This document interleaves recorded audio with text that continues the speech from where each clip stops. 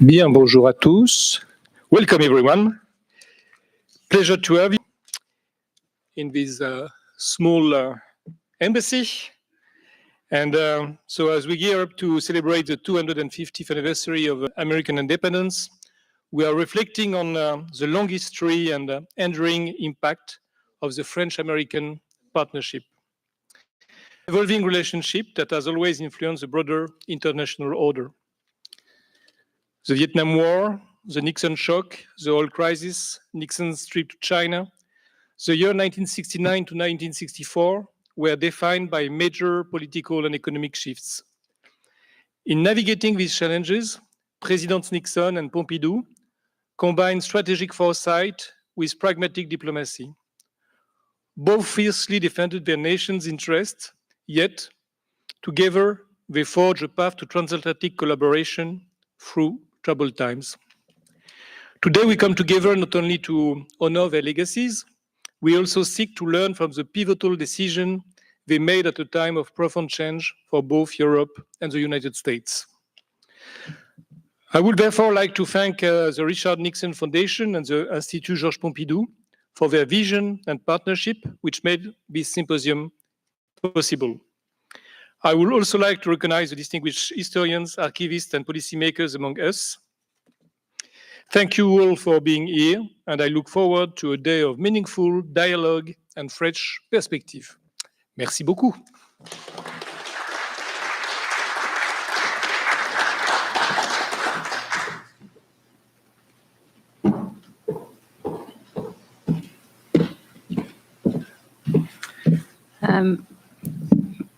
Merci, Monsieur l'Ambassadeur, and good morning to everyone. It's an honor for me to be here. I'm the Deputy Ambassador of the European Union, and it's an honor to have been given the opportunity to share a bit of the European Union's perspective on this.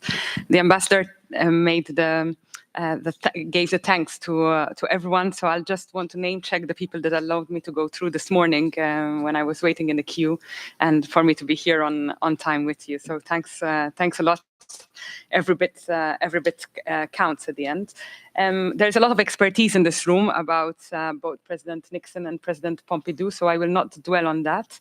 But I'll just like to say that President Pompidou was actually someone that spurred further European integration and had a vision for where Europe wants to be. A lot will speak, and you will speak about the work that he has done also with President Nixon on the economy, on the détente, on many issues. But there is one area that happened during the time of President Pompidou in Europe, and that's the work on European foreign policy, actually. And that's where we arrive where the EU is today at foreign policy, on the work that started at this time with the European political cooperation. And it was in that way that we already see the seeds and the formation of the way that European foreign policy is today. So that's also thanks to that time.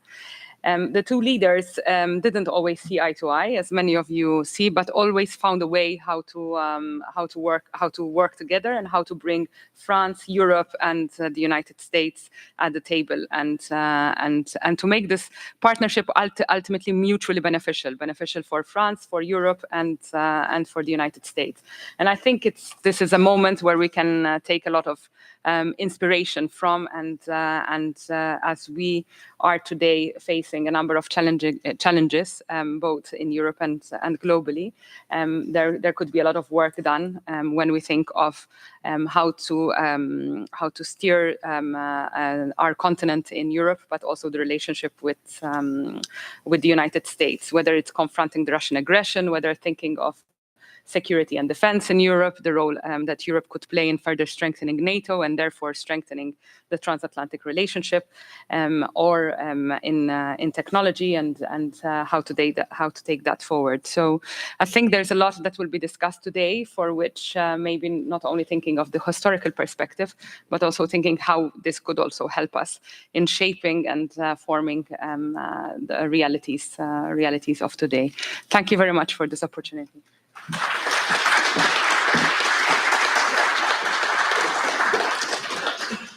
Now, ladies and gentlemen, the video speech of Alain Juppé, President of the Institut Georges Pompidou.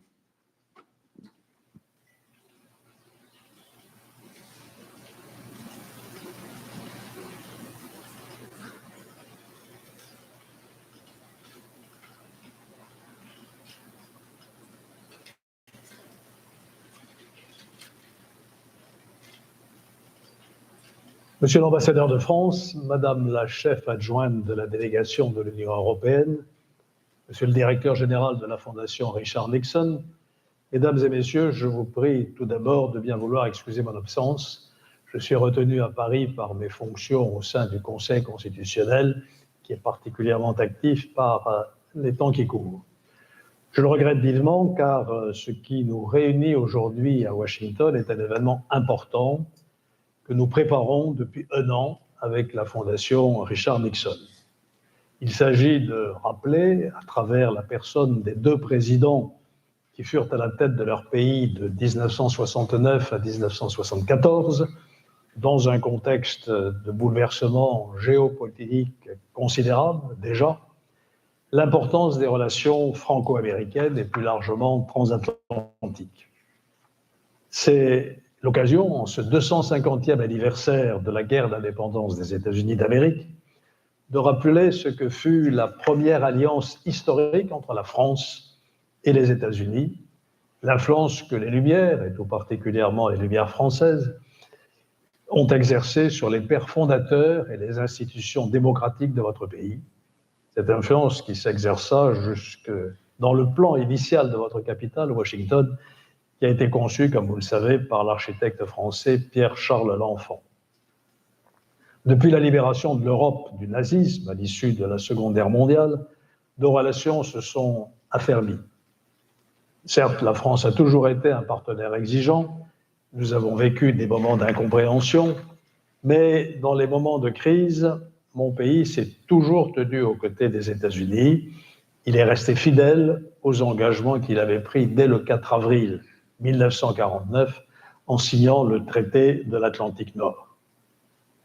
Georges Pompidou et Richard Nixon ont œuvré à consolider cette amitié séculaire. Et ils avaient toute raison de se comprendre. Tous deux étaient issus de familles modestes et tous deux ne durent leur ascension qu'à leur compétence, à leur volonté, ce qu'on appelle parfois en France la méritocratie. Comme les intervenants français, américains, britanniques, que je remercie vivement de leur participation à ce colloque, le rappelleront tout au long de la journée, les mandats respectifs de Georges Pompidou et de Richard Nixon correspondent à une période de recomposition du système international, tout particulièrement de son organisation économique et monétaire. Des équilibres de puissance dans le contexte de la guerre froide, de la réflexion sur l'architecture de sécurité de l'Europe qui devait déboucher sur la conférence sur la sécurité et la coopération en Europe. De nouveaux défis émergeaient aussi, je pense à la protection de l'environnement ou à la prise en compte des aspirations sociétales de la jeunesse d'après-guerre qui s'était manifestée en mai 68 en France, mais pas uniquement en France. Comme l'indique le titre « Histoire et perspective », à l'heure où toute décision prise dans l'instant semble dépasser quelques moments plus tard, le recul historique peut nourrir des réflexions de fond et inspirer l'action publique comme l'action privée d'aujourd'hui.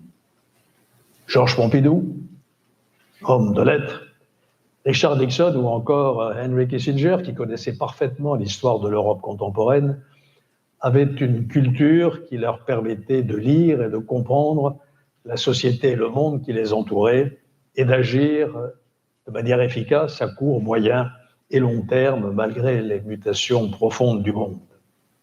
Les archives présidentielles américaines, les archives présidentielles et gouvernementales françaises et celles de l'Union européenne représentent à cet égard une mine d'informations encore insuffisamment exploitée pour mieux comprendre le passé récent, le présent et l'avenir, je l'espère, pacifique et prospère que nous avons l'ambition de construire ensemble. Je terminerai en citant Winston Churchill, qui, je le rappelle, a été fait compagnon de la libération par le général de Gaulle en 1958, puisque c'est un éminent spécialiste britannique, francophone et francophile, Dominique Grieve, qui présidera ce colloque après avoir animé nos événements d'Oxford et de Londres. L'ancien Premier ministre britannique, Winston Churchill, donc, déclarait à un de ses étudiants américains dans les années 1950, James Humes, qui deviendra la plume de plusieurs présidents américains, les phrases suivantes. Study, study, study history. In history lies all the secrets of statecraft. Une citation que n'aurait démenti ni le général de Gaulle, ni Georges Pompidou, ni probablement Richard Nixon et son conseiller Henry Kissinger. Je vous souhaite donc une belle journée, de fructueux échanges. Vive les États-Unis d'Amérique, vive la France et vive l'Europe, et vive notre amitié.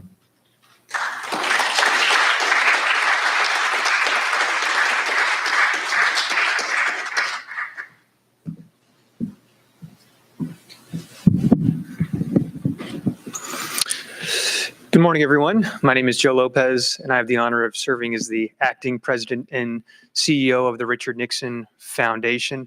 And I want to extend a welcome to you all this morning, and just a deep thanks and gratitude to our great partners at the Pompidou Institute and the French Embassy for hosting us this morning. I also want to thank each of you for being here to reflect on these two leaders that we're going to speak a lot about today. President Richard Nixon and President George Pompidou, and 250 years of American and French relations. To help set the stage here for these conversations, we will begin with a short video presentation from the Richard Nixon Foundation that pays tribute to our two presidents that we honor today. Please enjoy.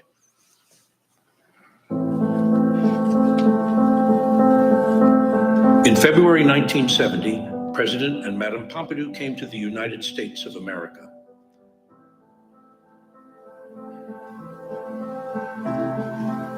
President and Mrs. Nixon welcomed them to the White House with a traditional state visit arrival ceremony on the South Lawn.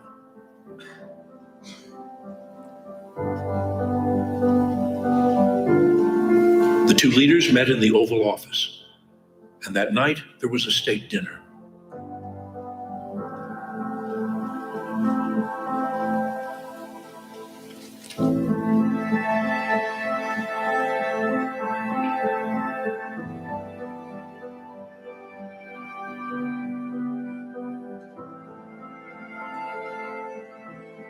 The following night, President and Madame Pompidou were the hosts at a return dinner at the French Embassy.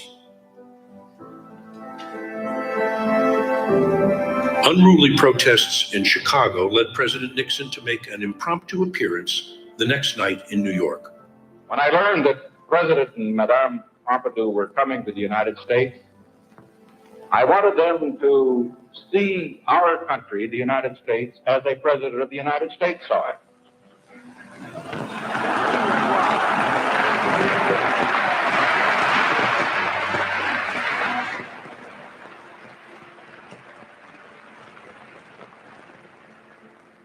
And I must say, we overdid it a bit, as we usually do. I wish I could speak the language better, but at least I could say, Vive la France, vive le président Pompidou, vive la France. 7 months later, on November 12th, 1970, President Nixon attended President Charles de Gaulle's funeral at Notre Dame.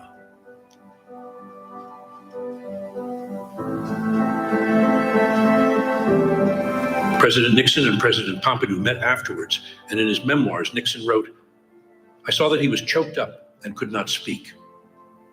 Remembering how I felt after Eisenhower's death, I waited silently. He sighed and, looking at me, said, "Enfin, seul." The two leaders met in the Azores at the end of December 1971.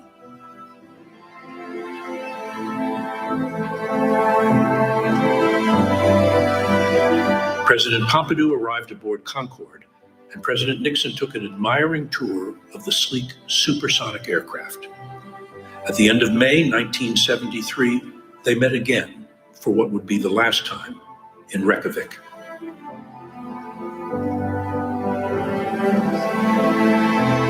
Barely a year later, on April 14th, 1974, President Nixon was back at Notre Dame for President Pompidou's funeral. In his official statement, President Nixon said, "France has lost one of her great leaders, and the world has lost a great statesman. My profound personal regret is deepened by the fact that President Pompidou's first official visit upon acceding to office was to the United States.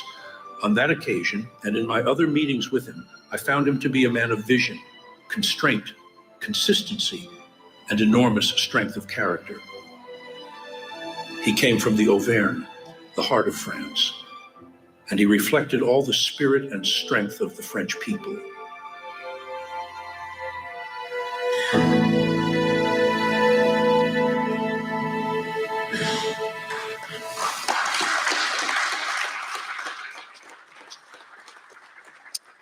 I now have the privilege of introducing our next speaker, Mr. Lee Heebner.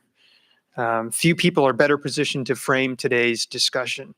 Lee served in President Nixon's administration as a special assistant to the president and a deputy director of the writing and research team. He later became publisher and CEO of the International Herald Tribune in Paris, president of the American University of Paris, and a leader in Franco-American institutions in business and education. It is a special privilege to have Lee with us here today, someone who both worked with President Nixon and has devoted much of his career to strengthening American ties with France. Please join me in welcoming the Honorable Lee Heebner.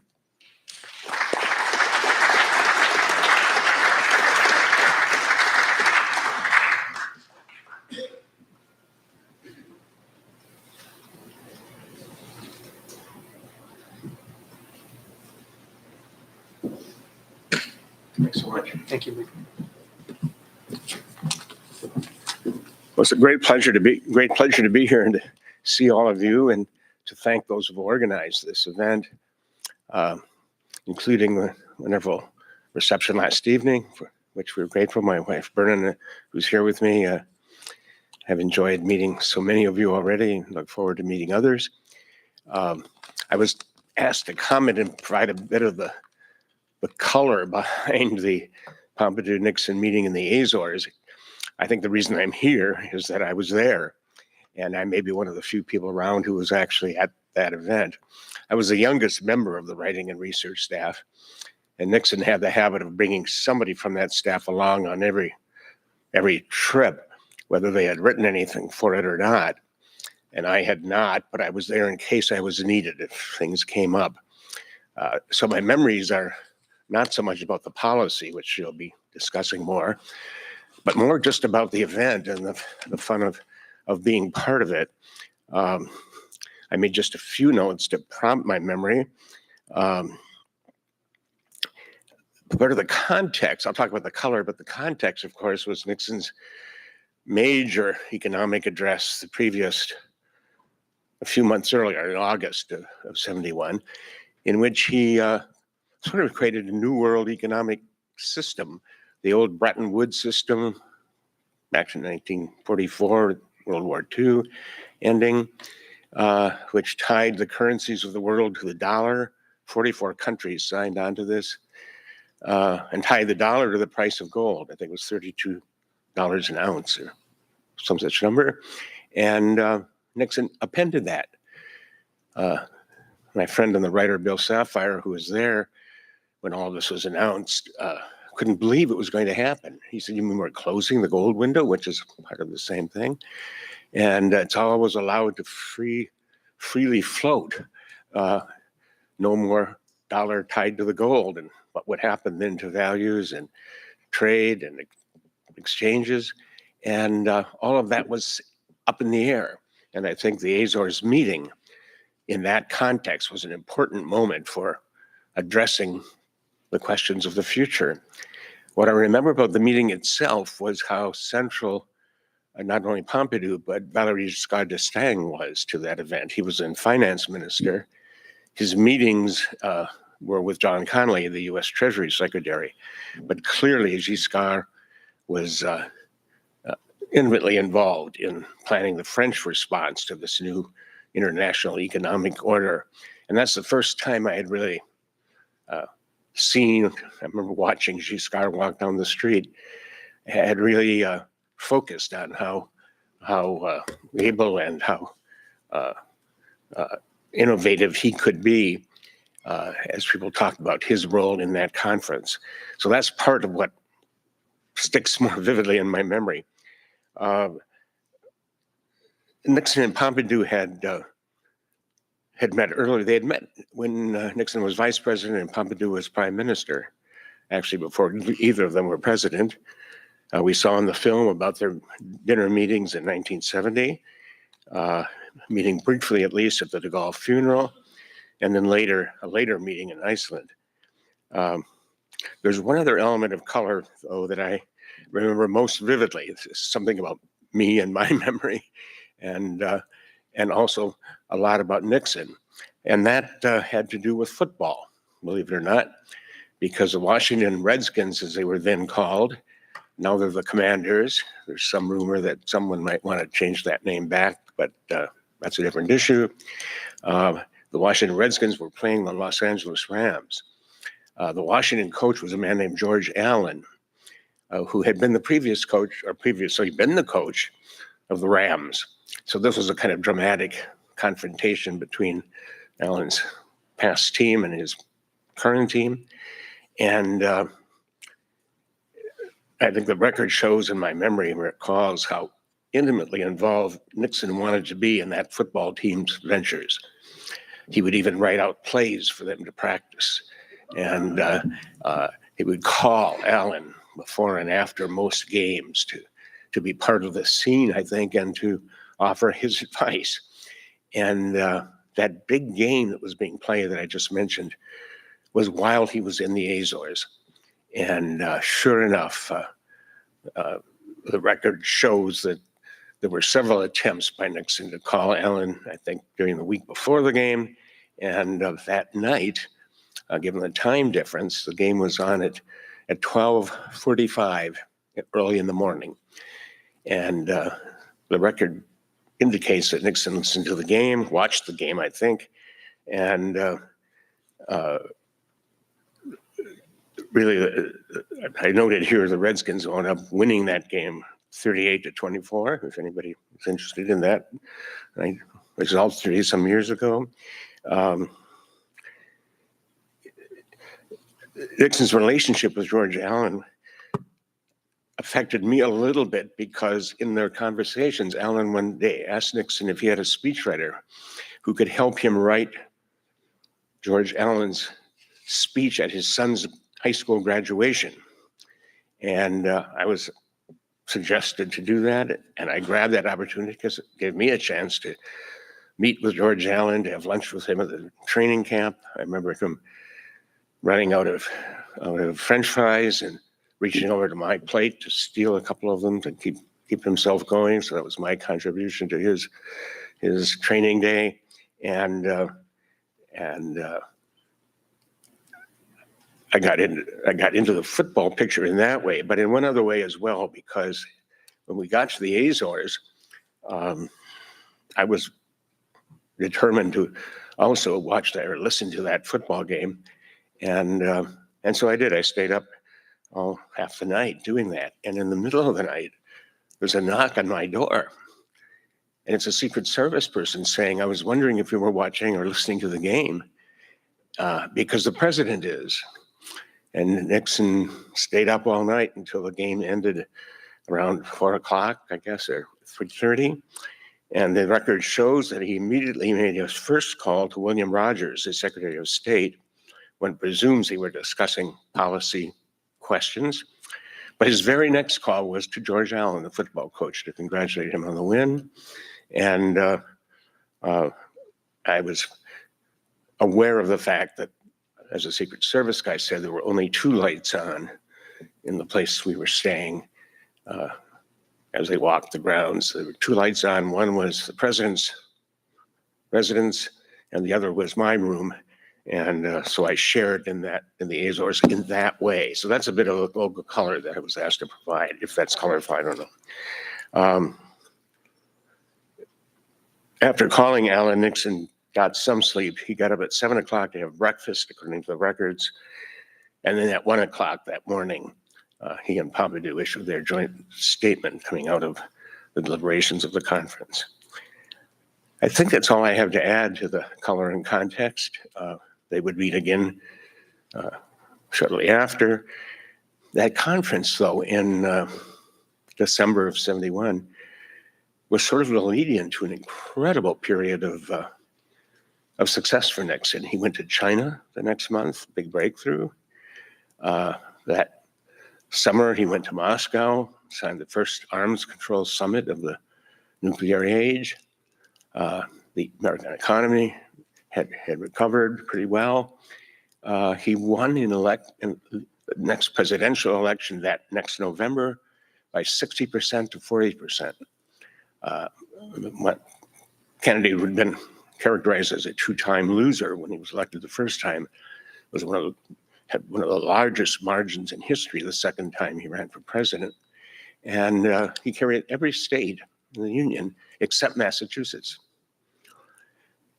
But as is always the case, by the next winter, the signs were proliferating, "Don't blame me, I'm from Massachusetts," because Watergate had arrived in a big way. And a year later, Nixon had to resign from office.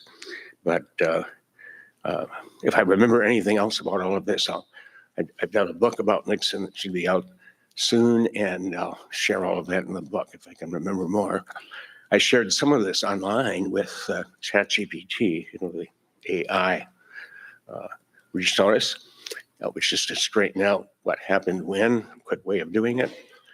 And it got tangled up. In fact, it wrote back to me. I said, I think there's some confusion here. And AI wrote back to me, well, our memories get tangled sometimes. So there's a warning about using artificial intelligence. Thanks for your patience, it said. So I thank you for your patience and look forward to hearing more.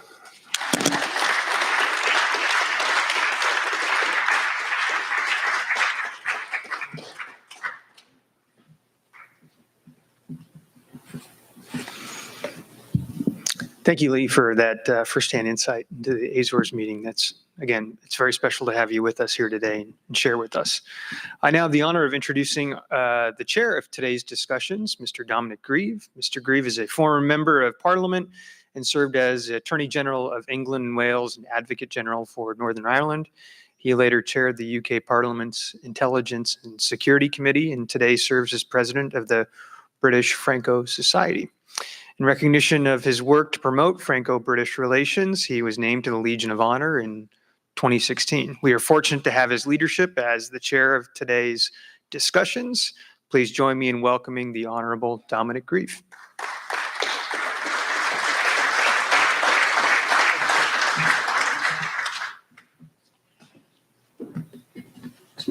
Well, ladies and gentlemen, I will go and take my seat and invite the first group of panelists up in just a moment. It's a great privilege to be invited to come and moderate this event. I'm not quite sure why there was a decision to ask a Brit to come and moderate a Franco-American get-together, although it is worth pointing out that Richard Nixon and I do share a common ancestry because Nixons and Grieves were rustling other people's cattle in the Scottish borders in the 16th century.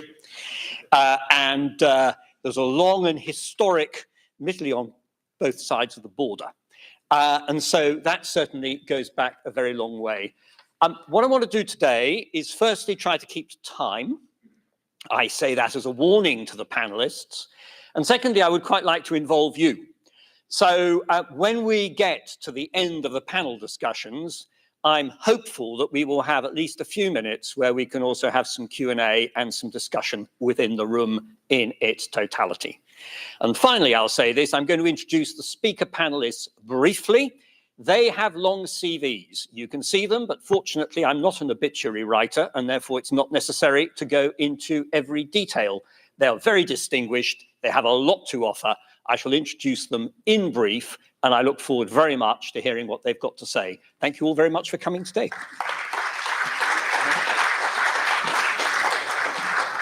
So we will start the first panel with Benoît d'Abbeville, François Eisbourg, Nick Nichter, and Thomas Schwartz.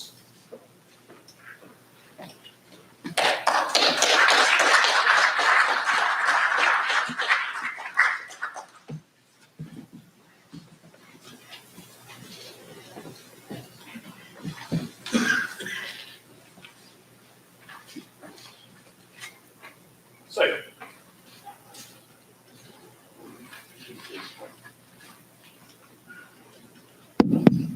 that sounds better. Right, our first panel this morning is an overview of Nixon, Pompidou, and the Cold War. And our first speaker, the keynote speaker for this group, is Benoît d'Abbeville. Benoît has had a long and distinguished career as a French diplomat, serving in numerous locations and including being ambassador in a number of countries. And all that is beautifully recorded on the documents that you have in front of you. And without more ado, I am going to ask him to introduce this topic, after which we will have our conversation on the stage, and I hope we may be able to involve you. Thank you. Thank you very much. My first remark will be that the time window during which Nixon and Pompidou were able to work together was relatively short. Between the election of President Pompidou in June 1969 and his premature death, there were barely 5 years. And Nixon resigned 4 months after Pompidou's death. During this relatively brief period, it was crucial years and a turning point on the international scene, as Ambassador Billy has reminded. I will try to focus on 2 main points. The first, the why and the how. The why is why the degree of political and intellectual convergence between Nixon and Pompidou, and the how it was in fact the legacy was mainly on 3 main issues: the secret nuclear relation that François Eisbourg, my friend, will speak about, the new course of East-West relation, SALT I and German Ostpolitik, and the year of Europe in time of the Middle East crisis, which will be also discussed in panel 2. Three remarks, preliminary. In Washington at that time, especially at the State Department, there were acid memories of the period of de Gaulle. And the French were not too popular. One should remember that even Nixon Attorney General John Mitchell was waging a campaign against the French connection and drugs in Marseille. And one of the most popular book at that time was Leo Uris about a secret spy in the office of de Gaulle. In Paris, Pompidou has also to watch over his back for some people who were regretting that he was deviating a little from de Gaulle line. But as it has been remembered in the film, personal factors were really key. Nixon had been received by de Gaulle when he was in political doldrums, and he was quite grateful. And his visit in Paris in the spring of '69 was a great success. Now, some history, so he was invited in the US, and he was willing to visit California and make a stop in Chicago. I was at that time at the embassy, and I can testify that the ambassador and the leading economic personality of the French community in New York were dead set against this stop in Chicago, because we knew that there will be demonstration by Jewish people against the Mirage deal with Libya. And nevertheless, the Élysée was not listening, or was not willing to change. And there was this mob in Chicago, which really impacted very much on Mrs. Pompidou. And Pompidou was at a point deciding to return back to Paris and cancel the rest of the trip. And as it has been shown in the film, Nixon was very clever and substituted to this Vice President Agnew, which is something which is not usual. One should see what were the main priorities of the two countries at that time and the way they were looking at them. The first one is, of course, the Nixon opening of China, which, of course, the French supported because they have recognized China the first. Nixon was convinced, and rightly so, that it will help the Vietnam talks in Paris. And in fact, the ceasefire in '73 opened his re-election for a second term. The second issue, which was much more in the mind in Paris, was SALT I, which was a key objective of the White House, but would make the Allied quite concerned. And I will come back on that. The third one, and it is something which is sometimes forgotten, but that Mark Trachtenberg has really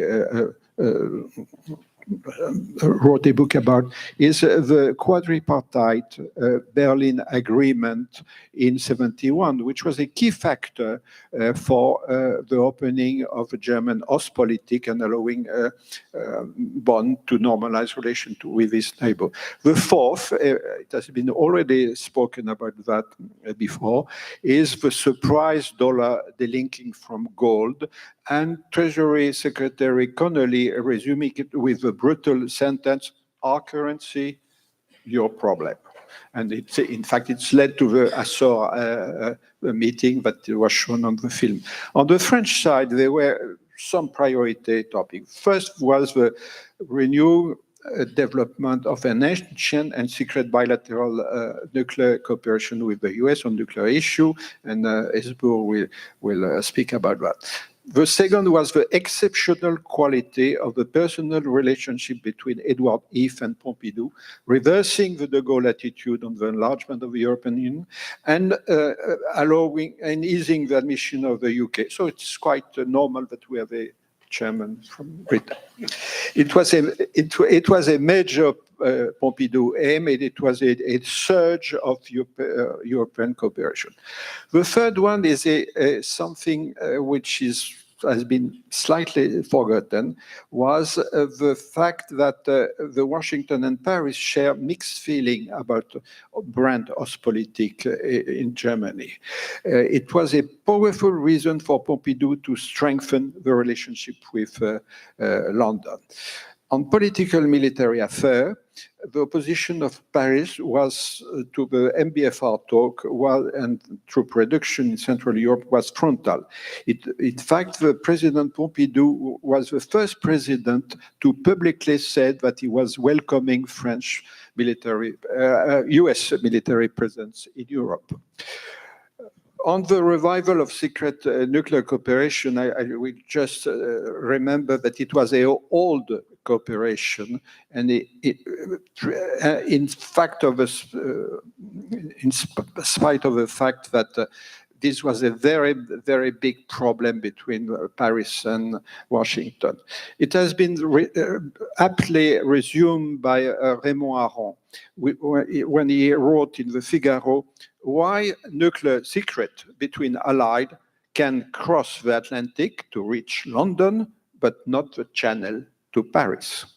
In writing to de Gaulle in 1962, Kennedy wrote an answer which was not very persuasive, but which was the mantra for a long time by the State Department. We don't want to create a precedent for the German asking for the same. But one should remember that this issue, which divided French and American, was before Pompidou time, at the time of the Bermuda Agreement with the UK and the MLF proposed by Washington. Why the two are related? I think it's a very interesting historical question. As you know, the MLF was an answer to the nuclear sharing demand by the Allies, and it was a fleet of ships at sea carrying mixed nationality crew and nuclear missile. But there were multiple fingers on the trigger, but also a remaining American veto for the strike. The Germans were pleased, the British were opposed discreetly, and as the debate intensified, even Kennedy was himself full of doubts about that. At the time of the Bermuda Agreement in December 1962, Kennedy has fought to offer to de Gaulle a nuclear participation to France at the same level of what was offered to London. Ambassador Bolen, which was at the time ambassador in Paris, has been specially called by Kennedy to Nassau to explain it later to de Gaulle. He wrote in his memoir that a visit by George Ball, a key proponent of the MLF, at the very same time as the NATO agreement and the Kennedy proposal, was a major factor on the rejection by the French president of the Kennedy offer in his famous speech of January 1963. Historians have debated whether or not it was a lost opportunity for Paris. I will note only that at the time, France has not yet submarine able to carry Polaris, and that it will probably carrying the same string, political string, as the British one. It was, of course, a determinant question for de Gaulle. Beyond the Bermuda key episode, there was a lot of direct secret bilateral talk in Washington. And I will just mention that in Paul Nitze's memoirs, there's a good description of the debate between Pentagon and State Department. The Pentagon was convinced that the French will build their nuclear deterrent anyway, so it was better to help them now. For the State Department, and especially McGeorge Bundy at the White House, there was a difference between the UK and France. Quote, the French could later become even more unpredictable as they are. End of quote. But let's see the gulf of perception. There was a second level of talks on nuclear, which was the relationship between the US military in Germany and the French army also in occupied Germany at that time. De Gaulle was has been very much pushing an agreement, the Eire-Lemnitz agreement, to organize by anticipation of the war, the cooperation, but with the caveat that the French troops will remain subject to their national command. As France developed later its own tactical nuclear missile, first the short-range Pluton, then the longer mid-range Hades, the issue of coordination of the strike became an obvious must. It was under Pompidou instruction in 1974 that a new text was prepared with the Valentin-Ferbe agreement extending the coordination to the whole of the First Army on both sides of the border. A third level of the nuclear debate relates to the potential British role on a triangular nuclear relationship. Macmillan had mentioned a possible nuclear ménage à trois. We know that ménage à trois are always difficult, with France and the US at the fateful Rambouillet talks in December 62. At the same period, British made a very sweetening gesture to Paris in the form of a secret offer by the Brits of a negative guidance on nuclear warhead design. Minister Peter Thornycroft allowed Sir William Cooke, the chief scientific advisor of the MOD in London, to talk in Paris to its French counterpart. It became a very useful exchange for validating one of the Paris optional design for French H-bomb. It was a very important part of the story of building the bomb. Later, Edward Heath, in a different context with Pompidou, proposed not only a European nuclear force for later, but also in the medium term, a coordination of the planning for the respective nuclear forces. Pompidou was, however, cautious, wondering which American political strings could be attached to this bilateral offer. Declassified archive show, and in the US, show that the UK was already at the same time seeking to replace the Polaris acquired in NATO by the newer Trident in exchange for the rent to Washington of the Diego Garcia base in the British Indian Ocean of Chagos. At the time of the approval of this deal, secret deal, of course, Mrs. Thatcher made a remark which tells a lot about one of the big reasons of the enduring cooperation between French and British on nuclear issue. She said, of course, we are facing the same enemy, but it will not be good to have France the only nuclear power in Europe. Full stop. End of quote.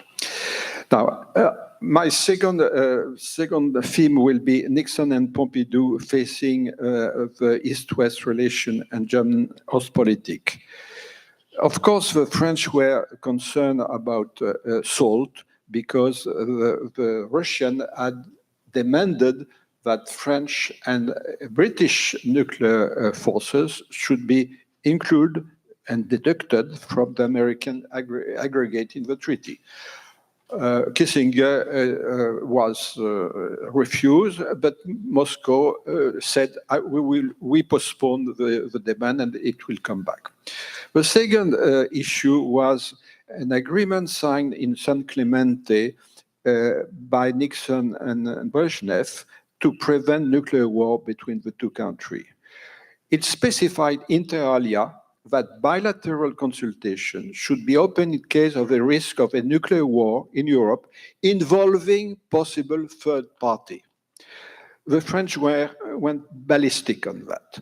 And Kissinger tried to explain that it was only a very bland set of principles, but the impression left in the Élysée was very negative, especially with Pompidou and Joubert. But there was a further issue with Paris with the proposed NATO-Warsaw Pact negotiation on troop reduction in Central Europe. Because of Vietnam, because of the balance of payment deficit, there was a strong demand in the US Congress for reduction of the troops stationed in Europe. Nothing new, you would say, but at that time it was quite important. And Senator Mike Mansfield suggested a 50% reduction, which means 1,500 troops at the time. It was defeated on the floor after a strong lobbying by Nixon.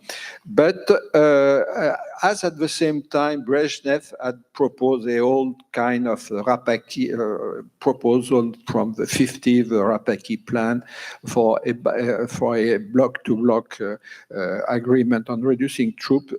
Stupidly, NATO jumped on it. But even in Washington, they were not convinced of the soundness of such an approach because of the geographical asymmetry and therefore the obvious degradation of already weak front line of NATO.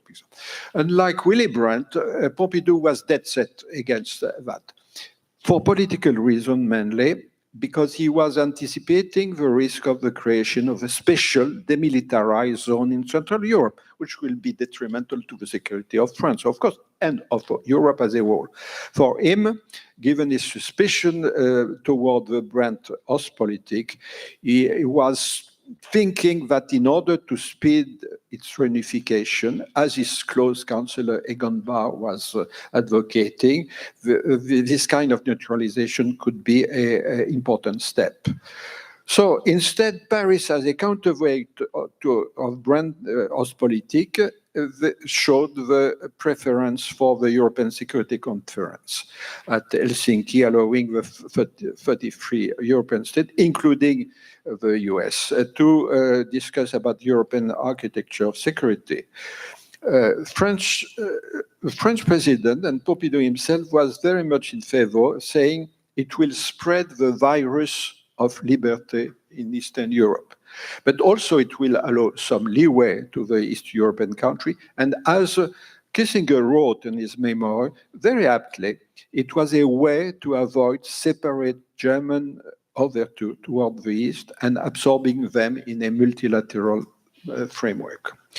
Eventually, the two negotiations were held separately in Vienna and Geneva, but during this long process of CSC negotiations starting in 1973, France was a leading proponent of human rights and people contact. Instead, Moscow was obviously trying, especially after the Prague event of 1968, to legitimate the current political statu quo in Europe, meaning obviously the German division.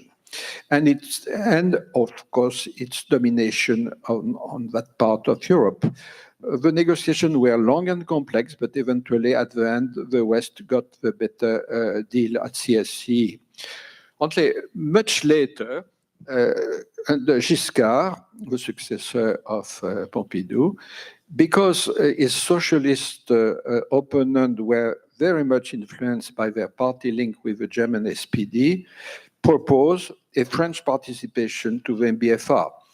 And the French took at that time the initiative to sabotage the MBFR, which the negotiation has dangerously drifted into nuclear with option 3. The Pentagon, like Paris, was therefore very concerned by the turn of the event. The French proposed that in the future CSC follow meeting in Madrid, a mandate will be agreed for a new conference on conventional disarmament, on principle opposed to MBFR.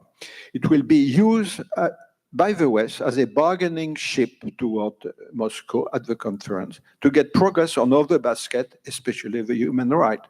I remember that the chief of the US delegation in Madrid, Max Kampelman, asked me, "Are you very sure that putting the elephant of security in the bathtub of human rights will work?" And in fact, it was working. And the poison pill sought by Paris for the MBFR has worked 10 years later. Kissinger was not very much in favor of the CSC Helsinki process because it was multilateral and he thinking that the ally will divide themselves.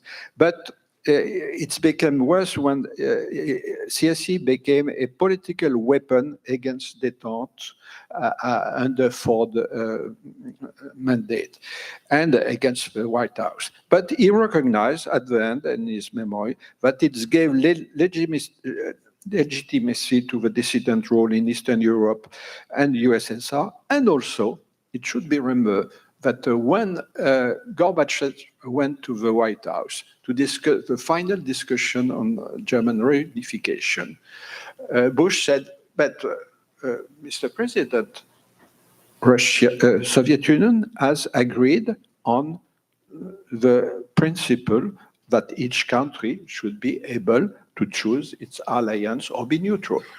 And Gorbachev was unable to answer his delegation was flabbergasted, and it was really a key event in the process of the reunification. Now, on the year of Europe, and it will be discussed on panel 2, so I will be much shorter. The key issue was Kissinger was worried about the way the development of the common European policy was not taking into consideration enough the need of a permanent dialogue with Washington. Of course, the Europeans were ready to do that, but in a procedural way, which was maintaining their unity. In its memoir, Kissinger said that his dispute with Joubert on the energy conference, which was linked to this issue, the illness of Pompidou was a factor. There is absolutely no testimony I found to support such an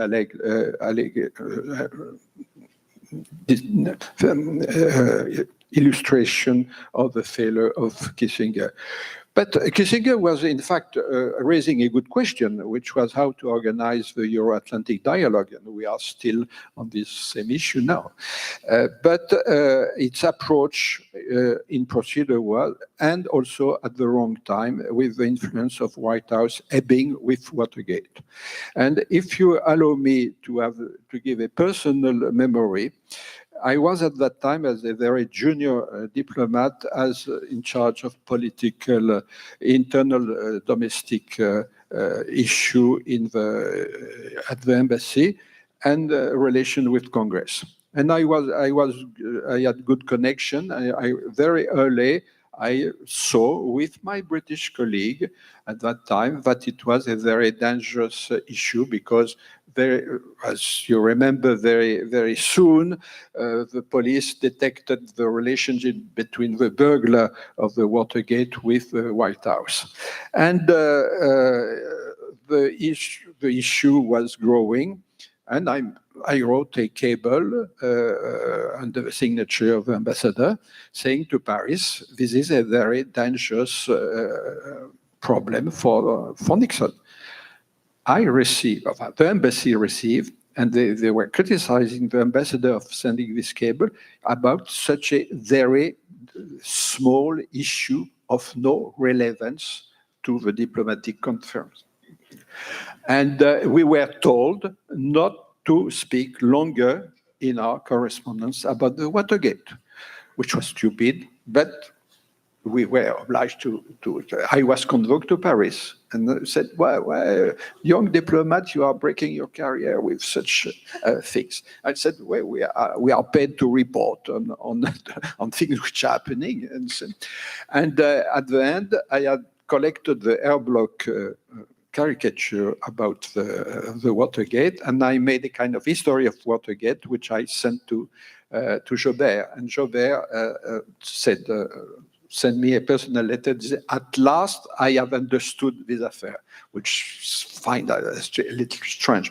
But I think the Joubert, like the embassy in Washington, we were all deploring the departure of Nixon, which was a great president, and certainly one of the best presidents for Franco-American relationship.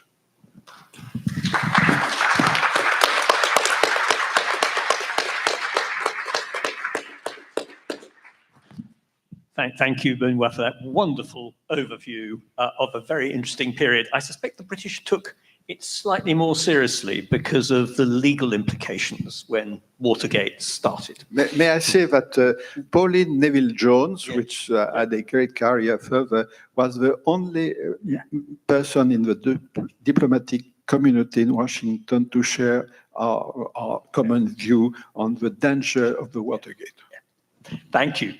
The next speaker is François Eisbourg. He is currently Senior Advisor on Europe of the London-based International Institute for Strategic Studies. His career goes back over a long period of international study and some diplomacy and participation in international organizations. And he's written extensively on defense and cooperation with the United States. And his father and my father knew each other 80 years ago. François. Thank you, Dominic. I'm not sure how this works or whether it works. Yeah, it's okay. Thank you. I'm going to focus, picking up on where Benoit left off on the nuclear stuff. Then I'll say, give a glancing blow at intelligence issues, and say a few words about the French-German relationship, which Benoit has also alluded to. Now, the French-American nuclear relationship, of all of the things which happened during the Pompidou-Nixon years, is probably one of the least known and possibly the most enduring, since its effects continue to make themselves felt today. It's a big elephant, but it was an invisible elephant, an unusual species. As Benoit pointed out, the French-American nuclear interface didn't begin with Nixon and Pompidou as such. There were interfaces up to the Manhattan Project. Bertrand Goldschmidt and his crew of nuclear scientists who were operating in Canada as part of the Manhattan Project and helped develop the plutonium reprocessing capabilities, which turned into be quite useful at Nagasaki in 1945. So this had been a topic, but it also had been a dead end. The stillborn attempts which Benoit has referred to. The deadlock is broken at the initiative of Nixon and Pompidou. This is clearly directly on their doorstep, with Kissinger very much as the chef d'orchestre, not so clandestin, if I can to use a French expression. And this relationship, which began at the time, had three basic characteristics. The one which may come a little bit as a surprise, because he already started talking about policy and substance and so on. One thing which never ceases to surprise me when I look at the declassified archives is how incredibly professional the process was. These were pros, not simply Kissinger, not only Hal Sonnenfeld, but everybody on the American side, not without some problems, and ditto on the French side. If you are an international relations professor, you can do worse than to use the White House papers on the nuclear relationship for a master class on how to conceive, shepherd, and run executive action, which is both portentous and has to be very closely held. I'm not sure the historians of the future will make similar discoveries when they open the archives of the current period.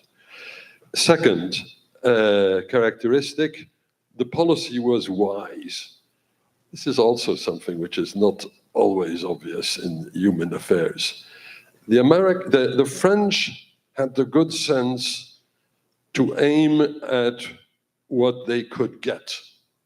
We knew what we wanted, and we knew how to get it.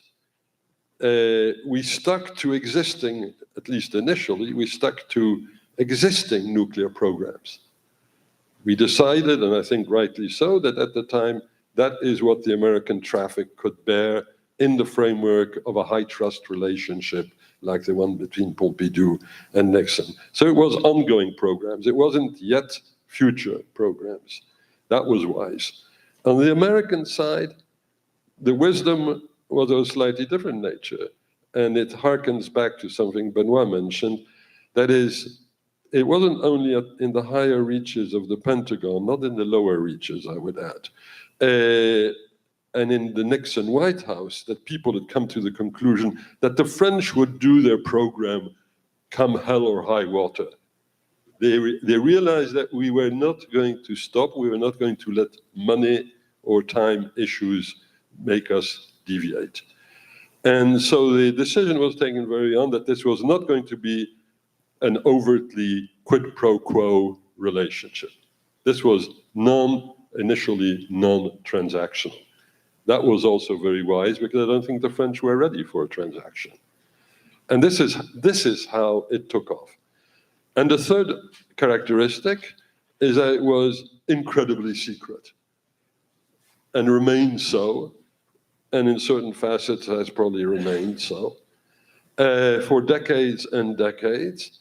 Foreign Minister Joubert was not read into the program. It was very much mill to mill, strat to strat, White House to Élysée. And people on both sides who were read into the program, were indoctrinated into the program, were done so on an extraordinarily severe need-to-know basis. I still don't know what are the code words that I can say today. That's good. That's the way it should be. And the first academic treatment of the issue, and it remains of high quality in retrospect, had to wait until 1989. That was Richard Ullman's seminal paper called The Covert French Connection. That's the first I think most people ever heard about it. And I saw most people was those people, not in a very large number, who read a distinguished review such as Foreign Policy. So here it was, and it took basically until 95, around 95, when the French Commissariat à l'énergie atomique, its military affairs division, on the one hand, the Lawrence Livermore National Lab on the other, decided, were authorized rather, to make public their intention to work together on what subsequently was called stockpile stewardship management, keeping your nukes nice and fresh. And that was made public, and that also had some consequences. How important was this? Well, first of all, the relationship was fairly quickly broadened. In 73, so 2 years after it actually began in any substantive sense, the French broadened their wish list and extended it to new programs, was essentially multiple warheads. We were going to MIRV, or a next generation ballistic missile, the M4 at the time. And no less importantly, and probably in practice maybe more importantly, was the fact that France was going to stop atmospheric testing. The Americans and the Soviets had already stopped in 63. In 74, we decided unilaterally to stop atmospheric testing, but if you're going to do underground testing, or in the French case, one could say underwater, undersea testing in Polynesia, you had to do all sorts of technically tricky stuff, and the Americans could be of some help in this respect, and they were, and they eventually did so. That made the relationship more transactional. Kissinger, 73, clearly is unhappy and ready to sort of freeze the French nuclear relationship because the French were not being cooperative on the Middle East. We always are cooperative on the Middle East, n'est-ce pas? Well, we were, the things haven't changed too much in that respect. Was this useful? Was all of this stuff useful? I don't know whether our multiple warhead program was materially affected in money or in time terms by the nature of the relationship, which was very largely built around this concept of negative guidance. The Americans didn't want to get into trouble with the Marquement Act, which they had waived in the case of the UK, and where this was not going to happen again in the case of the French. And so the notion was, you meet a guy at the weapons lab, and you ask him, if I do X, would this be a good idea if I'm trying to secure the result Y? And you would expect the guy not to say, no, the way to do it is to do B, C, D, and E. No, the guy would simply say, no, that's not the right way to do it. That's negative guidance. This is quite important. Where there was a material effect which could be measured even in the most basic sense was for the nuclear testing. The Mururoa test ground was rather different from the one in Nevada. Nevada is sand and rocks in the middle of the desert. Polynesia is in the middle of the world's largest ocean. There are some constraints which flow from that. We are probably able to extend the lifetime of Mururoa in part because of American help. Transactionalism on the American side tended to focus on like with like. For example, when Giscard, after Pompidou, tries to buy American, what was then the top of the line supercomputer of the day, the Cray 1, the Cray 1 computer, the Americans exact other stuff they want in the military arena. I think it's unclassified. In the case of Giscard, it was about giving more automatic American overflight rights over NATO territory.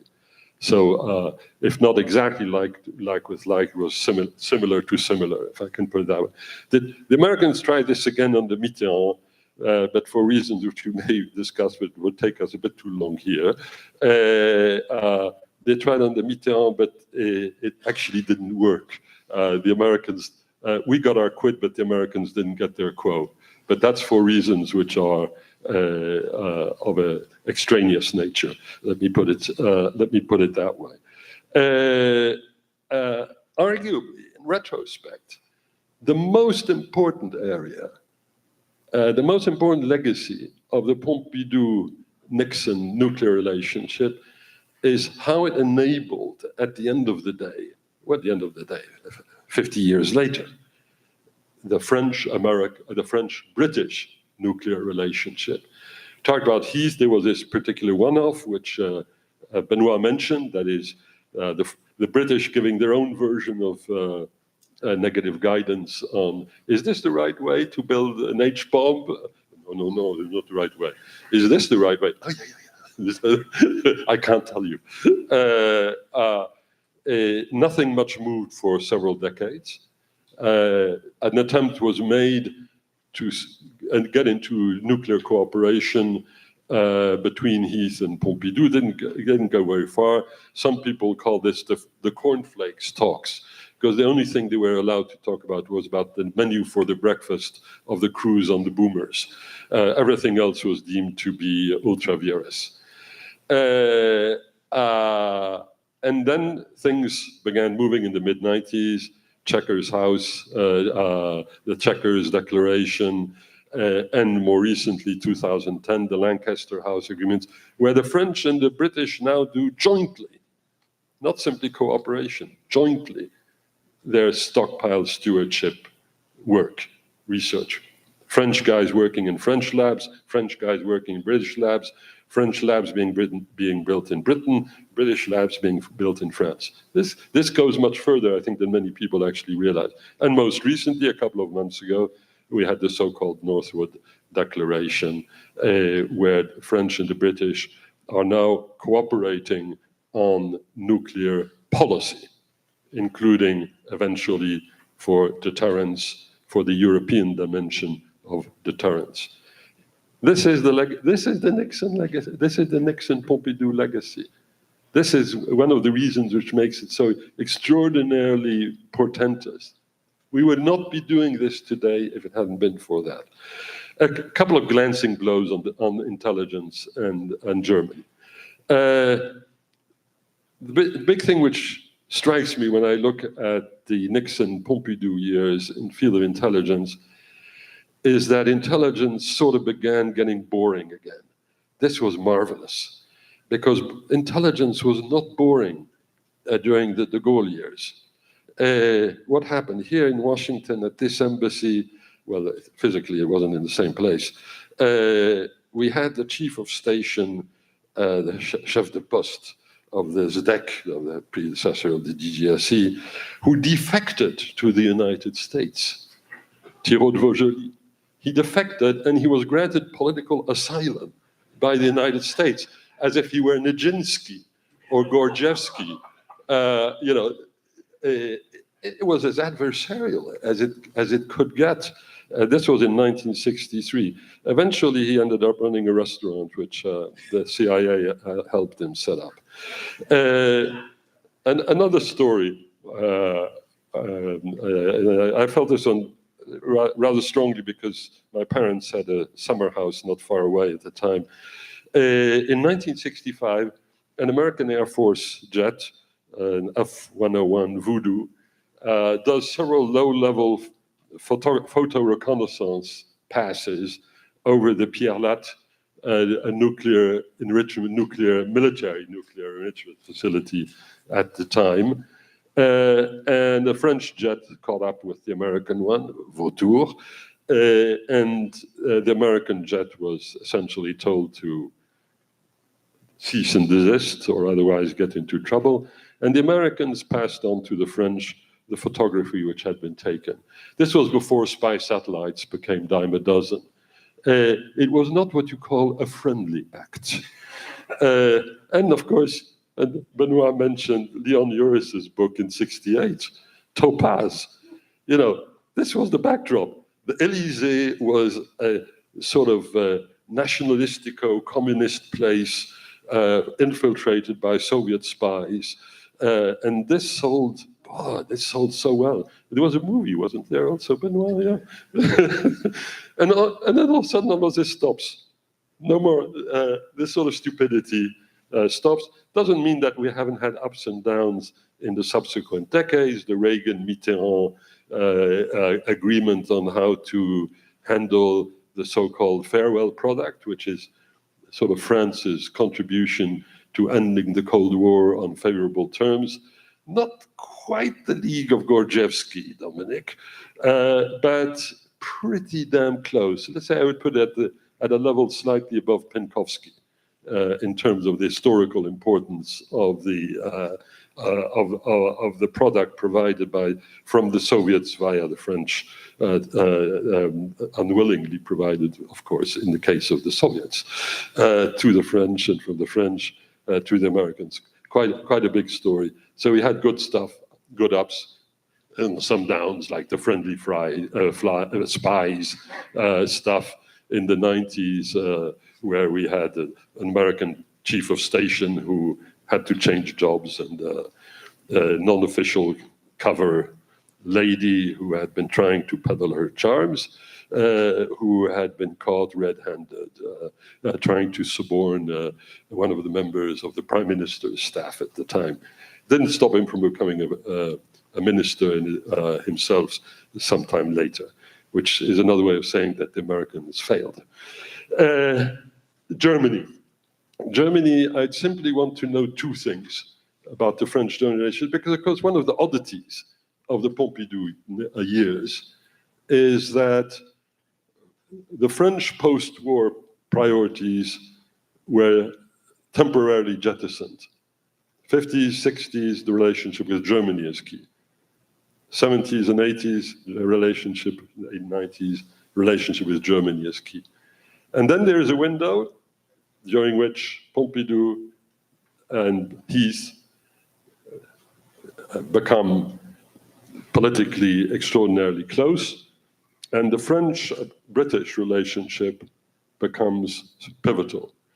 Now, why did this happen above and beyond what the issue of Britain joining the Union, or what became the Union at the time, or not?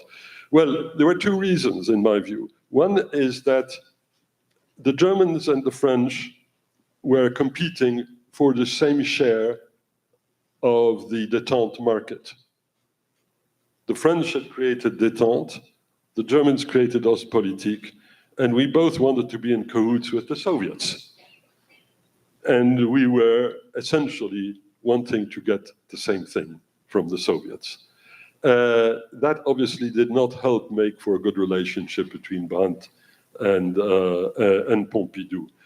And the other reason, of course, and this is something which Jean-Marie Soutou, who was the permanent secretary, the Secrétaire Général of the French Foreign Ministry during the mid-70s, explained to me when I was a very, very young diplomat at the time. And he said, for France, it is not in the interest of Germany to have free hands. It's in our interest to have free hands. And the message was, Brandt was, for the first time, giving Germany free hands since the end of the Second World War. And this was not something which was seen in Paris as being basically in our favor. And in closing, like Benoit, simply say, boy, those were the days. We had grown-ups in the Élysée, we had in the defense ministry, in foreign ministry, had grown-ups in the US, and all of this at every level. The people were doing their jobs. They were often disagreeing because there were differences of interest quite frequently. But God, how we can regret these days when we look back at them. Thank you very much.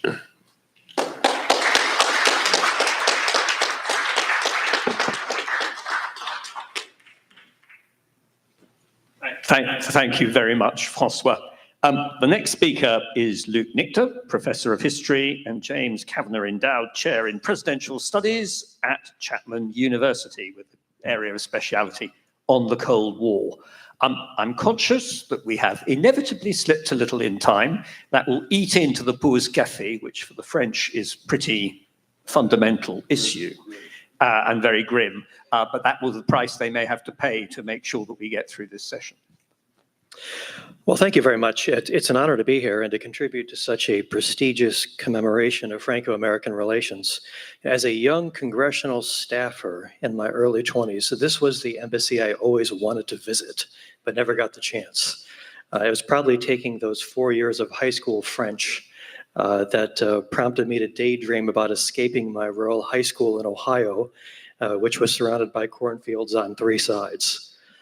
As a graduate student, the first major research project I ever did was a survey of transatlantic relations during the Nixon administration, which ultimately became my PhD dissertation and then my first academic book, one of the first on the Nixon presidency on a subject other than Vietnam, China, the Soviet Union, or Watergate.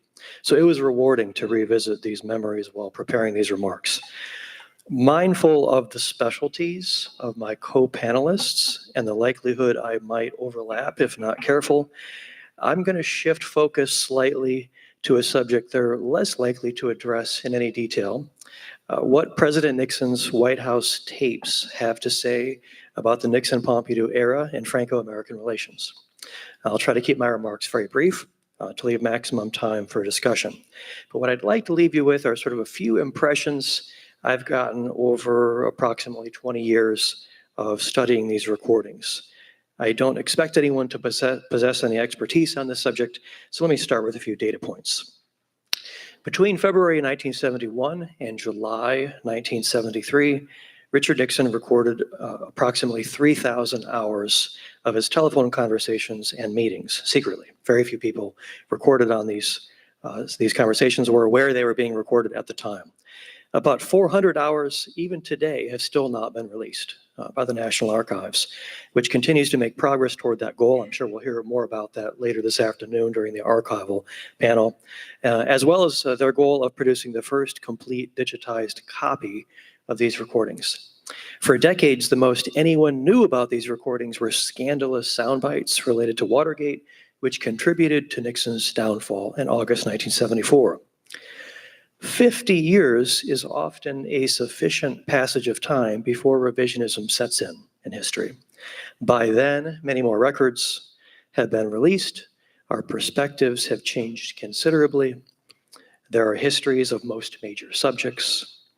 That generation has, with a few exceptions, almost completely faded from the scene. And what once provoked political passions it no longer does so. However, the history of the Nixon era has not followed that usual path, perhaps because of how his presidency ended, the amount of litigation that followed, and the fact that his presidential library opened only in 1990 as a private institution, not joining the federal system of presidential libraries until just 2007.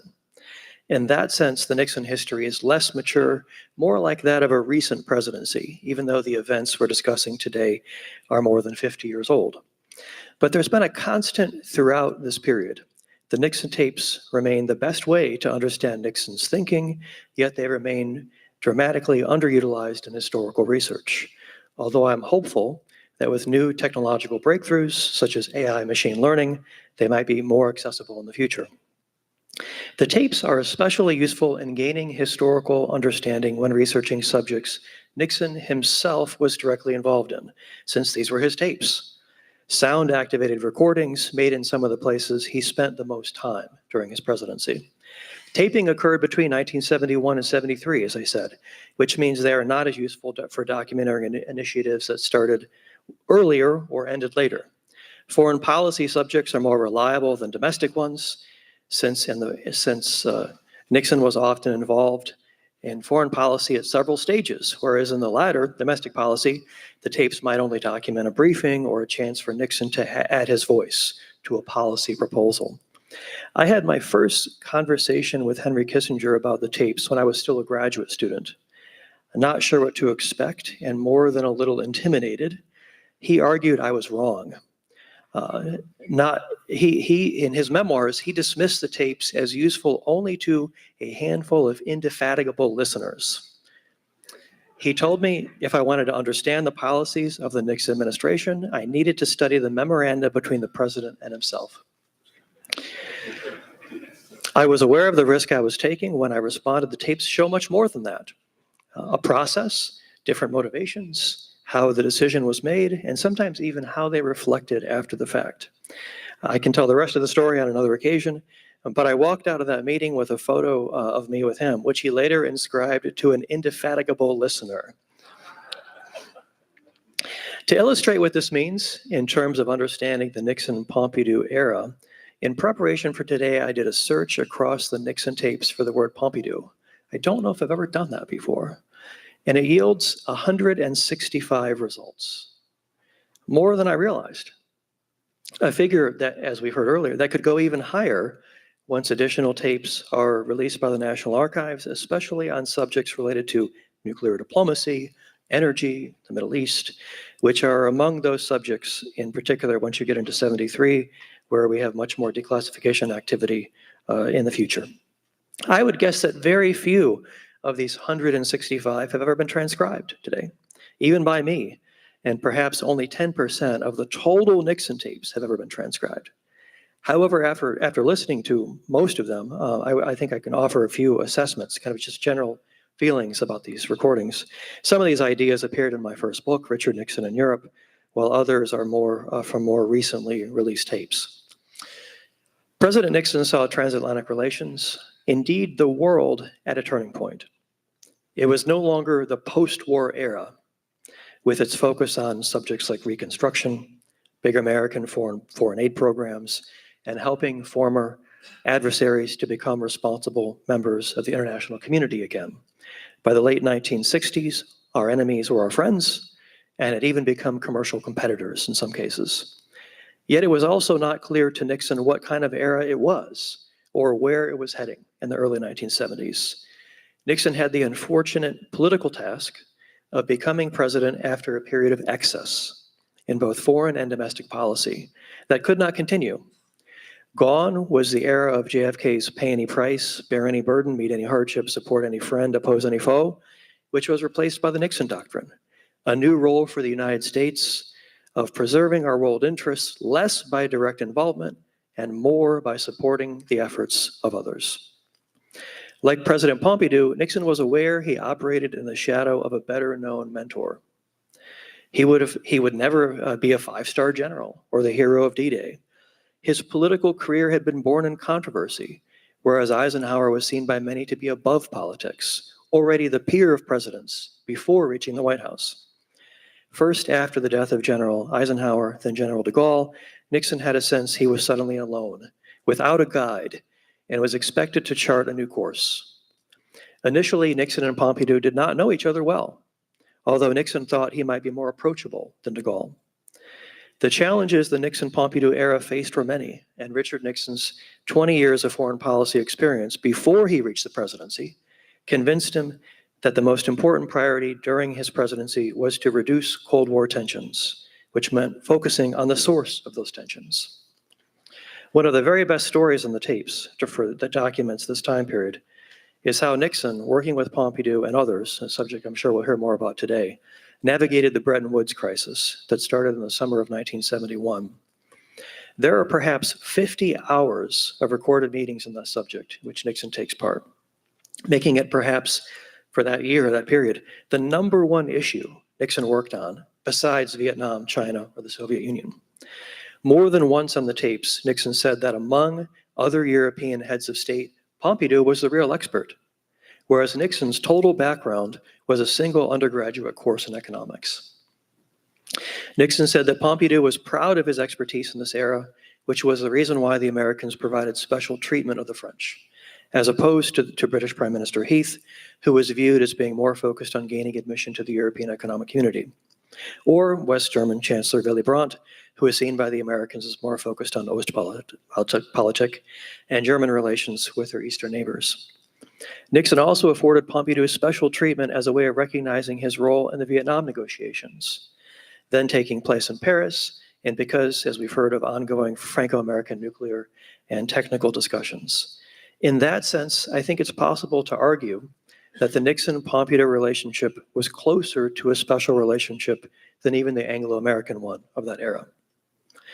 I argue in my book that the real story of Bretton Woods is not what most other sources repeat, that Nixon suddenly decided to sever the link between the dollar and gold on August 15, 1971. The tapes show a gradual escalation of the crisis that summer, the need to restore fiscal discipline, to reconcile with the fact that since the late 1950s, a series of American presidents refused to address the issue, especially in solving the problem of a shortage of American gold reserves, and stem a rising tide of isolationism at home while giving the American economy a boost in advance of the 1972 presidential election. The actions of Nixon in mid-August 1971 were not spontaneous, but were incremental, based on American consensus, and as the tapes document, were choreographed in advance during these secretly recorded meetings. When Nixon and his aides met at Camp David in mid-August, the weekend played out almost exactly as they planned it would on the tapes. Most importantly, the tapes document Nixon's thought process during this period. After announcing on July 15, 1971, that he would be the first sitting president to visit the People's Republic of China, but before his February 1972 summit, at one point, Nixon ruminated to his chief of staff, HR Bob Haldeman, how everyone came in the Oval Office to tell Nixon how difficult it would be to go to China, how difficult it would be to negotiate with him. Nixon gave a memorable response on the tapes, similarly memorable to President Pompidou's line following his Reykjavik summit with Nixon in June '73. These talks were more like conception than delivery. And after all, conception is more pleasurable than delivery. Comparing a new relationship with China to those with long-standing allies, Nixon used an analogy of going on a first date. When you're on a first date, he said, everything is exciting. You can get lost in conversation on almost any subject, and it's interesting. It doesn't matter what you actually talk about. He said, in that sense, talking to the Chinese will be easy. On the other hand, it's far harder to have a summit with the Europeans. We know each other too well. In closing, perhaps no truer statement has been spoken about transatlantic relations, then or now, which is why America's longest alliance endures after a quarter of a millennia. Thank you.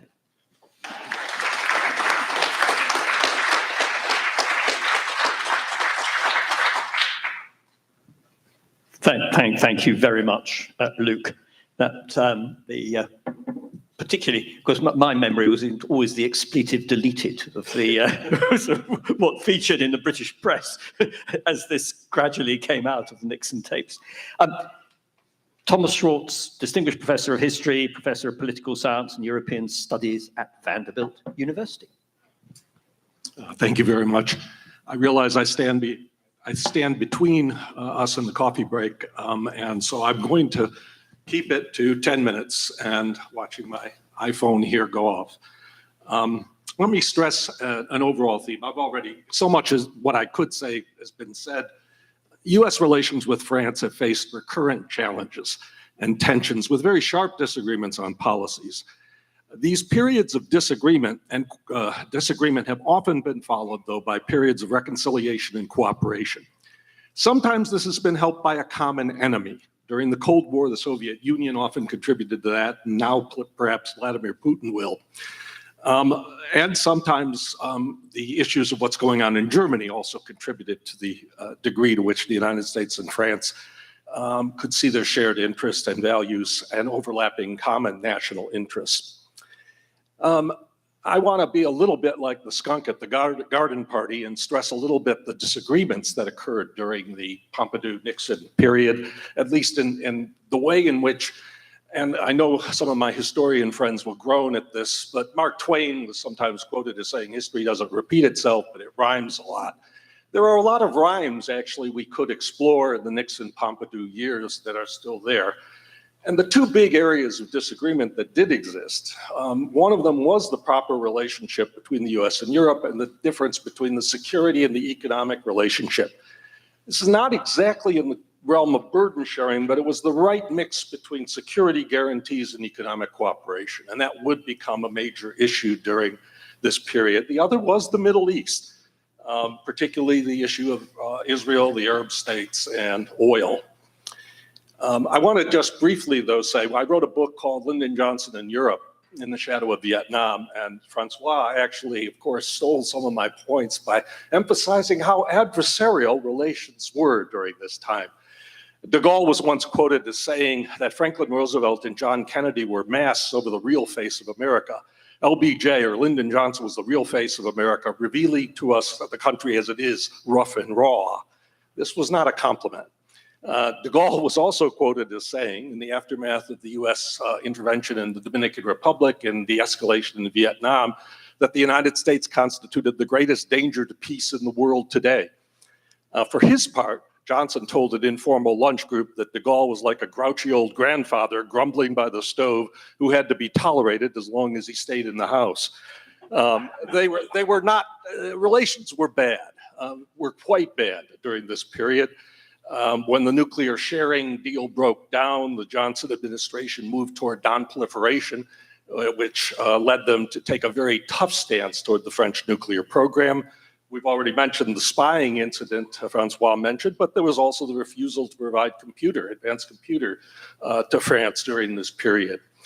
Relations really deteriorated, and during the withdrawal, when de Gaulle announced the withdrawal from NATO in 1966, things got quite tense. You had a meeting in Washington. Famously, Secretary of State Dean Rusk evidently said to de Gaulle, after de Gaulle said that every American soldier needed to leave France, Rusk asked, does that include the dead Americans in the military cemeteries? The Atlanticists in the American in the foreign policy establishment, people like Dean Acheson, John McCloy, Robert Lovett, and others, wanted to use the lever of French troops in Germany and forcing them, since they were no longer part of the NATO, integrated to the NATO command, out of Germany. Johnson came down against this. Johnson famously told McNamara, when people were pressuring the US to act more strongly against France, that if a man asks you to leave his house, you don't argue, you take your hat and go. Dean Acheson, however, thought that this amounted to, and after having several martinis, he told a Johnson aide, you made the greatest imperial power in the world has ever seen kiss de Gaulle's arse. It was a classic. Acheson and the others in the establishment really disliked de Gaulle and France and took very strong actions. And this is what is really different when Nixon comes into power. Nixon had a very different view, and he had, in selecting Henry Kissinger, he had selected someone who actually shared that viewpoint. Kissinger had been a critic of the degree to which Americans embraced the Jean Monnet European integrationist view. And so Nixon made his first trip to Europe with de Gaulle. He brought Kissinger along, which already signaled that the State Department under William Rogers would be very secondary in the Nixon administration. I do want to say something about Pompidou's visit in February of 1970. The Nixon tape, or the Nixon video at least, made allusions to the demonstration and how Nixon tried to deal with it. What it didn't allude to, of course, is that Nixon told Haldeman, and Haldeman kept a very detailed diary, that he was deeply angered by the demonstration. And he blamed American Jews in general for the attack and decided during this time to restrict arms sales to Israel, which he actually did. He actually held up arms sales. And he said in front of Henry Kissinger, a German Jew, not to let any Jews see him about the Middle East. It was a pretty dramatic statement, and it had to do with his anger about how Pompidou had been treated. This would come up again in different contexts, of course, in 1973. Now here I've already gone almost halfway through the 10 minutes I was going to hold you to, so I'm going to have to be very brief here. Kissinger's Year of Europe, which he wanted to have in 1973 as a sort of a way to restore a sense of the importance of transatlantic relationship. Kissinger really wanted to do this in the aftermath of the trips to Soviet Union and China to reaffirm this ties to Europe. It was also, and it was very clear, that one of the issues that was related here that Nixon also felt very strongly about was the economic relationship. And indeed, there was an element of linkage here, which is often famously associated with Kissinger's views of the Soviet Union. But the linkage here was the idea that the United States, as he put it in Kissinger's view, the Europeans cannot drive economic disparity to the point that our heavy defense commitment gives them a comparative advantage. And he emphasized that to maintain the proper psychological climate in the US would have to keep in mind the broader perspective than immediate economic advantage. And he believed, along with Nixon, that time was, in the beginning of 1973, to shake things up in Europe. And we're going to be talking later about some of the issues related to the economic relationship and the currency issues that took place. But things got pretty testy between the United States and Europe during this time. And Nixon famously sent Kissinger a memo, which, as Luke rightly says, Kissinger thought that's how you should study the administration, against this concept, changing American policy of support for European unity. And what I'll briefly quote it. Today, however, when we talk of European unity, we look far ahead. We have to recognize the stark fact that a united Europe will be led primarily by left-leaning or socialist heads of government. And Nixon thought that his State Department contained too many pro-European officials, and he emphasized to Kissinger that we must not get into the bureaucracy and must also not be discussed in a public forum, but we have to act against European Union. And he emphasized to Kissinger that the United States must act, or we will create a Frankenstein monster, which could possibly be detrimental to our interest in the years ahead. Really quite a dramatic statement about a united Europe, which was at that time, having brought in Britain, was becoming much more integrated and trying to deal with relations with the United States in that manner. Kissinger gave his famous speech on calling for a year of Europe. It was dominated, however, and all the questions that were asked after the speech had to do with Watergate. Kissinger complained to the editor of the Washington Post that why didn't you ask me about Europe? And the editor of the Post said, well, you know, this wasn't General Marshall. This wasn't the Marshall Plan. And basically, the Year of Europe got off to a terrible start. And it continued to go down because the skepticism was that this was a way to distract from Watergate, distract from domestic issues. And many argued, in fact, that it was not a serious initiative. Kissinger felt that the Year of Europe was important to stem American isolationism, to move against all the moves that had been made. And there were many moves during this time that were designed largely because of a feeling that Europe was taking advantage of its position to economically compete with the United States in ways that were unfair to the United States because of the security burden that the US carried in Europe. I'll briefly end here by saying, of course, that the Middle East war accentuated this division. Kissinger strove during his negotiations to end that war and then to develop a peace process to deliberately defy the European process. One of his main rivals in Vietnam was Joubert, who he disliked intensely, and whom he really defied. And the point about there not being a reference to Pompidou's illness, I think, was partly in Kissinger's memoirs, an attempt to try and soften some of this conflict. But Kissinger did seek, through the Energy Conference and others, to defy the European Union on this issue. And in fact, ironically enough, relations would improve after Pompidou's death and Nixon's resignation and the coming of Giscard d'Estaing and Gerald Ford to president. So the Pompidou-Nixon relationship, although good on a personal level, by the end had deteriorated and then would be restored when there was a change of leadership. I'll stop there. Thank you.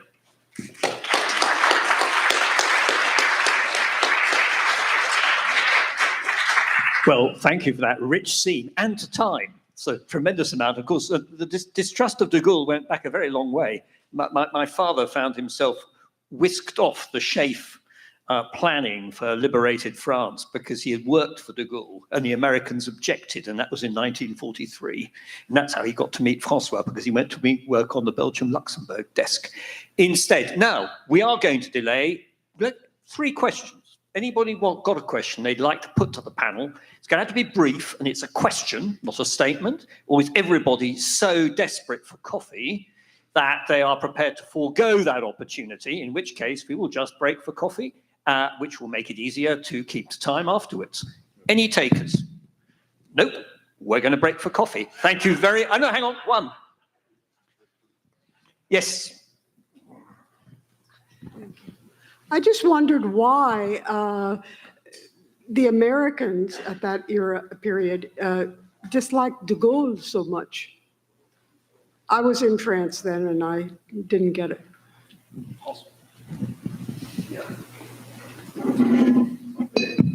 One must forget that during the Second World War, which was the crucible of just about everything in French or American national security policy during the 20th century, de Gaulle was not America's choice.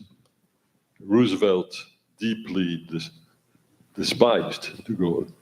The United States had decided to favor a policy of maintaining diplomatic relations with Vichy France, in which the Americans had a chargé d'affaires for 8 months after Pearl Harbor, not even talking about before Pearl Harbor. Churchill has some very eloquent pages about the state of America, of de Gaulle American relations. And I would put forward a proposition, and it's a question really to our American colleagues. Nixon is a West Coaster. Connolly is a guy from the South. These are the driving forces of the Nixon presidency. Before that, and putting parentheses around Eisenhower, in which de Gaulle only became relevant at the end of his second term. Otherwise, you're dealing with guys from the East Coast WASP elite. You're talking Dean Acheson, you're talking Ball, you're talking guys like that. So isn't this also about a partisan divide in terms of attitudes with the New Dealers on the one hand and the Republicans on the other? Or is that an overstatement? I see that you're not entirely convinced. No, there was a very strong bipartisan. I mean, Acheson was a Democrat, McCloy was a Republican. There was very strong bipartisan support for the Monnet vision of European integration, and that had been one of the de Gaulle. And well, but that did complicate matters with de Gaulle because he seemed to be opposing U.S. policy. And I think the fact that then he took such a strong oppositional stance to the Johnson administration then complicated matters. But it was less partisan. Nixon, in this sense, was an outlier on the Republican side to a certain extent. Okay. Yeah, and I would just add, too, I think there might have been another shift during, Nixon's domestic position, I think, greatly influenced his ability to act in the foreign policy area. You mentioned John Connally. I mean, Nixon was the first American president since the mid-19th century never to have his political party control either the House of Representatives or the Senate. And so Nixon could never think in terms of having a majority in Washington. He was always in the minority. And so Nixon instead sought to develop an ideological majority composed of kind of moderate to conservative Republicans and moderate to conservative Democrats, when there was such a thing, on both sides of the aisle. And so that actually, in retrospect, the Connally appointment makes a lot of sense, because it was sort of assembling the Nixon moderates plus the LBJ moderates were sort of his governing majority. It was awkward, but that was the awkward coalition that Nixon had. You should not forget about Eisenhower.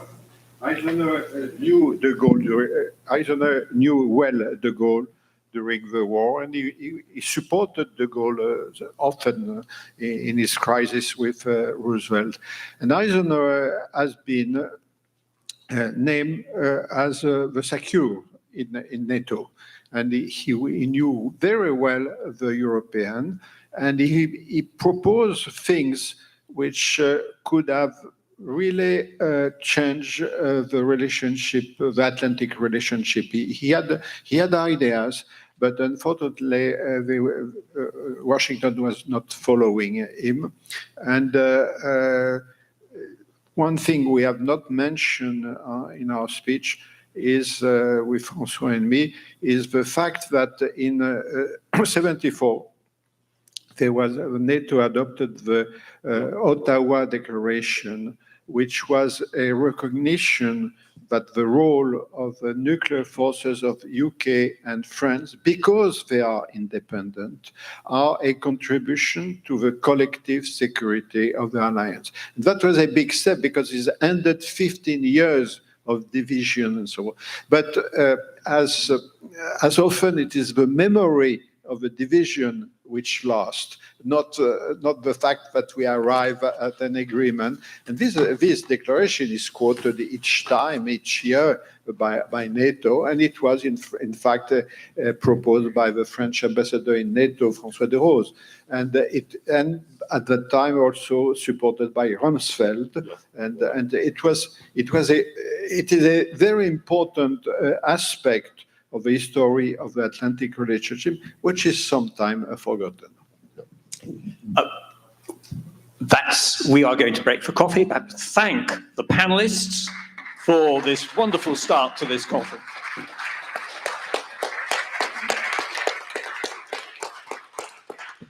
And I suspect the Pause Café is going to have to be a little shortened, but that's the price we pay for a really wonderful start. Thank you very much. Sorry for the coffee break, very quick, please, because we are not at time, we are late, please. Thank you.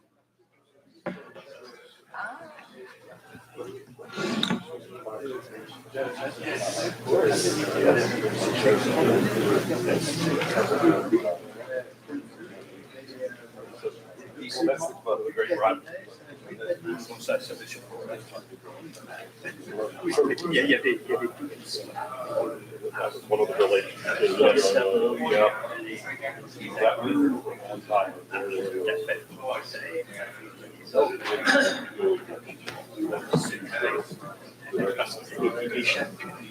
Aux États-Unis, c'était des documents américains, sujet de américain. Malgré le fait que c'était déjà publié aux États-Unis.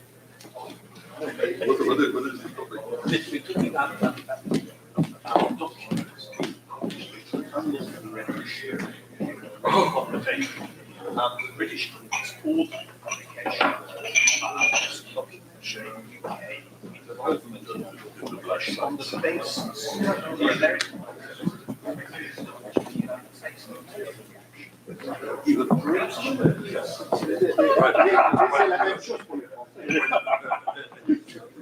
The nuclear relationship in this country process. In some of the papers at the very beginning of the process.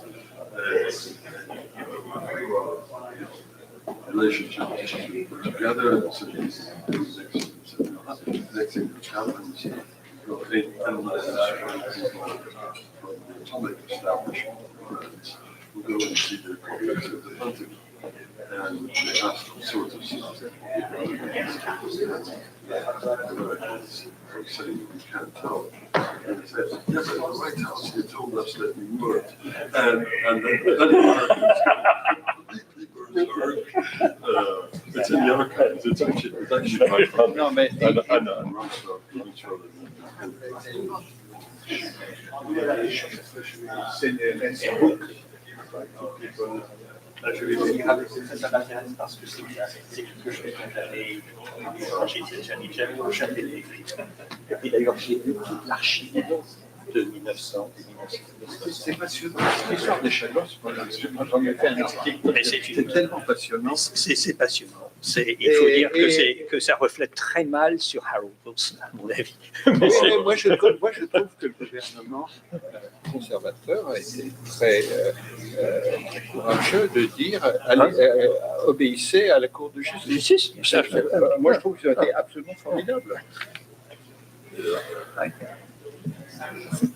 C'est une très mauvaise histoire. Non, c'est pas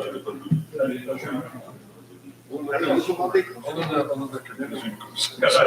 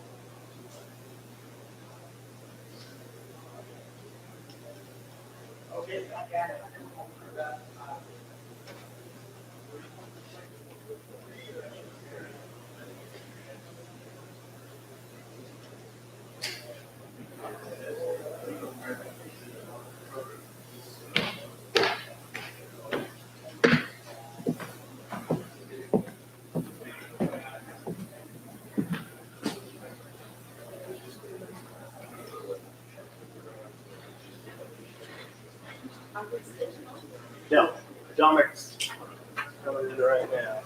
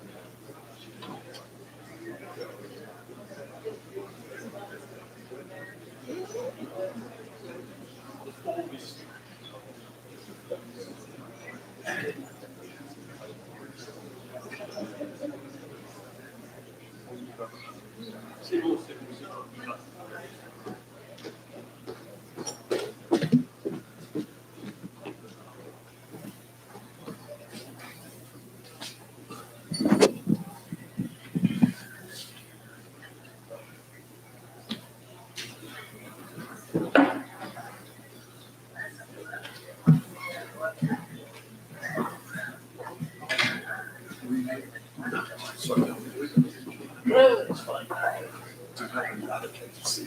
don't think we do have I don't think I've got Christian is going first. I might put him next to me, if I did. But apart from that, I noticed it's slightly Franco-Americans. Yes, Christian, ici. Christian de Boissieu. I know, it's pleased to meet you. Good morning. No, we go straight from one end to the other. So you finish at 11:59 or something? I will do my best. I will basically be a little after, but I will try.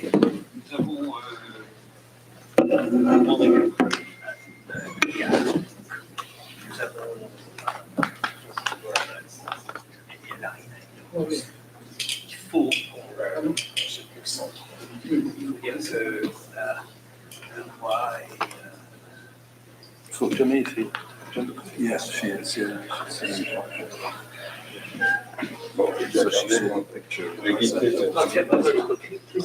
She saw the photo afterwards. Oh, thanks.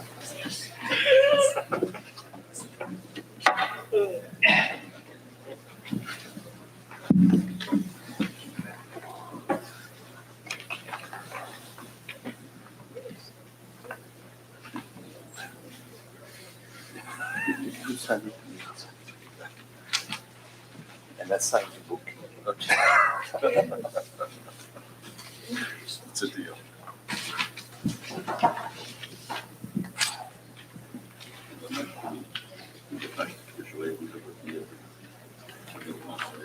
Right, has everybody had their short coffee break? We're going to try and stick to time so that because we've got a speaker coming at 1:10, so we've really, quite apart from lunch, we've got to try, and we've got 2 sessions which roll one into another. So without more ado, this is to introduce the discussion about the economics of the relationship, the new economic and monetary issues that Nixon and Pompidou both had to face, and around, of course, the end of Bretton Woods. And the first speaker is Christian de Boissieu, Professor Emeritus at the University of Paris, Panthéon-Sorbonne, President of the Concord Foundation, and Vice President of the Cercle des Économistes, and another very old friend from our time on the Franco-British Council together. Christian. Thank you. Is it working?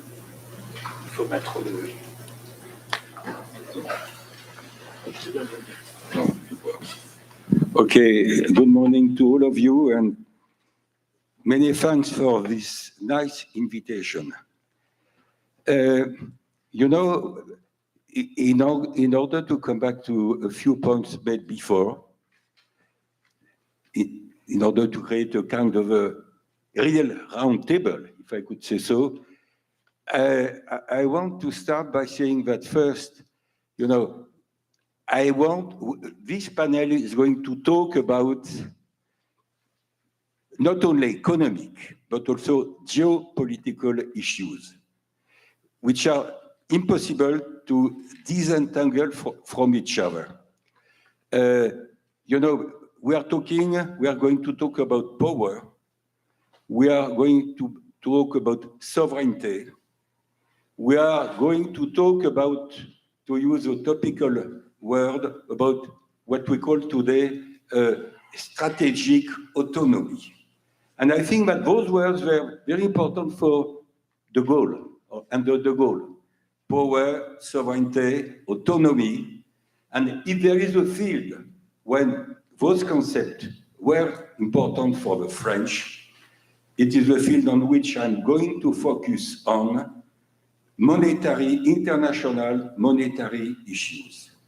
I will not talk about all the economic dimensions. I'm not here to introduce the panel. I just want to come back to some issues which were already dealt with just before the break. And I had the chance to have access to the French archives concerning the Azores Summit, which was mentioned before the break, December 71, before Nixon and Pompidou.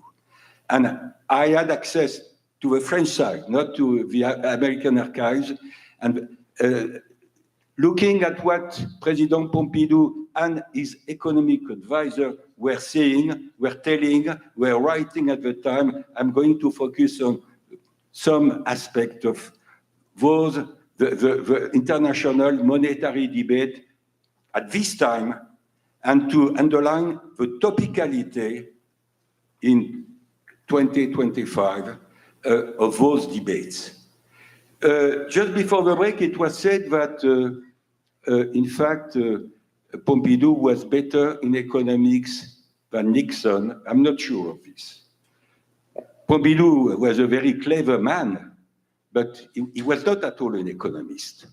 I don't know whether you could say that Nixon was an economist, but I'm sure that Pompidou was not. And when we look at the debate of this time, we must not underestimate the role of Giscard d'Estaing. Giscard d'Estaing was the Minister of Finance of Pompidou. And he was attending the Azores summit.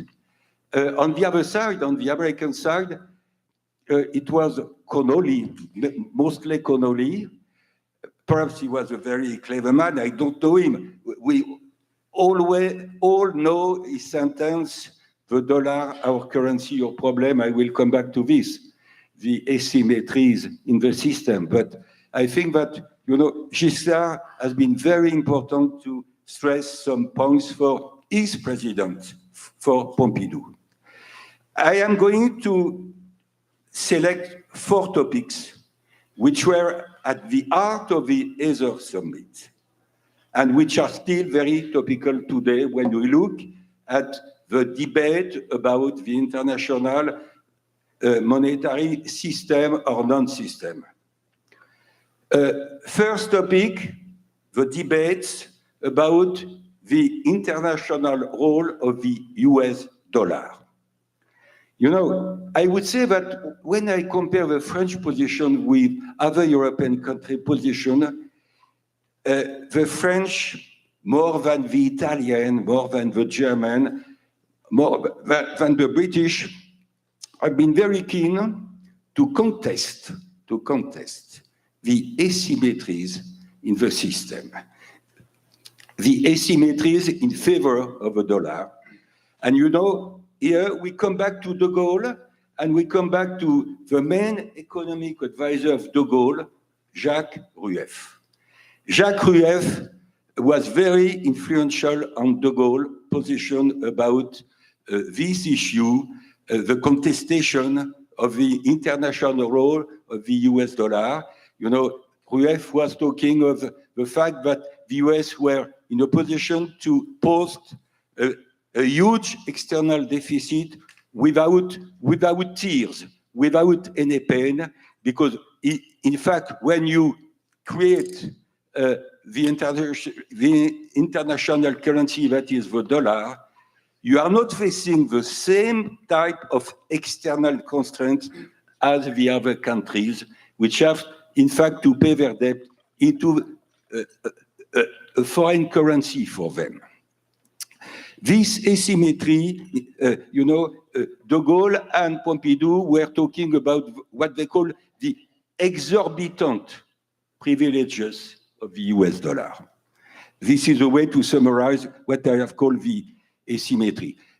My view is that Pompidou was more pragmatic than de Gaulle about those issues, less dogmatic. But nevertheless, we were talking about the Camp David decision of August 1571 by Nixon, unilateral suspension of the convertibility of dollar into gold. I have a figure to give you. If you look at the conversion of dollars into gold during the first part of 71, before this Nixon decision to cut the link between the dollar and gold, France, in fact, was representing about 50%, 50% of the conversion of dollar into gold, which took place just before the Nixon decisions.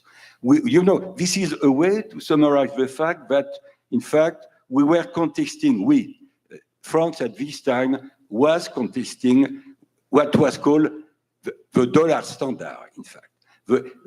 We were already in the dollar standard before the Nixon decision of August 71, and the dollar standard dimension of the international monetary system was accentuated by the Nixon August 71 decisions. At some point, when I was looking at the Pompidou archives, I saw a letter on which Pompidou wrote, Pompidou, I am Triffinian, from Bob Triffin. I am Triffinian from Bob Triffin. You remember that Triffin in French, Triffin in English, was a Belgian economist who was, in fact, underlining what was called the Triffin dilemma, the Triffin paradox, associated with the dollar standard. The fact that in order to finance world growth, it was very important to create enough dollars in the world. And this is linked to the fact that from a certain point of view, the external US deficit, this US external deficit was a prerequisite. It was not only a negative point, it was also a positive dimension in order to finance the world economy. The world economy was financed through the US external deficit. But the Triffin dilemma was to say, too much creation of dollars is going to kill the confidence in the US dollar. And this is the fact that there is a threshold over which, if the US are posting a too huge external deficit, this is going to create too many dollars in the system, and this is going to kill, confidence in the US currency.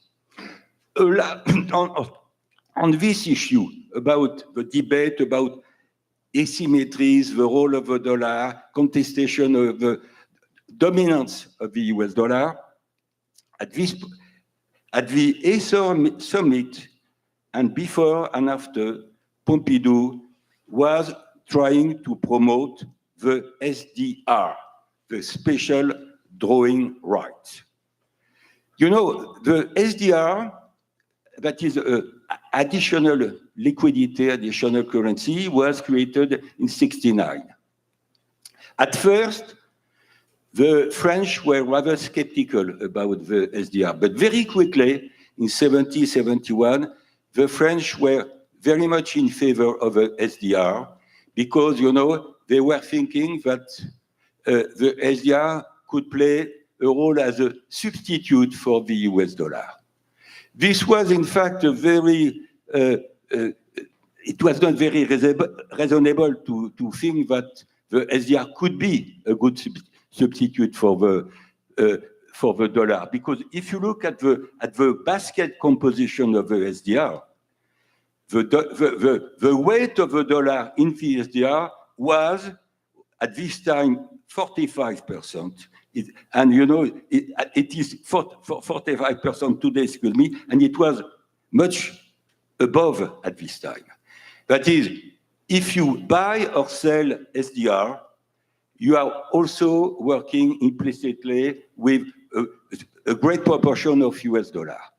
Now, to finish on this first point, what is the topicality today of those topics? For me, there is still a debate about, the privileges of the US dollar. The dollar is not dead, and this is happy for you and for us. When I look at the IMF data, the dollar today represents 58% of foreign exchange reserves of central banks all over the world. The currency which is number 2 is the euro, market share of 20%. You compare 58 to 20, you have a conclusion, the dollar is still dominant. The Chinese renminbi is very far in terms of market share because it is not fully convertible yet. And therefore, the debate about the asymmetries is still there. To finish on this first point, the French were believing that the SDR could be the center of a monetary system at the world level. This view was mistaken.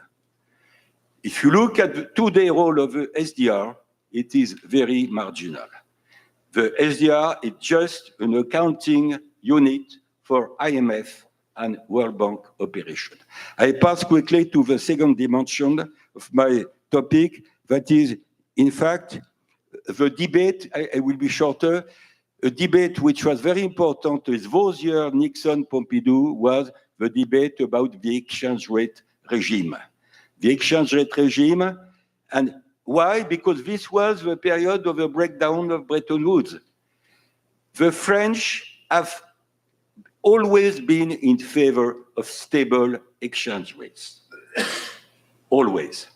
And you know, you must remember that in 87, we welcomed in Paris the G7 countries, you know, through what we call at this time the Louvre Agreement. That is a temptation to try to reduce the volatility of exchange rate at the world level. It was not at all effective, but may I say that the French position is to say stable exchange rates are better than floating exchange rate. The French elite, the administration, even the economists in France, were not following Milton Friedman when Milton Friedman, as early as the 50s, was saying floating exchange rates could, in fact, create new room for maneuver for domestic economic policies. This was the Friedmanian argument.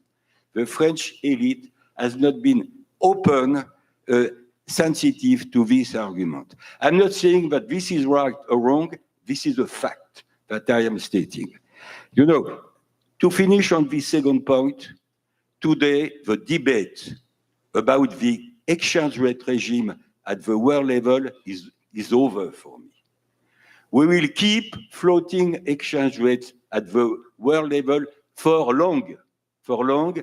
You know, difficult to make forecasts, but I'm sure that we will not come back to something close to Bretton Woods before a long period of time, even if we come back at it. This is not sure. The conditions are not there today. In 10 years from now, I guess they will not be there. We will continue to live in this world.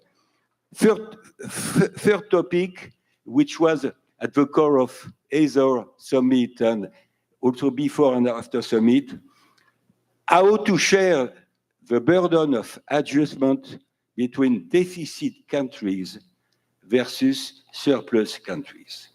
This was a big question raised under the Nixon-Pompidou era. It is a question that you have to deal with at the world level. It is also a question that we have to face in Europe.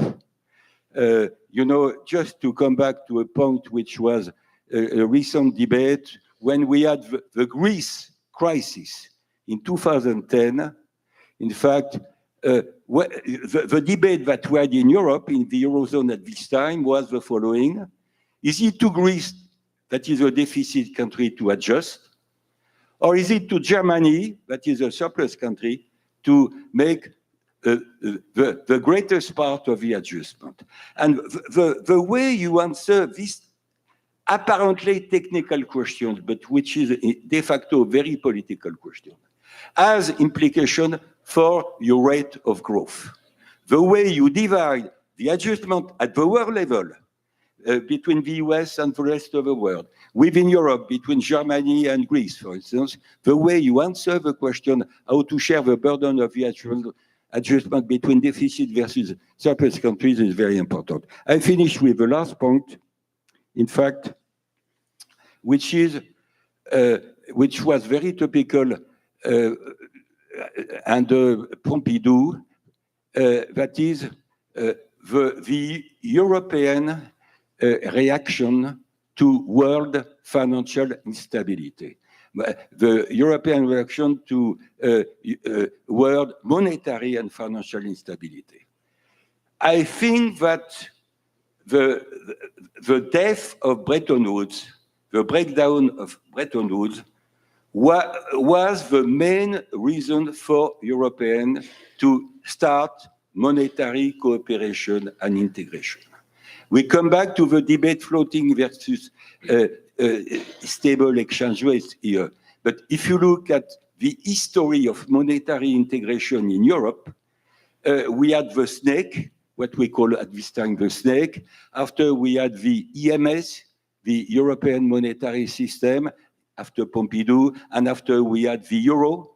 But this long transition to, in fact, a deeper monetary cooperation within many European countries, for me, must be interpreted as, the goal to set up a stable zone, a zone of monetary and financial stability in a world of great financial instability. I come back to this topic is very topical today, given what we have learned with the advent of the euro. Just to come back to the figure that I was giving coming from the IMF data, what are called COFER, Composition of Foreign Exchange Reserve, published monthly by the IMF. I come back to the figures, today figures. If you look at the composition of foreign reserve exchange of central banks outside gold, dollar is number one, 58%. The euro is 20%, which is not bad for us because, the euro is a young currency. The dollar is not a young currency. And therefore, it is difficult to compare market shares for currencies which have each its own history. But, I remember when we had this debate about the advent of the euro, one of the arguments put forward by some economists, including myself, was to say, with the euro, we are trying to rebalance the international monetary and financial system to reduce, one way or another, not to suppress, but to reduce the gap in terms of market share between the dollar and the other currencies. But, I said somewhere in an article published a long time ago, our long-term view as Europeans, perhaps, is to try to revert John Connolly's sentence. To be in a position as European to say to Americans, speaking about the euro, our money, your currency, your problem. May I say that we are very far from this situation, given what I said about the respective market shares. Perhaps in 10 years from now, the world will be centered around three currencies: the US dollar, which will stay number one, the euro, perhaps number two, I don't know, but there will be a big competition between the euro and the Chinese currency. We will have a triad, of currencies in 10 or 15 years from now. But my bet is, even in 10 years from now, the dollar will still stay number one in terms of market shares at the world level. Thank you so much.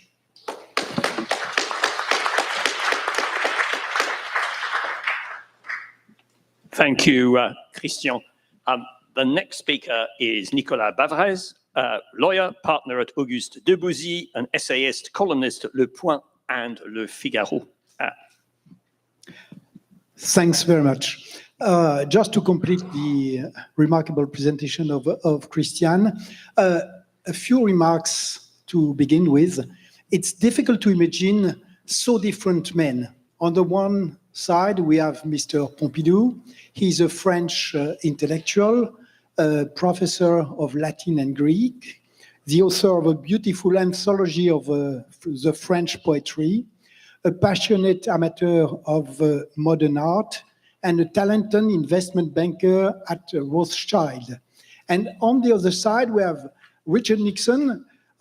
He's a pure US politician, but he has a specific talent and experience. He has a very good knowledge of foreign policy. Then, if we look both of them, they had to govern under the long shadow of two generals, two giants of the Second World War, General Eisenhower on the one hand and General de Gaulle on the other. And both saw their presidencies interrupted by the death of President Pompidou in April 1974, and the resignation of President Nixon in August 1974. It was said that it was a short period, but it was a key period and a turning point. Both of them had to deal with first and to try to adapt their countries and their economic and social model to political unrest. May 1968 in France, the Vietnam War and political unrest in the US. Second, the end of the Keynesian regulation and the Bretton Woods system. And then a change, a turning point in the Cold War II, as it was reminded, with the Yom Kippur War, the breakup of the US diplomacy in China, and the push of the Soviet Union. I will make three brief points. First, the asymmetry. If you look the US economy, at that time, it's 40% of the world GDP. For the French one, it's 6%. We have a clearly dominant economy on the one hand and a middle-sized economy on the other. But clearly, the US economy is ill. A slowing growth, declining competitiveness, rising inflation and employment, and a widening balance of payment deficit amplified by the Vietnam War. So it's unsustainable for the US economy. On the other, in France, it's the climax of what we call the 30 Glorious, the French economic miracle, 6% of growth, 7.5% of increased industrial production, 4.5% of annual productivity gains, full employment, trade and budget surpluses, public debt reduced to 10% of the GDP. This is quite impressive and a shame for our present politicians. So that's the first interesting point, the asymmetry. Clearly, the US dominant but ill, France with a modernization, but an unfinished modernization, and that's the second point. The difference of strategy. Clearly, for Nixon, he has no choice, and as it was said, he has to address with the problems led by his predecessors, and he decided to act very strongly. It's a shock therapy, with first, as it was said, the end of the convertibility of the dollar, then a 10% import tax, a real protectionist measure, third, the devaluation of February 1973. So clearly, Nixon decided to change the game, and very brutally. On the other side, for Pompidou, in fact, the shock therapy in France was made by de Gaulle in 1958. So the problem of Pompidou is the rebalancing after the shock of May 1978. And it's clearly he decided to accelerate the industrialization process, restructuring, consolidation, internationalization, in chemicals, material, electricity, steel, aeronautics, and space.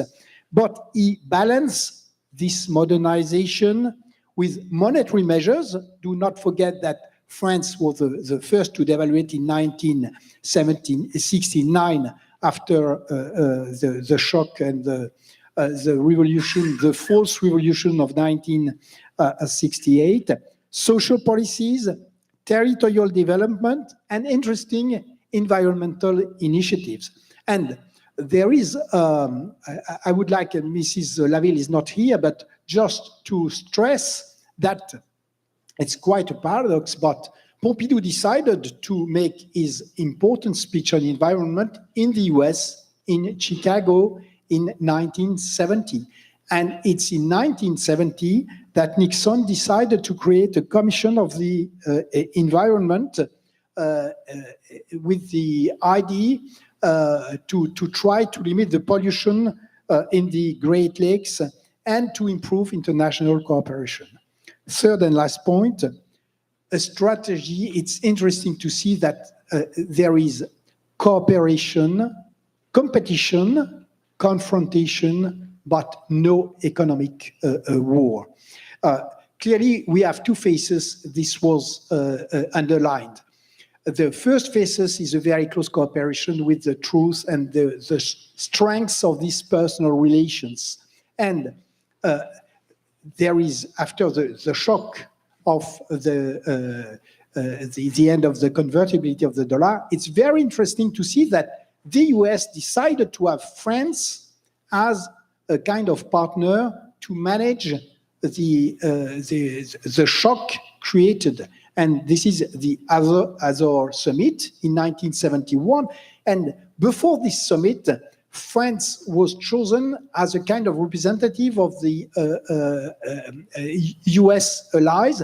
There was a very important diplomatic process to prepare, especially with the Europeans, this summit, and the French were clearly the representatives of the US allies. Then you have a second phases with the trust cannot resist to the shocks, devaluation, the Kippur War, and the oil shock.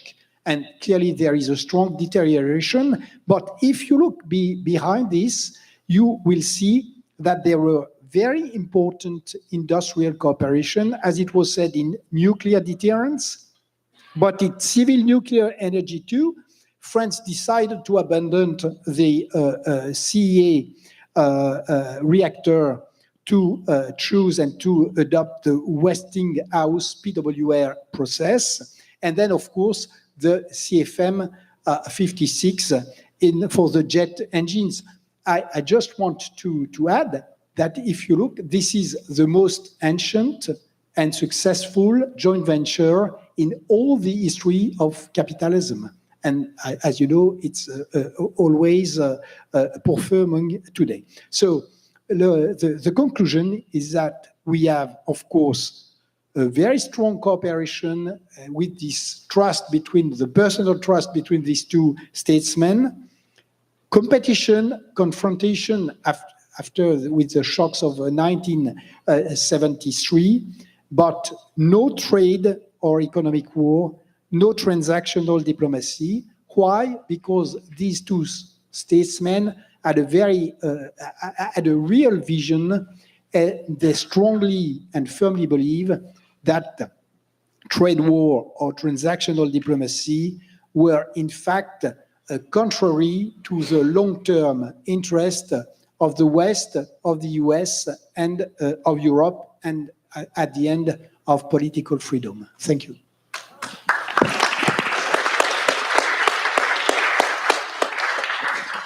Thank you, Nicolas, and also for keeping for time a lawyer's capacity. Very grateful. And I have to say also, I reflected 10% of one's GDP as debt. It's a sort of distant dream of which we contemplate today. The next speaker is Guy Norris, Senior Editor, Aviation Week and Space Technology. Guy, I think you've also got a presentation up on screen, so we will go over to you straight away. Thank you.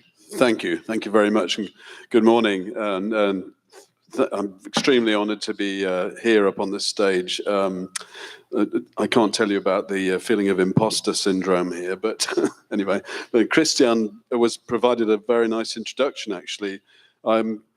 One of the questions is, why on earth should we be talking about an aircraft engine at a symposium like this, at a meeting like this? Well, it's a great example of the legacy of Pompidou and Nixon, which is very much alive today. And I can quite honestly say there's probably not one single person in this room who has not at one point in their life flown on an aircraft powered by this engine, which was given birth by this era. I'm also sitting here beside Felix Torres, who was my colleague and collaborator on a book project. in the 2010s to delve into the history of CFM. And in the audience is Jamie Jewell, who was a driving force behind that project. So if I make a mistake, which I'm bound to, there's plenty of people here who's going to correct me. So let's go into the story. Now, they did tell me how to use this, hopefully.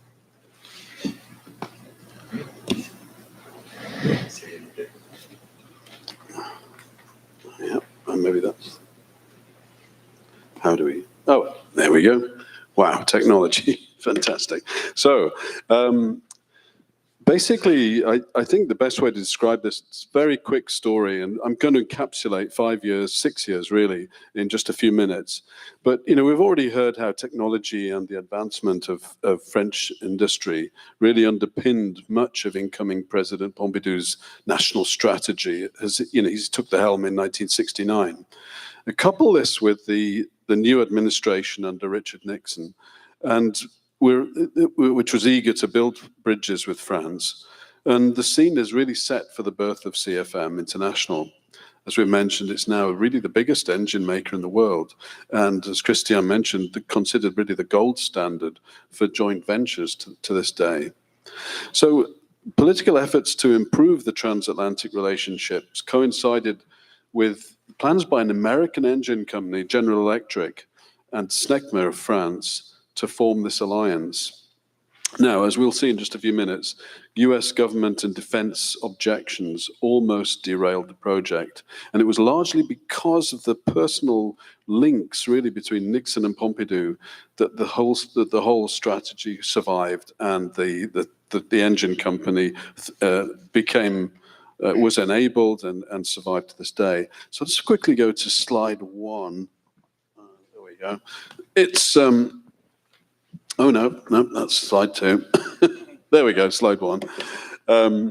So the story really begins in 1968, and it was a really far-sighted move that would alter the course of aviation history, when Snecma, having a meeting in a cold January day in 1968, they got their great sort of thinkers around the table, and they targeted this handwritten series of really ambitions that they wanted to perform. And one of those, if you look carefully, my French isn't great, but up there on that list is a 10-ton engine.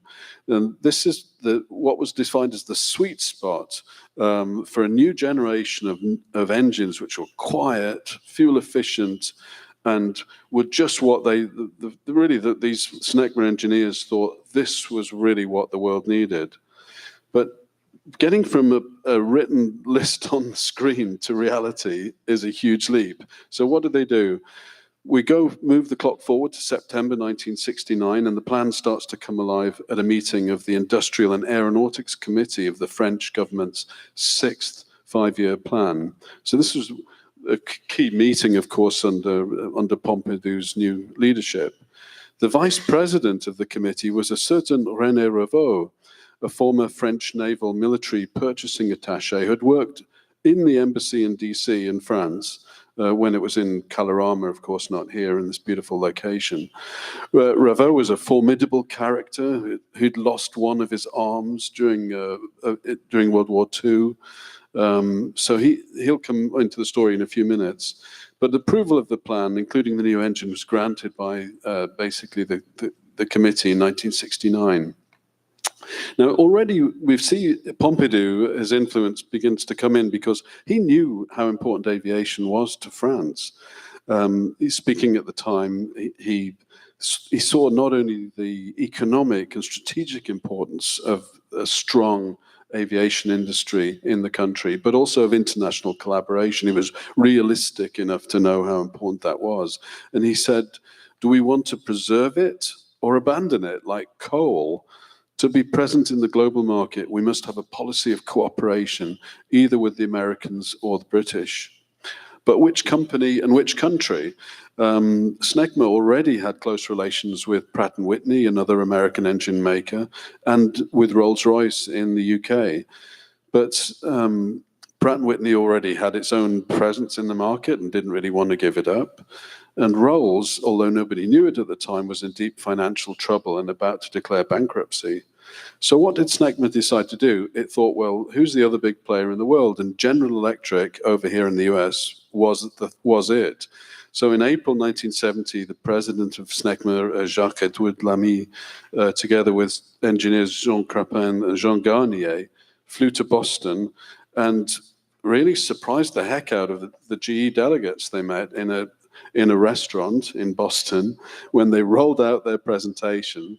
We talked to Ed Wall, who was still alive at the time, vice president of engineering, and he said, "You could have bowled us over with a feather when the French contingent revealed that they were going to this audacious plan to develop a 10-ton engine." So Gerhard Neumann, who was the president of GE, thought, why not? It was well financed. French government was behind it. It was part of their national agenda. And if we don't say yes, then they'll go to Pratt & Whitney and we'll lose an advantage. But Pompidou was worried about the slowness of this thing. So this was when we get to see Ravoux come back in. Lamy was replaced by Ravoux in 1971, and the program accelerated. And the thing you've got to realize here is that the relationship between these Ravoux and Newman was also pivotal as Nixon and Pompidou was to the overall political background. These two gents were the powerhouses. It was their personal links which were really essential to the survival of it, because from now on it was going to be a rough ride. There was a lot of humor between the two of them. Remember, Ravoux only had one arm, and Newman once sent him a cable in France that a negotiation had cost us an arm and a leg. And with a terrible shock, he realized what he had said, but it was too late to retrieve the cable. The next morning, Ravoux replied, "It is better to lose one's arm than one's head." So, that was their kind of bond that they had. But then here's where the problem begins. So the engine itself needed to make the performance necessary. They needed something really special. And GE had the technology in the form of a new engine, which was being developed for then really a top secret program. It was an engine for the supersonic B-1 bomber. So although the French engineers were a bit worried because they thought, well, surely we can't have this technology, there was really no argument, because the SNECMA simply did not have the expertise in the high pressure core and had to accept the Americans' decision. So in 1971, it was all agreed. The two companies signed an MOU, and it was only then that the Pentagon began to be aware of the threat of this and the security implications of this F-101 engine, it was called, being revealed outside of the US. So aware of the delicacy of the situation, but still the importance of the plan, Pompidou raised the subject of this engine with Nixon during the summit meeting in the Azores that we've heard about in December.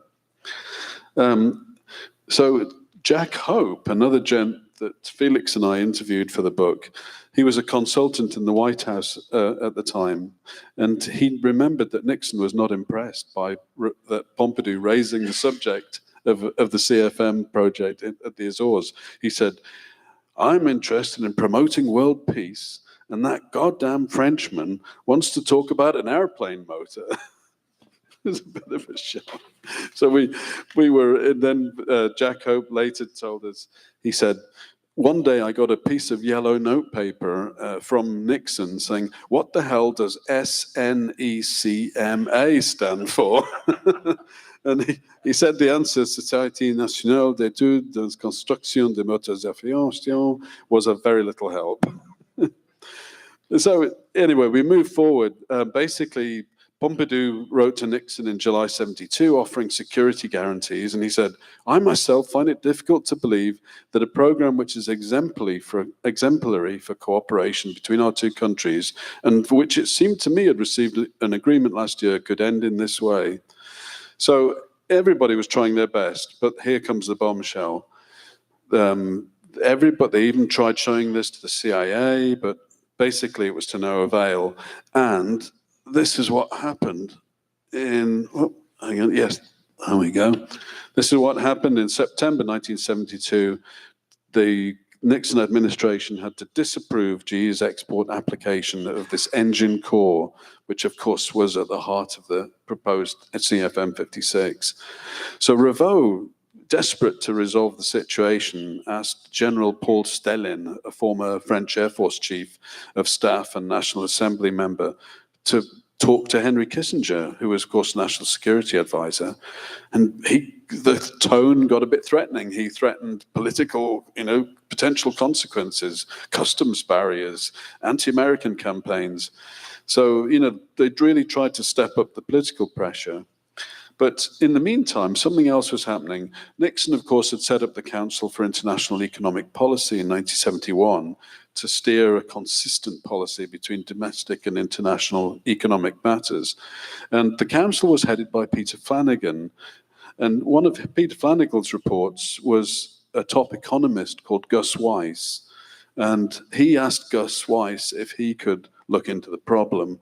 And there's a picture there's Flanagan on the left there in the Oval Office. So it was a critical moment, even though the project really seemed to be on its deathbed. Kissinger told Pompidou that September that there was still hope. And it really led to a massive series of transatlantic shuttle-like diplomacy all over this engine. But really, how do you solve the problem? So here, step forward Gus Weiss. In November 1972, he traveled to Paris for a meeting with Jean Crapin. And they met in Maxime's restaurant in Paris and used up lots and lots of napkins as they wrote down this plan of how they'd get around the problem. And he took the plan to Revaux, and here was the idea. Very simply, shift the entire center of engine development, the test and integration, to the US, where the core could be protected, from prying eyes. Of course, it's ludicrous when you think about it today, but that was the breakthrough that was needed. Ultimately, Weiss would be awarded with the Légion d'honneur in recognition of his skills and the contribution to the project. So the compromise worked, and in May '73, Kissinger, Flanagan, and Treasury Secretary George Shultz all received the recommendations from the options group that the F-101 should be released. And on May the 18th, of course, building up to a conference, Pompidou was concerned. He said, one should remember that this decision had been virtually promised for years, since the autumn of 1972, and I've got nothing to offer in exchange. But there was one condition, and that was the French government must block any new tariffs against the import of US into the EU. This was, of course, fine with France. It ended all threats of import taxes as long as there was reciprocity on the US side. So we're kind of coming towards the end now.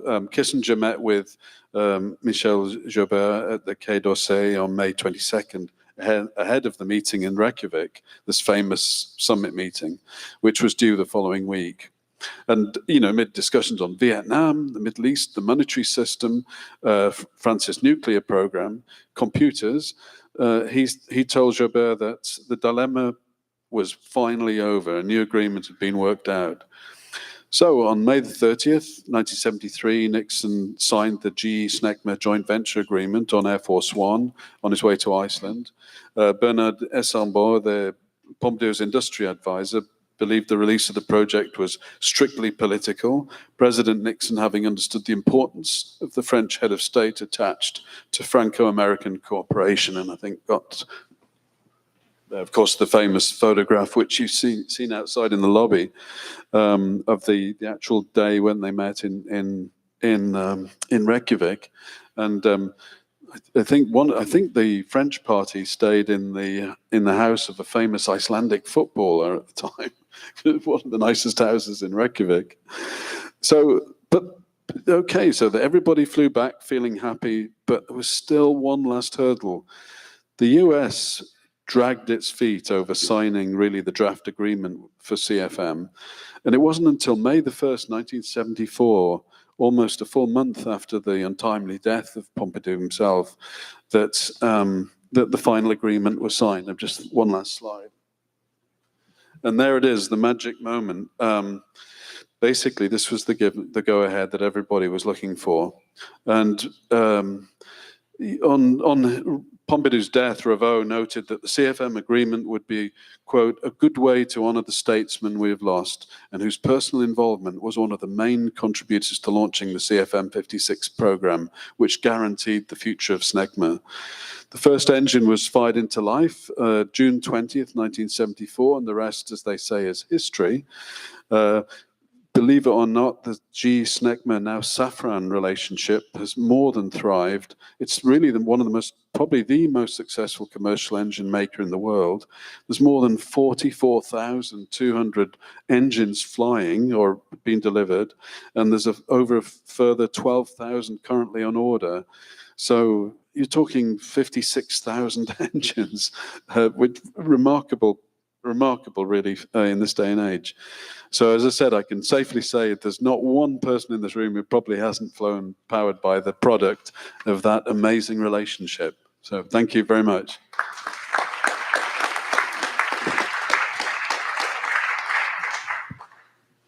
Thank you, Guy, very much for that, and also for the visual aids.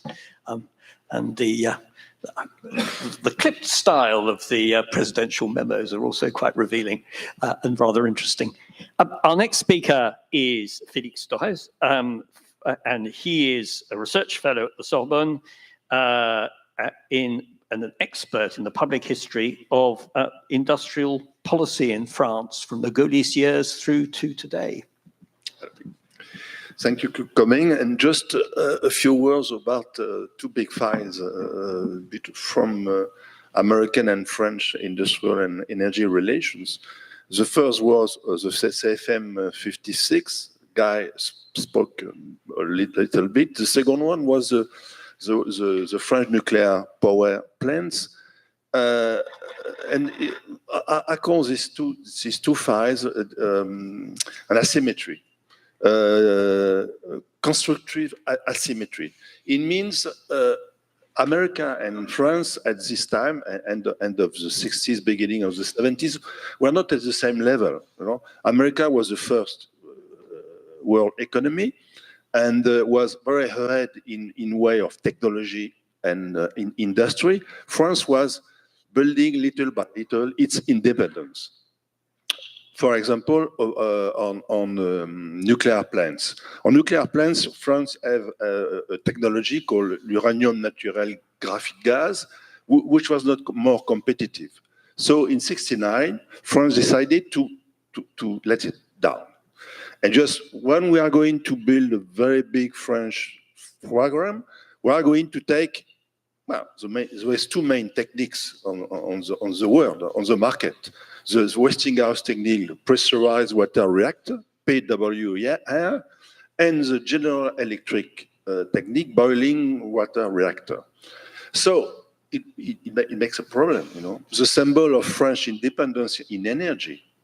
At this time, France was taking its energy at 76% from oil from Middle East, was coming from the American technology. It was a paradox. And in this paradox, France decided to take the technology to America.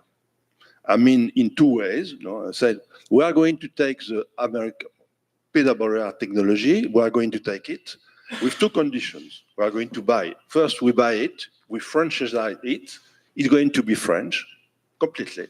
It was done in 1981. And the second condition was the Westinghouse and group Ampere Schneider Group was in the same joint venture called la Franco-Américaine de Construction Atomique, Framatome. So there was already a joint venture in this story. It was created in 1958.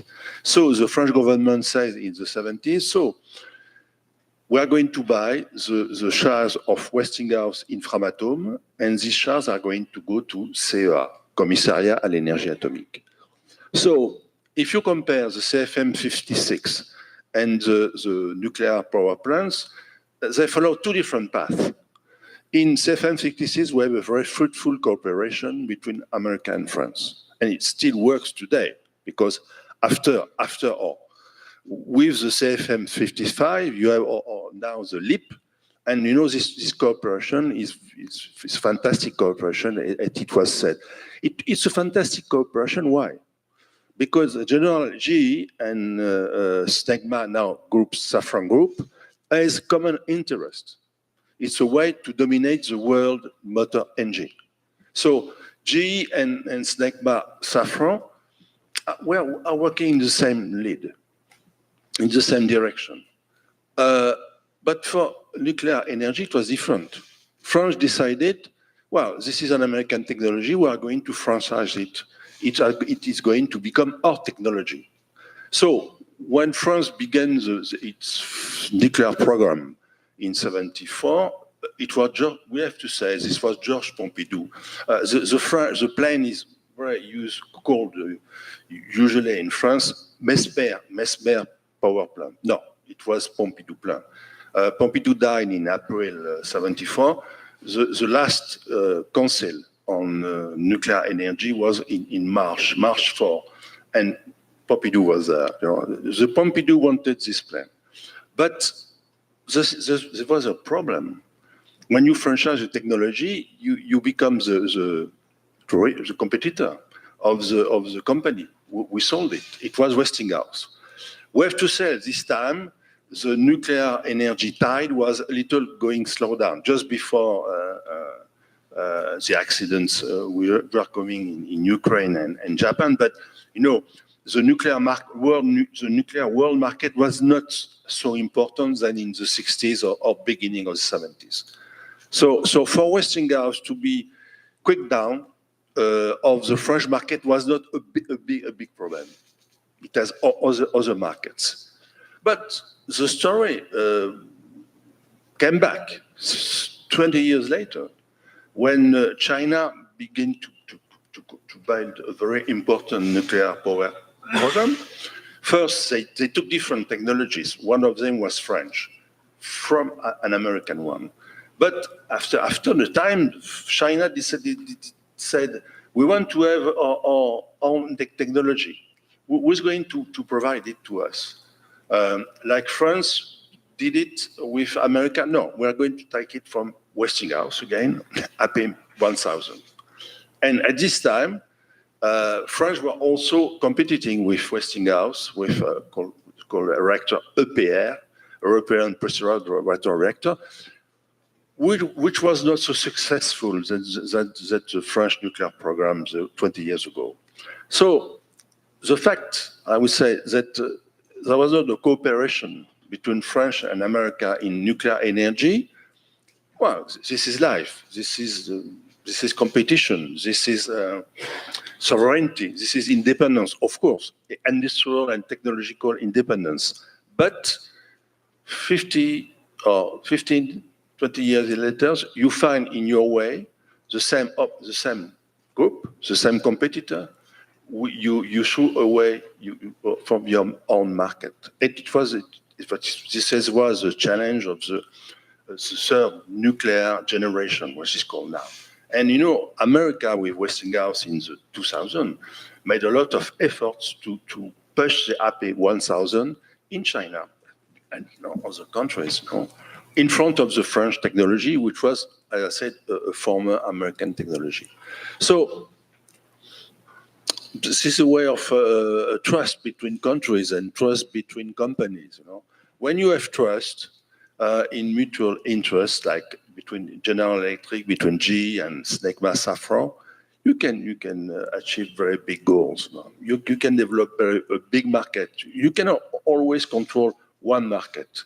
You can do it with others, with allies. You need allies. That's better. When you say, I don't need allies, I want to do it by myself, it is the case in the nuclear industry, but it can be the case in everywhere. Well, there is a Chinese proverb which says, when you have an ally, you open a path. When you have an enemy, you build a wall. So make allies and make trust. between companies, this is an example of the CFM56 and now of the LEAP. Between countries, I would say between America and France today, of course. Thank you.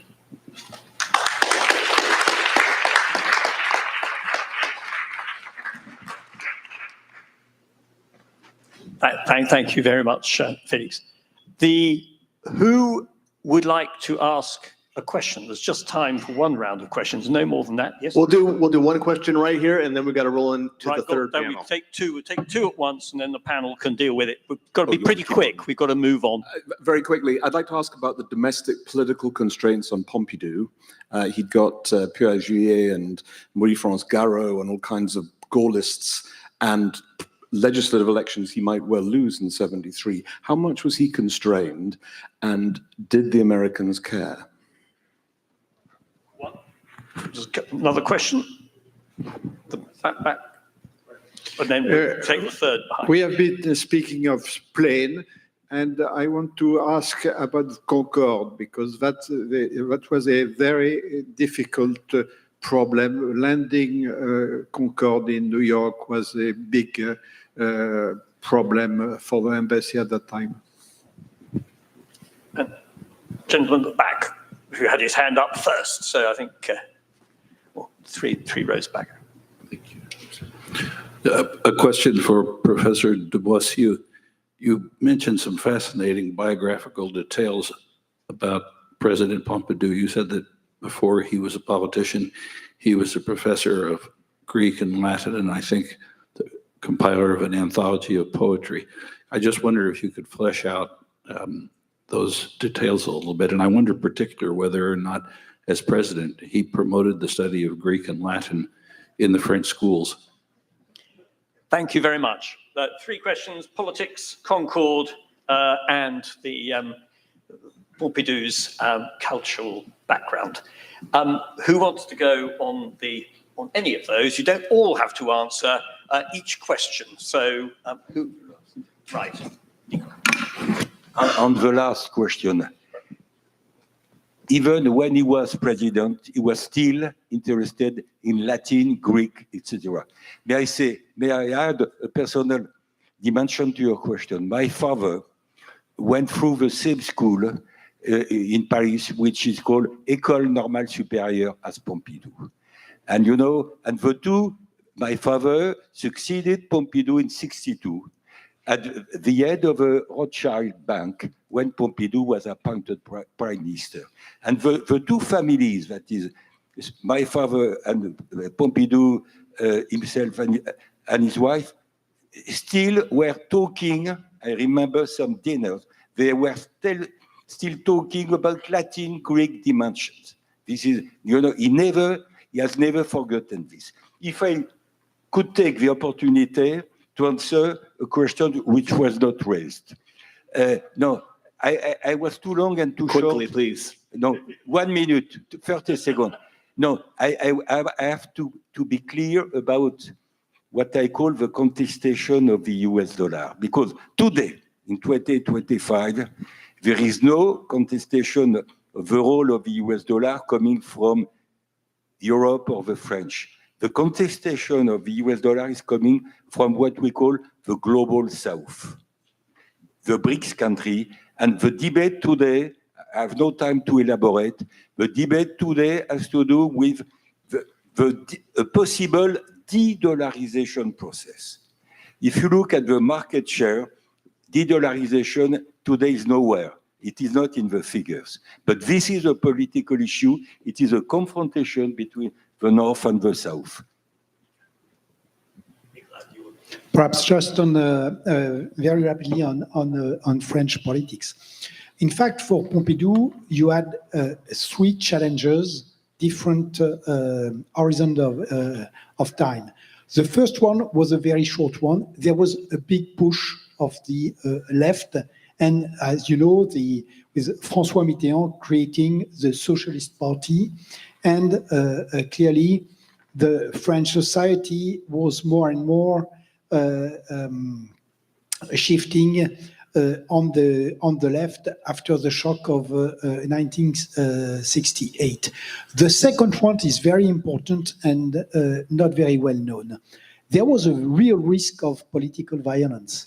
If you look France, it's different than Italy and Germany. In Italy and Germany, you had the Rote Armee Fraction, the Brigade Rouge, the Red Brigades, and you had a terrible cycle of political violence. Normally, you should have more violence in France because if you look this semi-revolution, and Pompidou was obsessed by the fact to try to have social stability and to avoid. We had extreme left violence, of course, but it never went. It was just marginals, but we never had the same kind of movements than in Germany and Italy. And the third and very important thing is that if you're back at the end of the 60s or the beginning of the 70s, most of the French and the political forces were convinced that the Fifth Republic will disappear with de Gaulle, and that it was totally linked. And as you know, contrary to, we had the privilege to see the US Constitution yesterday, and this incredible stability. For France, since our revolution, we had more than 20 regimes, very diverse. And now this Fifth Republic is the most durable republic in France, now 67 years. And so Pompidou succeeded to reconcile stability and a semi-presidential and parliamentary regime. And François Guizot, or the liberal empire in the 19th century, didn't succeed. And this is in our history, with this terrible political instability, this is a real achievement. Thank you. Concord. Yes, thank you. Just Concord very quickly. I think one of the earlier panelists noted that despite the early optimism between the Nixon and Pompidou administrations to really get things, repair and improve relations between the US and France, towards the end, things weren't great, actually. And one of the reasons was Concord.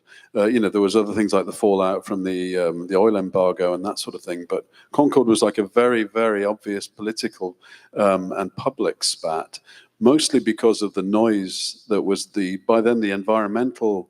It was really the beginning of the environmental movement at that time. And they rounded on Concord in terms of not only sonic boom, but actual noise at airports as well, the takeoff and landing. And so Concord became this political football as a result.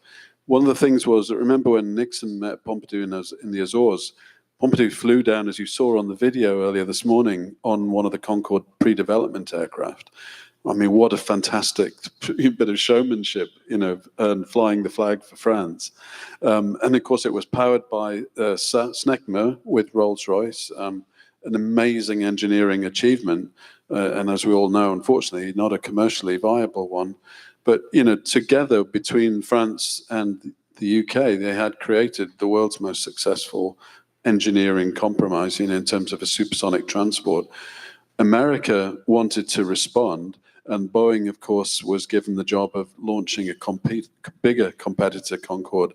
So around that time, not only was 1973 a pivotal time when the environmental movement was rounding on Concorde against it, but Boeing was facing such difficult technical challenges that the US government cut the funding to that program, effectively ending competition. So yes, it was, at that time, it couldn't have been worse, really. And of course, as we know, Concorde was therefore restricted to only operating to New York and Washington, and to Paris and London and other routes. But yeah, that was the end of their commercial dream.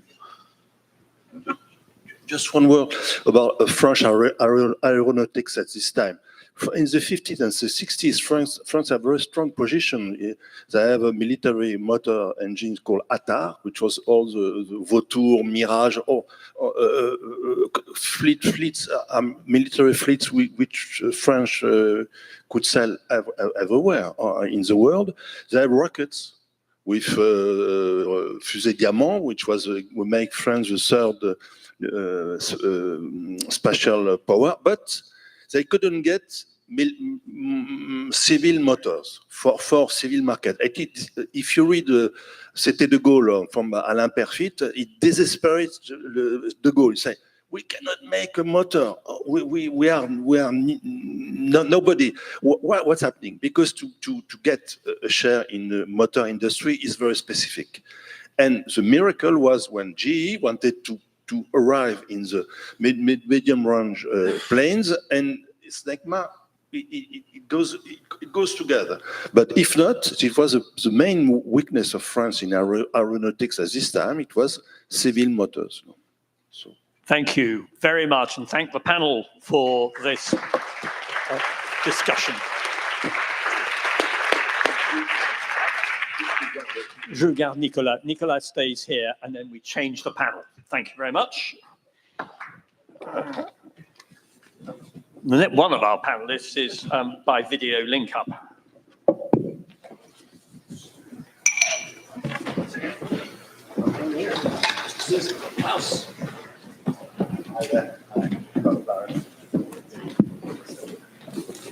Come along, sit here.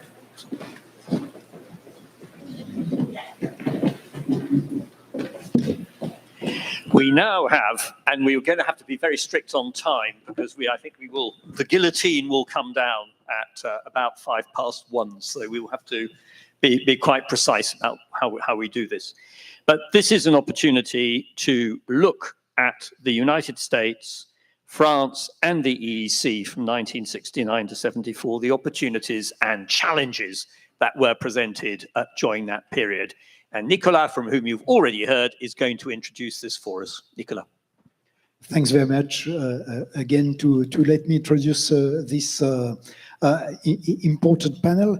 As it was said, this period was really pivotal and key, with a real turning point for the United States.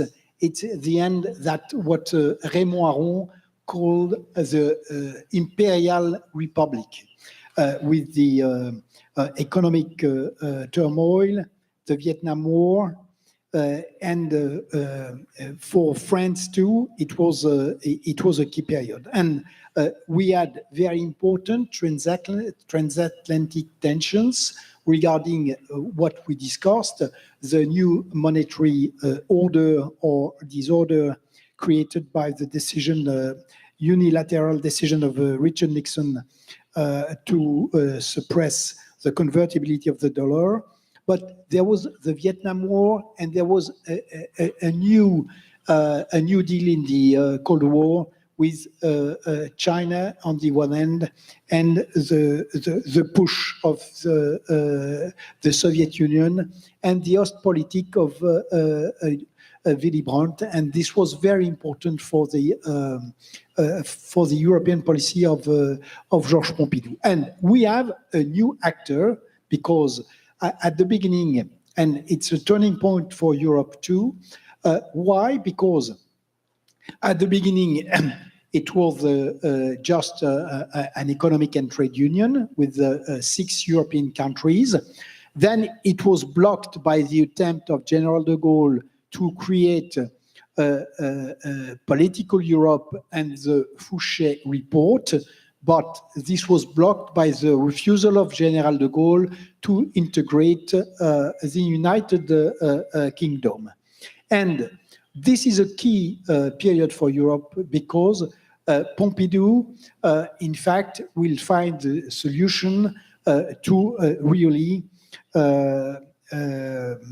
create a new era for Europe, and a new deal for Europe. So the first one is that for Pompidou, he wants to revive the European integration because he wants to rebalance the relations with Germany on the one hand and the US on the other.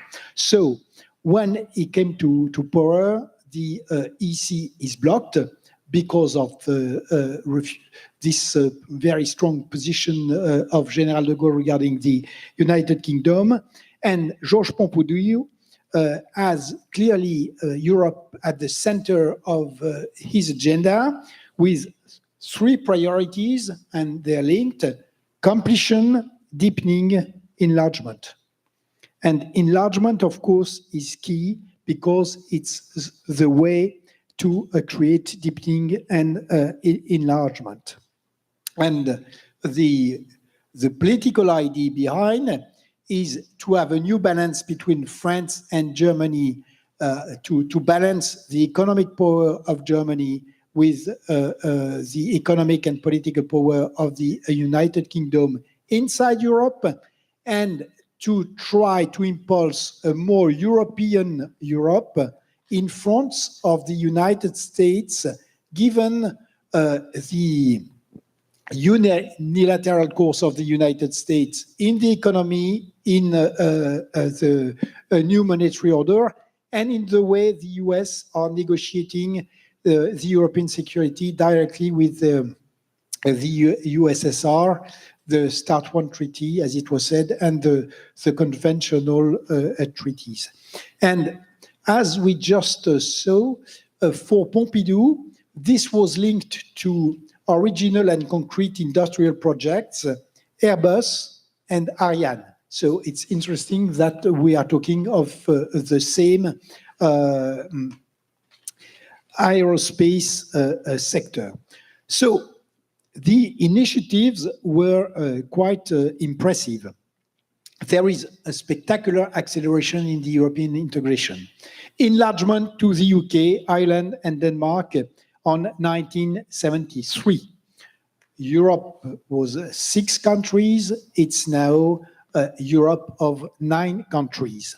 Second, the Werner Report, and this is the beginning of the economic and monetary union. So it's very clear for Pompidou that it's impossible just to limit Europe to a common market.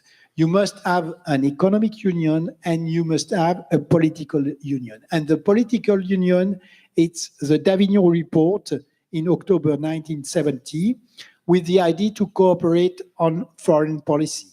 And the last and very important point, just before his death, the decision was taken in December 1973 to create the European Council at the Copenhagen Summit. So, as you see, there is a real global scheme, enlargement, economic and political, and an impact on the governance of the Union with the creation of the European Council.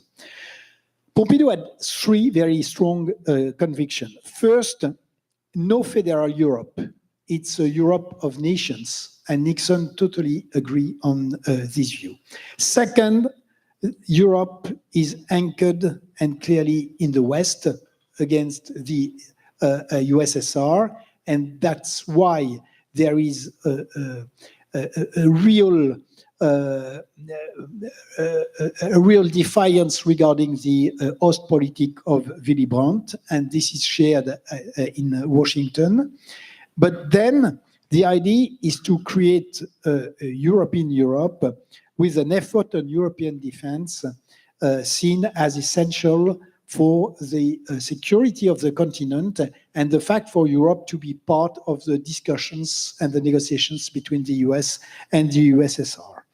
And what is interesting is that Nixon broke with the traditional position of Kennedy and Johnson, who were very opposed, in fact, to the growth of Europe and to have an independent France and a more autonomous Europe.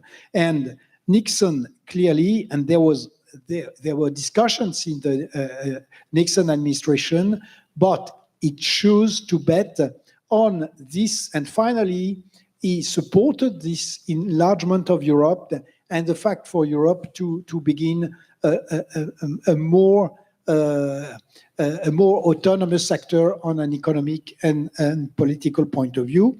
And for France, as it was said, there was an important moment, the fact that at the Ottawa summit of the NATO Ottawa summit, there was a clear declaration that the French and UK deterrents were contributing to the security of the alliance and of Europe. So then, and this is the last point, for France as for Europe, you had these shocks and these transatlantic tensions linked to the dollar, the flexible exchange rates, the Kipur War, and the oil shocks.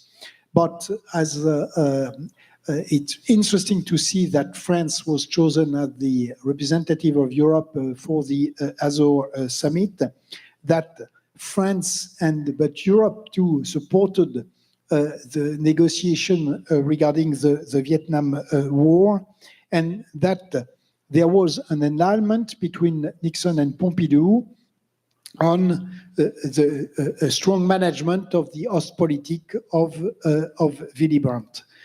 This did not prevent the degradation, the final degradation of the relations with the domestic problems, Watergate, Pompidou illness, monetary energy, and the Kipur War. But and that was this year 1973 was a catastrophic year because it was supposed to be the year of Europe, and it was the year of all the transatlantic tensions, and clearly it went to a real failure. But if you look the legacy, it's quite impressive, in fact, because finally the shift to the floating exchange rates was managed. Second, the oil shock was managed too. There was an impressive reinforcement of the European unity and the foundation for the single market, the single currency. And as on the East-West relation, the Helsinki agreements, they were clearly underestimated, but they played a key role in the collapse of the Soviet Union and the Soviet empire. So that's why we had these two men, realist, pragmatic, but with a clear vision of what should be done in a period, and that's of course a common point. They clearly understood that the order of 1945 and the America of 1945 were dead, and that, but the two of them agreed on the fact that it was necessary to build a new imperfect order that was much better than chaos. Thank you.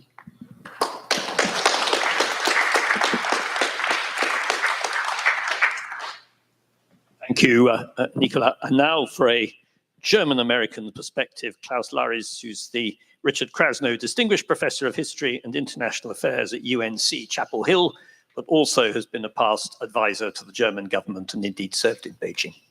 Thank you very much indeed. There's not much left to be said now, I have to say.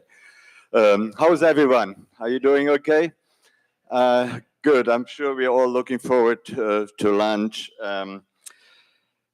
I think this is an important conference, and thank you for inviting me, because transatlantic relations need to be reevaluated. They're being reevaluated almost every day. And at the moment, transatlantic relations are in very bad shape. We need to get our act together. It has seems to have become a relationship based on money, not on common values. No one mentions anything about values and democracy anymore. It's very transactional. And that was not quite the case in the past. I do disagree with some of what you said. I think the relationship was much less good than was painted here in some papers in the past, but it was still much better than what we see right now. In the 1960s and 1970s, there were plenty of transatlantic problems. Vietnam, you mentioned, is of course one issue. There was relations with the Soviet Union, how to conduct these relations. There were economic problems in Britain, in France, in West Germany even, where the first small recession began in the mid-1960s, and also, of course, in the United States.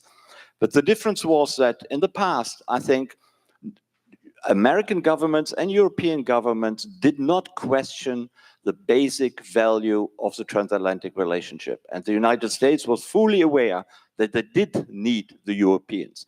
Perhaps the Europeans needed the United States more, but it was clear that also the United States needed the Europeans. And of course, at the moment, this is very much questioned by many in the United States and in responsible positions, which in my view is very sad. Still, there were problems, and Nixon, when he came to power in January 1969, he immediately thought that his first trip should go to Europe. For an American president at the time, it was clear that the first main trip would go to Europe or to a European country. And Nixon thought relations had deteriorated. Maybe any president thinks that his predecessor doesn't do a good job, so he needs to do it better. And Nixon thought the transatlantic relationship needs to be revived, needs to be rebuilt. And he proclaimed to Henry Kissinger and others that he wanted to have a transatlantic relationship based on equality, where people would actually consult each other and talk to each other on a fair basis. As we will soon see, that was, less realistic and practical than he proclaimed, but I think his intention was genuine and serious. And his trip in February 1969 was successful. He saw de Gaulle was actually overawed by the outgoing French president. He saw many other leaders in Europe, and the European leaders were quite pleased with Nixon because he proclaimed to be very pro-European. However, soon after his return, problems came to the forefront again. There was in particular the Vietnam War, and most European governments, actually with the exception of British Prime Minister Heath, who kept a very low profile about the Vietnam War, most West European leaders were very critical regarding the Vietnam War and really never really forgave Nixon for being quite tough on Vietnam, to put it that way. There was also lots of suspicion about maybe how the Europeans dealt with the Soviet Union. And it was in particular Henry Kissinger who soon came out as the person in the Nixon administration who was particularly suspicious about the Europeans. Perhaps that can be explained by his German background. Clearly, he was particularly suspicious of West Germany, despite its democratic nature, and he never trusted the Willy Brandt government in Bonn, whether they really could not be tempted by the Soviet Union to move further east in return if the Soviet Union offered them in return a unified Germany. He never overcame that suspicion, though it was, of course, pretty groundless. And also the idea that Europe might become a third pillar in world affairs, a more independent actor in world affairs, Kissinger never had any sympathy for. Nixon actually was much more generous in his thinking regarding the role of Europe in the future than Kissinger was. Kissinger was the one who was the skeptical European politician within the Nixon administration. And as Nixon believed, Kissinger had particular expertise on Germany and on Europe because of his background. He always kind of believed what Kissinger told him and was quite influenced by how Kissinger saw things, particularly in Europe. Kissinger was never a fan of European integration. For him, He was thinking, when we look at his books, he wrote as an academic at Harvard, he was a believer in power politics, traditional power politics. And having an integrated Europe, a coalition of nation states, that for him, was something which remained foreign to him all the time. And in 1969, we had the Hague Conference, which was a major stepping stone regarding the process of European integration. That conference was convened after de Gaulle had gone in well-deserved retirement. And that also meant there was a breath of relief regarding Europe, because suddenly it was possible under new French President Pompidou to open the way to European integration to the British. They could finally admit it. And that was agreed at The Hague, was perhaps one of the most important decisions. And also the personal relations between Pompidou, British Prime Minister Heath, and Willy Brandt in West Germany became closer, and increasingly they cooperated more. There was still suspicion around. It wasn't that they were all kind of chummy friends, but still they began to cooperate more closely than previously. Kissinger and Nixon, Kissinger in particular, wasn't too impressed by the Hague Conference, because it seemed to create a third power bloc in the world, more independent from the United States than they liked. And so Kissinger wasn't too overwhelmed by the Hague Conference. Today, we talk about strategic autonomy. President Macron, of course, has introduced that term to the world. At that time, we talked about ever closer union and a more united Europe. But essentially, it was the same tendency. The Europeans believed that they needed to become more independent in world affairs, in security issues, but also in monetary and economic issues. Still, in the 1970s, the problem which had plagued the transatlantic relationship in the 1960s remained essentially very similar.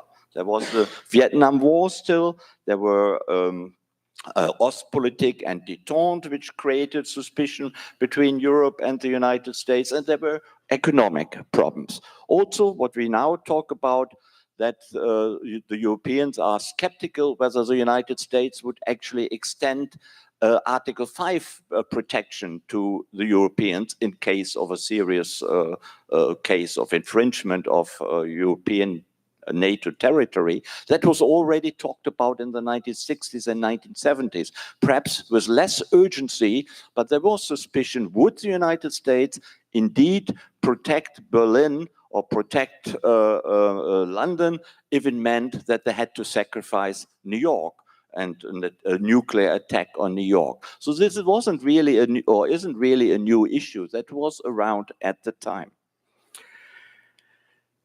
The Europeans realized, however, that in security policy, and military policy, they had no chance to become more independent, because the United States, in the context of the Cold War, in the context of the conflict, this very serious conflict with the Soviet Union, which might well go nuclear, the Europeans, the West Europeans, were clearly dependent on America's security and nuclear umbrella.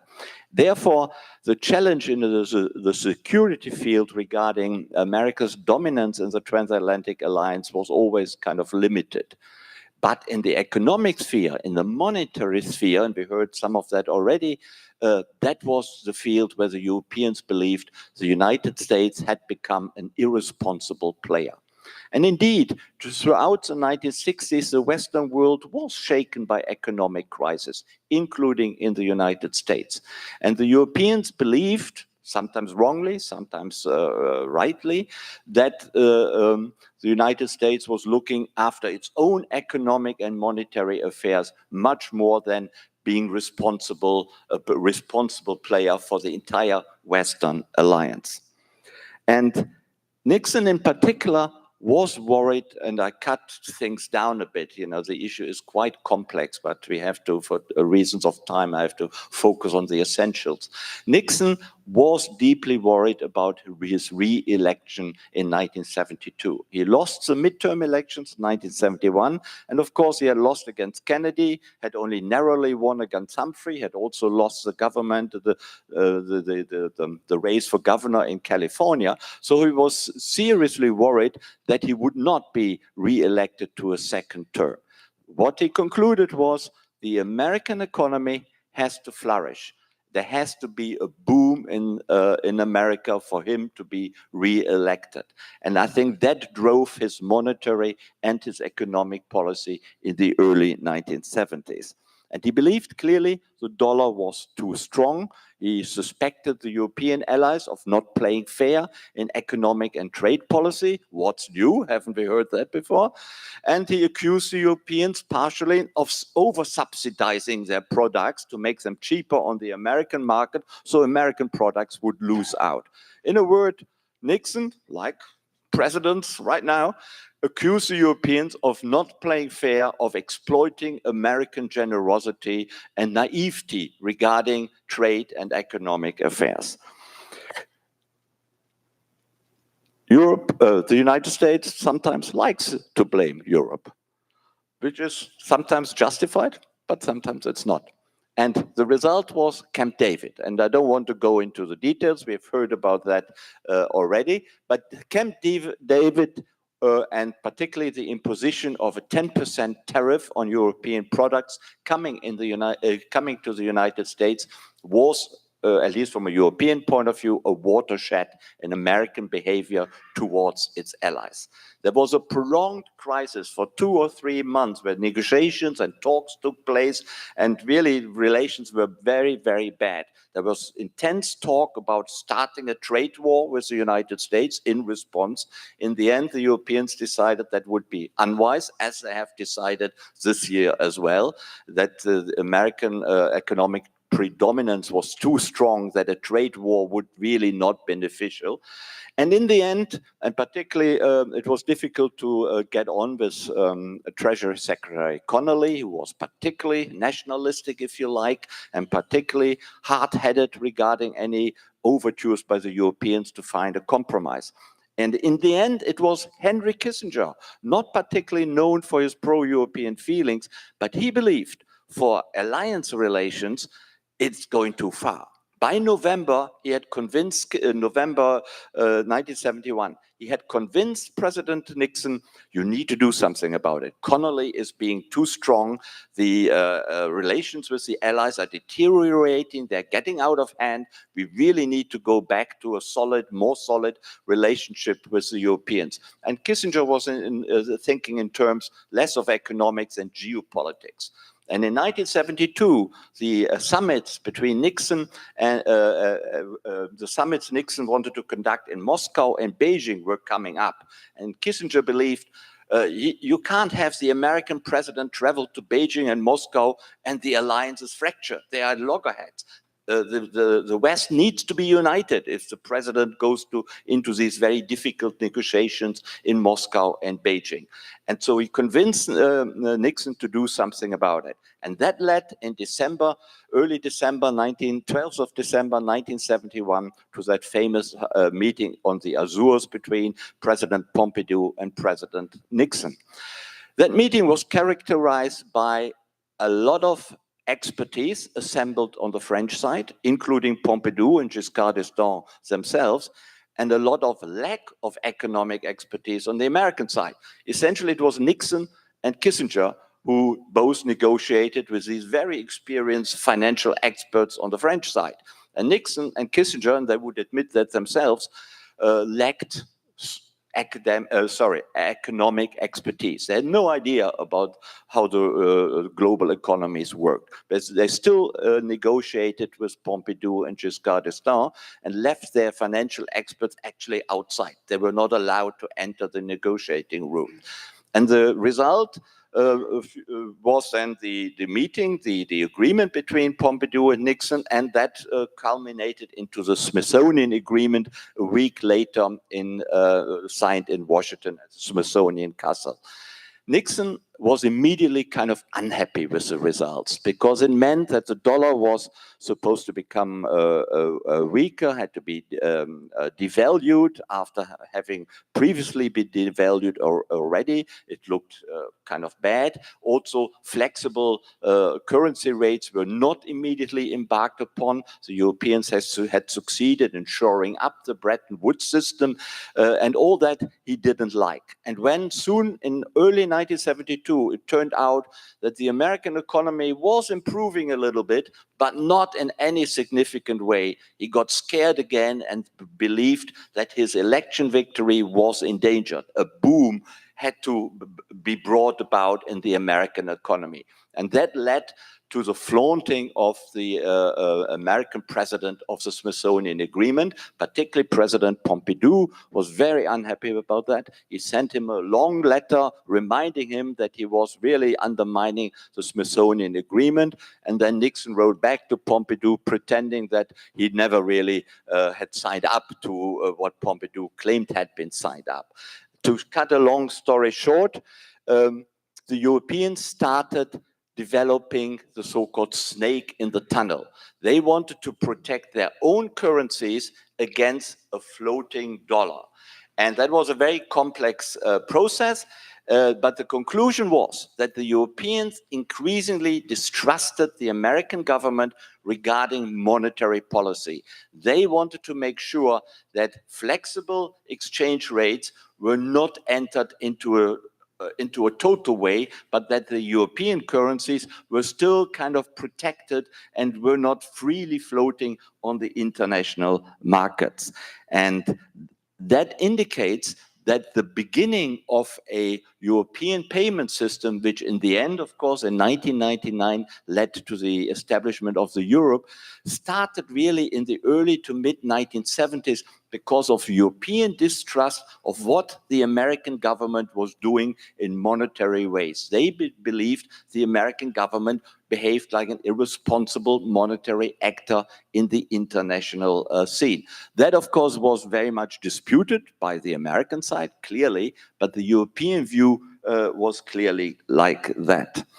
And then we have Kissinger's Year of Europe speech soon after. Then we have the Yom Kippur War. All these major events, particularly, of course, the October War of 1973, saw Europeans and Americans partially deeply divided. And the transatlantic relationship by the end of the Nixon administration was in dire straits. And it took then President Ford, who came back as vice president, or who was he was elevated to the presidency, to calm things down. And one reason why he managed to calm things down was he calmed Kissinger down. You know, Nixon had perhaps relied quite a lot on Henry Kissinger, and Ford kind of took the national security portfolio away from Kissinger, left him as Secretary of State, but made him less responsible for European affairs, particularly for European economic affairs. In a way, in the early to mid 1970s, the United States increasingly, the Europeans increasingly regarded the United States as an uncertain ally. And that, by the way, is the title of my book I published a few years ago. But having all said that, having been quite critical about the transatlantic relationship, the core of the transatlantic relationship, the value base, the insight that a divorce would be totally impossible, totally inadvisable, that core survived throughout the Nixon presidency. Nixon and Kissinger, despite all difficulties with the Europeans, and the Europeans, despite all difficulties with the Nixon administration, never ever wanted to give up on transatlantic relations. Both sides realized urgent improvements were necessary, but no one wanted to go for a divorce. And I think that really differentiates us from the good old 1970s to what we are witnessing today. What is the solution to everything I've just said? The solution is really intense and increasing cooperation, because in the last resort, the United States and the Europeans have nowhere else to go but to go together. When we look at China, with a huge population, when we look at an aggressive Russia, it is only together in cooperation, in deep cooperation of transatlantic relations, that the Western world stands a chance to implement global order and the rule of law. Without cooperation between the transatlantic alliance, I think we are lost. And I think we should bear that all in mind. And in the 1970s, politicians already realized that, despite all the problems they also had to deal with. Thank you very much.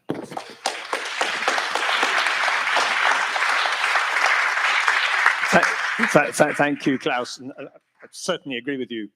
Heath, of course, backed the United States over Vietnam so consistently because he saw it was such an important element for Nixon. He then fell out with Nixon over virtually everything else.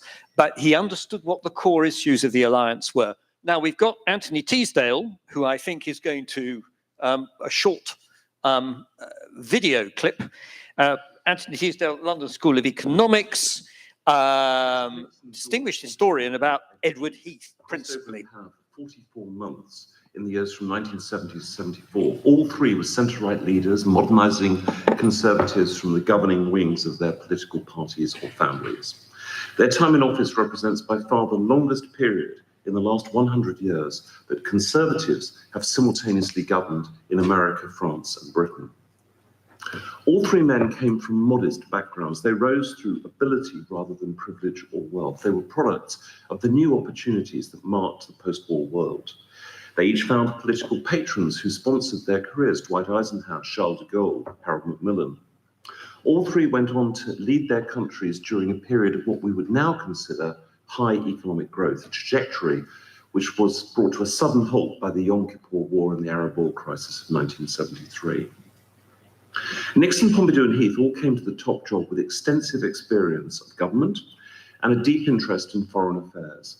Despite their different temperaments and personalities, they had the potential to work together, and they tried to do so, united by a common desire to move beyond traditional thinking about Europe and about the Atlantic Alliance. Europe was central to both Pompidou's and Heath's visions, and indeed to their achievements. They were famously partners in power in a relationship between French and British leaders that was unknown before and has never been repeated since. Both Pompidou and Heath intended to play leadership roles in a European community that they wanted to relaunch themselves together. France, from its relatively comfortable position as a founding member state, Britain as a prodigal son that saw membership of the community as a central vehicle for reviving the country's prosperity and political influence. This situation marked a major change in European politics. De Gaulle had not sought to lead the European community. Rather, he chose to ignore or contain it politically and essentially instrumentalize it as a vehicle to modernize French agriculture. Whilst in Britain, Heath's predecessor, Harold Wilson, had relatively little interest in relations with Europe or with individual member states, or indeed across the Atlantic, estranged from Lyndon Johnson by refusing to join America in the Vietnam War. By contrast, Heath invested huge political capital in securing UK membership of the European community, and he did so in active partnership with Pompidou, perhaps the only French leader not to seek to marginalize Britain and Europe. Heath's success in securing entry in 1973 was an astonishing act of political will, achieved largely in defiance of British public opinion and against the indifference of much of the country's governing elite. Few can doubt that, but for Heath, accession to the community would never have happened. For his part, Pompidou was no less brave in breaking with his predecessor de Gaulle, not just in accepting but in advocating British membership of the community. It's difficult now to imagine the scale of the shadow that the general still cast over French political life during Pompidou's years in the Élysée Palace. Pompidou wanted Britain in Europe for both political and economic reasons, but these reasons were about generating collective power. In addition to any immediate economic advantages that UK membership might generate, both men believed in what Pompidou's successor, Valéry Giscard d'Estaing, was to call l'Europe puissance, Europe as a source of collective strength and as a force in the world. Pompidou also believed that Britain's instinctive preference for intergovernmental over supranational structures in Europe would enable them to manage the transition to a more active, more ambitious policy agenda in a way that did not threaten the nation state, did not overly empower the Brussels system. Both men wanted a more ambitious Europe, including in the most sensitive areas of foreign policy, security and defense, and indeed in monetary cooperation. But they were distrustful of locating too much power in central community institutions, notably the European Commission. Pompidou told Heath in one of their first meetings that UK entry should, quote, sound the death knell of supranationalism in Europe. Pompidou had little knowledge of or interest in the operation of the Brussels institutions themselves, and perhaps for that reason, he in effect invented a new one that he himself could guide outside Brussels. He did this by holding the first serious summit meetings of EC heads of government since de Gaulle had abandoned that idea a decade before, when the other five rejected his Fouché plan. These summit meetings, held in The Hague in December 1969 and in Paris in October 1972, set the community on a new course. Heath was an enthusiastic participant in Paris, even before Britain had joined the community, committing his country inter alia to economic and monetary union in Europe. Transatlantic relations. Even if Pompidou kept France out of the integrated military command structure of NATO, he recognized the centrality of the Atlantic Alliance to Western security, and he believed in the importance of a united West, with Europe and the United States as its twin pillars. He was more skeptical than many realize about Willy Brandt's Ostpolitik, and particularly the latter's treaty that recognized East German borders. Pompidou was significantly less anti-American than de Gaulle. Whilst Heath, for his part, was less transatlanticist than most British prime ministers before or since. For Heath, the United States was nowhere near as central to his political consciousness or thinking as for Churchill, Macmillan, or Thatcher. This convergence of view between Paris and London created a significant opportunity for a transatlantic entente with Washington. Relations could be more triangular rather than simply bilateral. White House Elysee and White House Number 10 relations could be supplemented, could be complemented by creating the potential for a strong and more convergent West through collective action between all three countries. Here, Henry Kissinger was an important facilitator with his European background, his interest in France, the fact, for example, that he had lived in Britain at the end of the Second World War, albeit briefly, his intellectual links across the Anglosphere, his deep understanding of global politics, his willingness to take risks, and his enjoyment in defining and redefining the parameters of diplomacy and international power. Under Kissinger's guidance, Nixon took care to respect French sensitivities. For example, Nixon pointedly told Pompidou in 1970, on the latter's first ever visit to the United States, and I quote, "I'd like to distance myself somewhat from the positions of my predecessors, in that I am not at all worried by the French policy of national independence.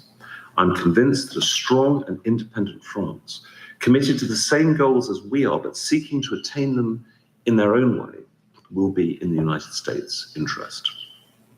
Nixon talked of an economically strong and politically independent France as part of a wider global power structure that would move beyond the dominance of two superpowers. The two presidents established a very effective, almost intimate way of talking together about world issues, a pattern revealed and described in Eric Roussel's biography of Pompidou, a pattern that also characterized Pompidou's discussions with Heath in particular. Among the results were a secret US-French agreement on cooperation in nuclear defense and the sharing of intelligence on Soviet anti-missile systems. There was, of course, always ambiguity in the Nixon-Kissinger view of the benefits of a more united Europe. Kissinger himself wrote in early 1969, just as he was becoming Nixon's national security advisor in the White House, quote, "American policy has been extremely ambivalent. It has urged European unity whilst recoiling before its probable consequences. He also wrote about the desirability of keeping Europe confederal, as he put it, rather than supranational, so that it had multiple points of decision and thus points of US influence. Washington was able to work successfully in tandem with Paris and London, for example, in opening up dialogues with the Soviet Union and China and in deepening links with Japan, key objectives which all three leaders pursued in parallel. But the White House found it much more difficult to factor European perspectives into decision-making on issues where US interests were directly at stake or where long-standing American foreign policy positions did not align with those of its European partners. Such tensions were revealed first as problems in financing the Vietnam War forced President Nixon suddenly to announce the severing of the Bretton Woods link between the dollar and gold in August 1971, a decision from which Kissinger was in effect excluded. The implications for Europe were serious and real. Not only was the community's decision to link their national currencies in a snake a direct result of this US decision and initiative, but it proved unsustainable. The snake proved unsustainable partly because of continued dollar instability. The US Treasury Secretary John Connally is alleged to have remarked, the president has a problem and he wants to share it with his friends. Many of those friends were to be found in Europe. The second divisive issue was, of course, the Middle East. Tensions had already been apparent during Pompidou's visit to the United States in 1970, when the issue of France's sale of 110 Mirage jets to Gaddafi's Libya, when it was freezing arms sales to Israel, generated big anti-French demonstrations in Chicago and New York. Nixon was forced to rush to the Waldorf Astoria Hotel in New York, which Mrs. Pompidou refused to leave, in order to host an event in the French president's honor that the mayor of New York City and the governor of New York State had chosen to boycott. This was all happening 3 years before the Yom Kippur War, which in turn generated divergent views between the US, French, and UK governments, with Britain, for example, refusing to allow US reconnaissance aircraft to use its sovereign bases in Cyprus to help Israel. The Waldorf Astoria Hotel was also the scene of another episode which exposed the limitations of closer transatlantic relations at that time. Kissinger attempted to relaunch Euro-American relations in April 1972 by designating 1973 to be the Year of Europe, with a major summit and the signing of a new transatlantic charter supposed to follow. Both Pompidou and Heath, however, in varying degrees, thought the initiative, on which they had not been properly consulted in advance, too focused on NATO and a potential distraction from Britain's entry into the European community. They did not feel that it gave sufficient recognition to the kind of Europe they wanted to see as a global player in its own right, not against America, but as a genuine partner with America. In the event, 1973 was to prove an unusually difficult year. It can perhaps be better described as the year of non-Europe. As Washington became subsumed in the Watergate crisis and the Paris Peace Accords to end the Vietnam War underlined the scale of America's biggest ever foreign policy reverse. The Arab attack on Israel prompted a dramatic increase in the price of oil, induced an economic downturn across the West, and polarized opinion on the Middle East. The space for transatlantic cooperation was shrinking spectacularly. Some commentators called the impact of these events a kind of Suez crisis in reverse, and reviewing the year, the New York Times noted, quote, "What the United States has envisaged as the Year of Europe has become instead the year in which Washington's relationship with its European partners has struck an all-time low." 2 months after those words were written, in February 1974, Edward Heath was ejected from power in an early general election that he need not have called. Then in April, Georges Pompidou died in a long battle with cancer, concealed from the French public. And in August, Richard Nixon resigned over Watergate. The great convergence of the early 1970s was firmly over, and an important, perhaps unique opportunity had been lost. Thank you very much.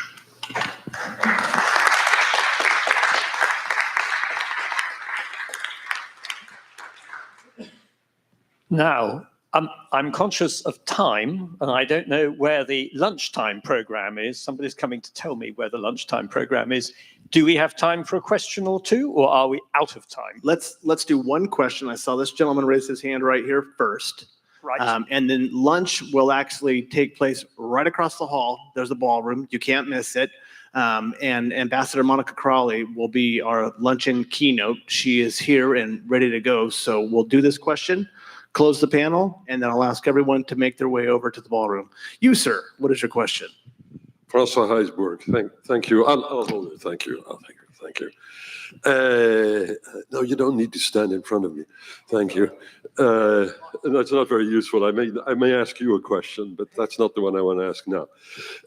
Seriously, what the previous speakers just said, that is a scale of the opportunity, of the missed opportunity.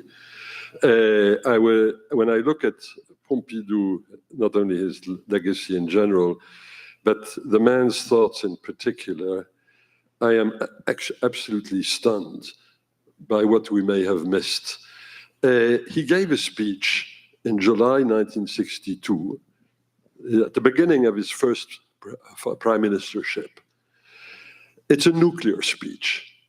He spends essentially 2 hours talking about the French military nuclear program, on ground which is normally the preserve of the French president.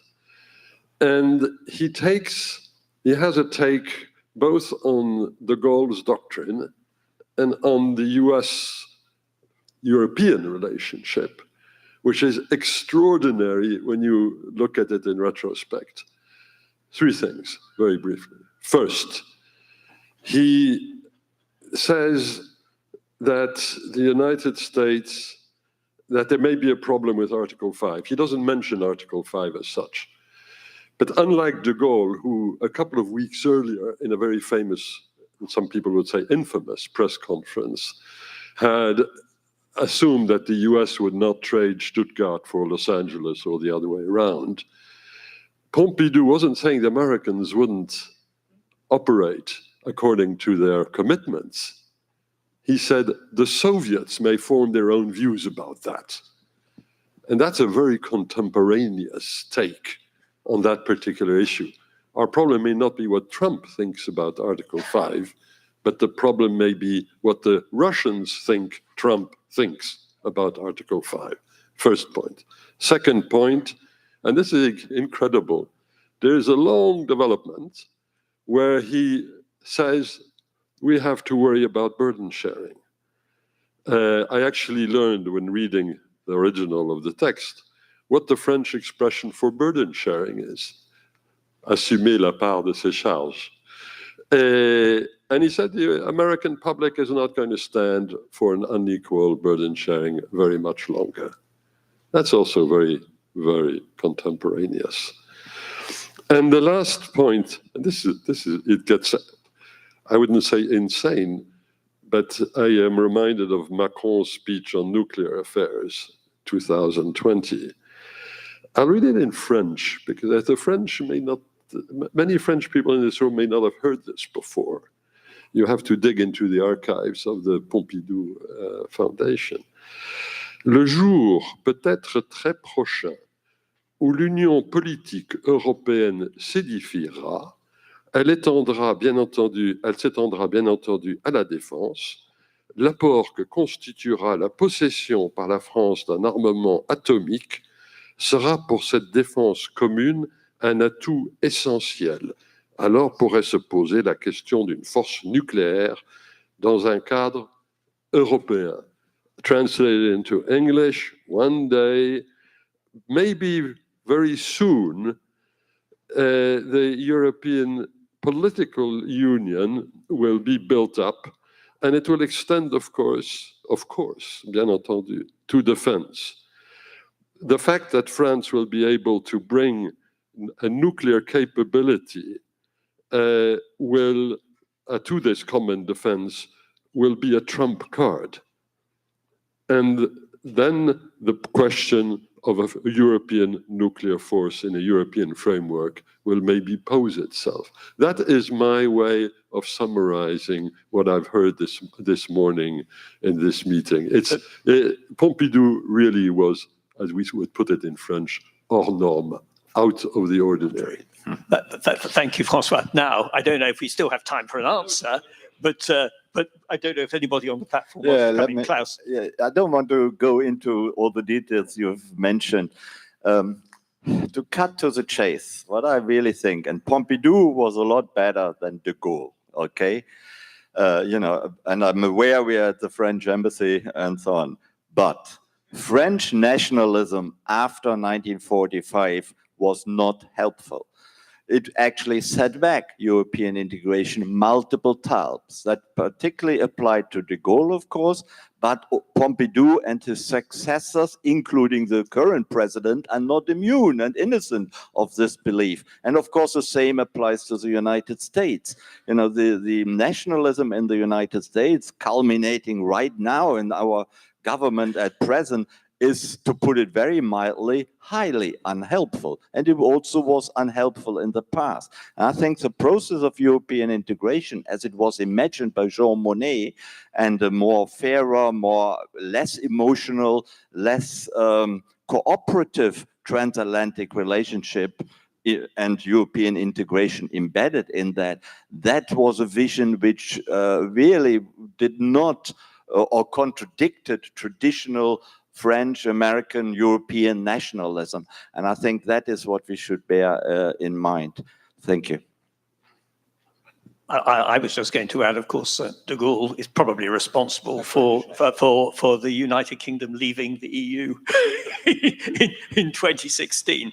Had we gone into the EEC in the early 60s, I don't think that the problems that beset our membership thereafter would have occurred in the same way. Possibly. Yeah. I think it's time for lunch. We will break for lunch. Thank you to the panel. Thank you, gentlemen.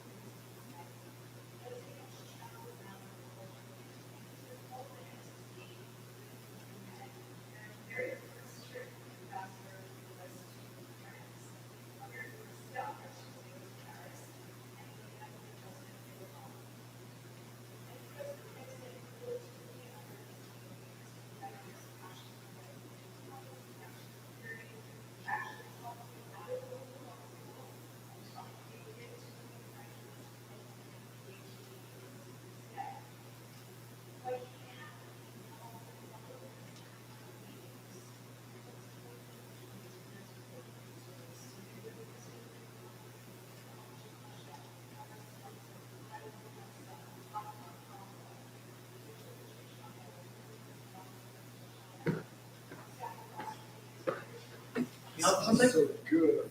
All the way to the back. I'm coming here to take a photo. All right. Thank you. Yep. Wow. Wow.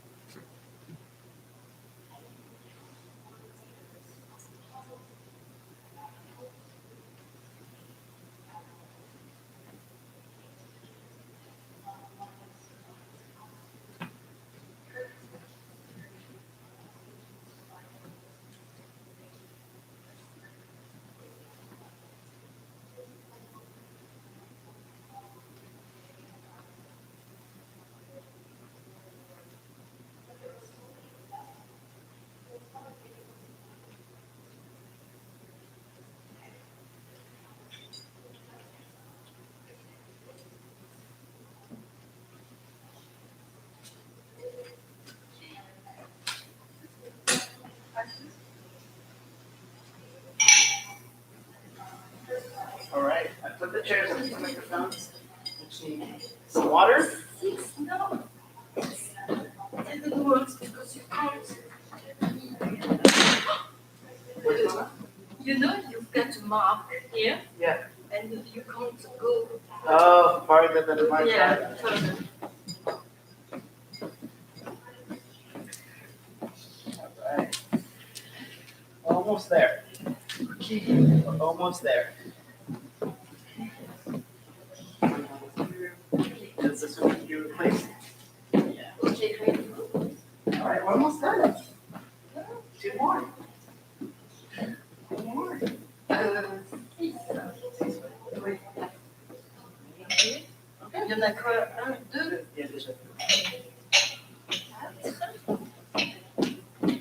Et une bouteille d'eau, c'est tout.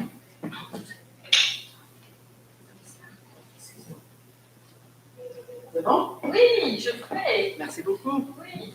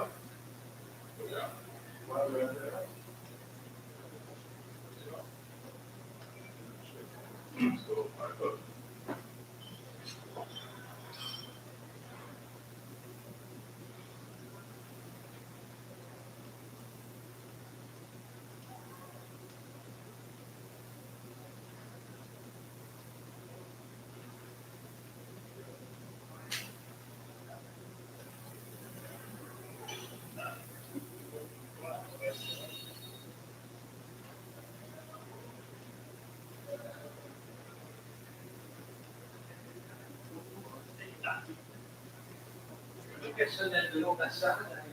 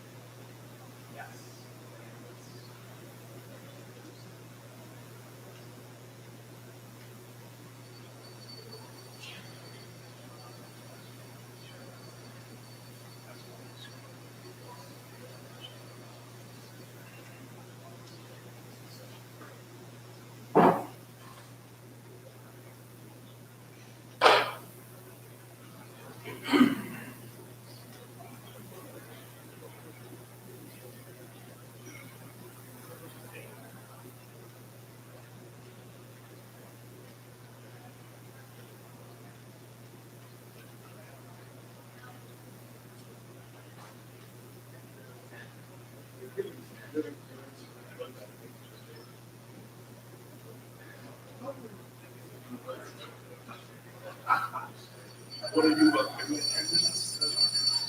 Yeah.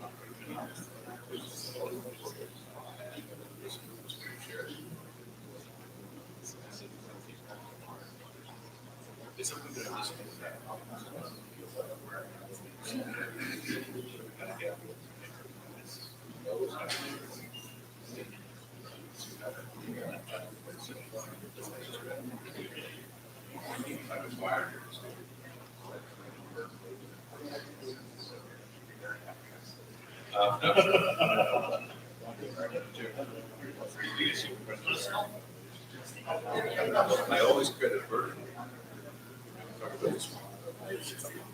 Paris, but I was fresh. Married somebody. But you could ask Burton. Christmas is massive.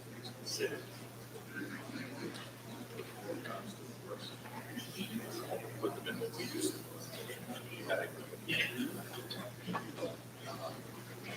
Perhaps a lesson.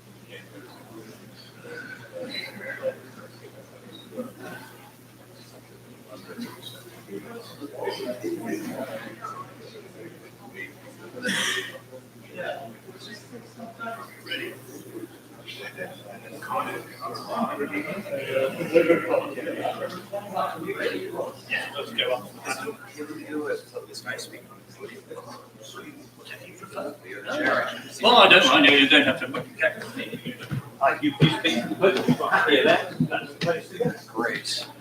Now, what should I find myself? I suppose here. That's where I was. And who are we missing? Still only oh. Right. Mark is on this panel. He's down there talking to Tom. Daniel, Laurent, Jérémy, Adam Howard.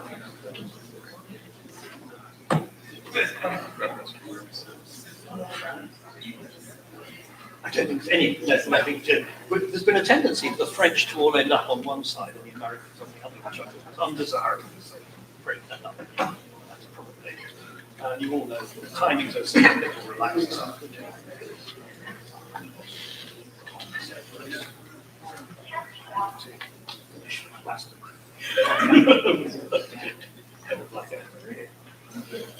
Right, we're still on shot. Mark is down in the audience. Mark. Professor Trachtenberg. Supposed to come and join us. You're on the panel. Yes, you're on the panel. You're on.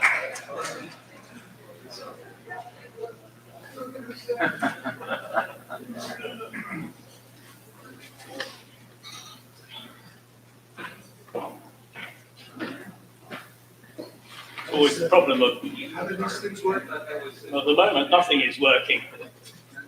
So presumably it's not switched on. But then when it's a turn, You just slot it from one side to the other. Hello, we're going to need some Amplification.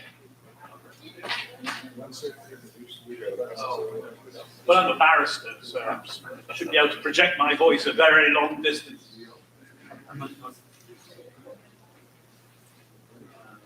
Olivier, we need some technical advice. Un peu de chute, at the moment, il n'y a rien, ça ne fonctionne pas. Yeah, perfect. That's on? Yeah. Hello.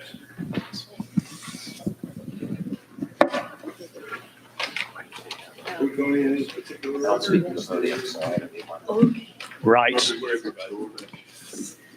Ladies and gentlemen, welcome back from that excellent lunch. And I'm very much aware that this can be described as the graveyard slot, because having had a nice lunch and some very nice French food and a couple of glasses of some excellent French Sauvignon Touraine in my case, that's fine for the people on the platform, but some of you may be inclined to fall asleep.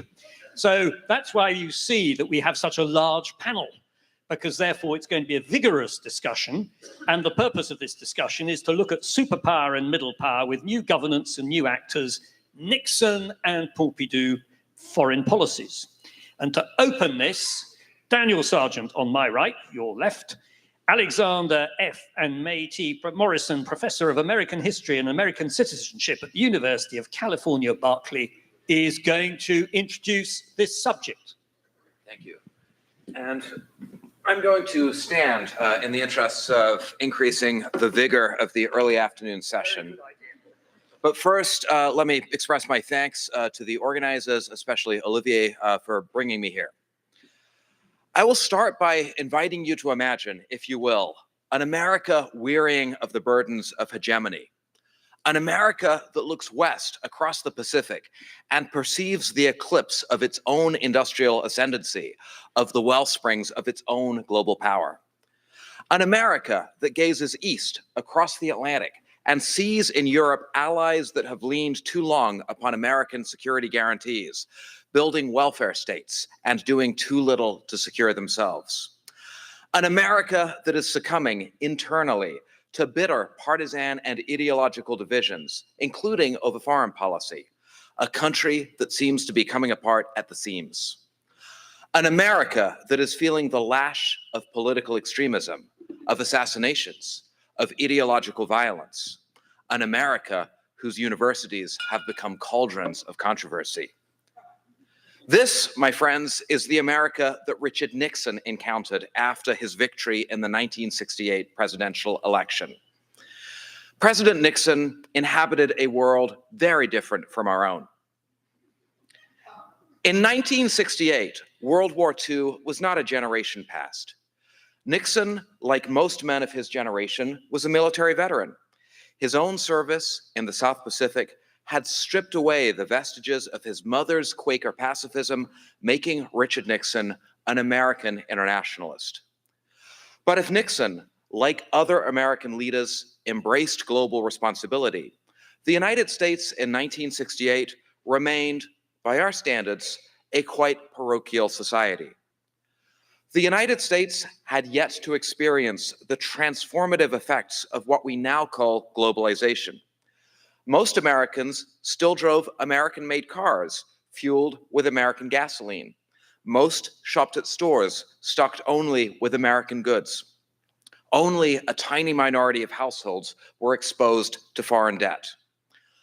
Americans in the late 1960s were, by today's standards, insulated from world affairs. The one exception to the nation's sense of isolation, to the essential self-sufficiency of the continental republic and its vast internal market, involved the business of war and peace. Americans by the late 1960s were becoming accustomed for the first time to the shadows of existential risk. The term MAD, for mutual assured destruction, was a novel coinage appearing only in the mid-decade.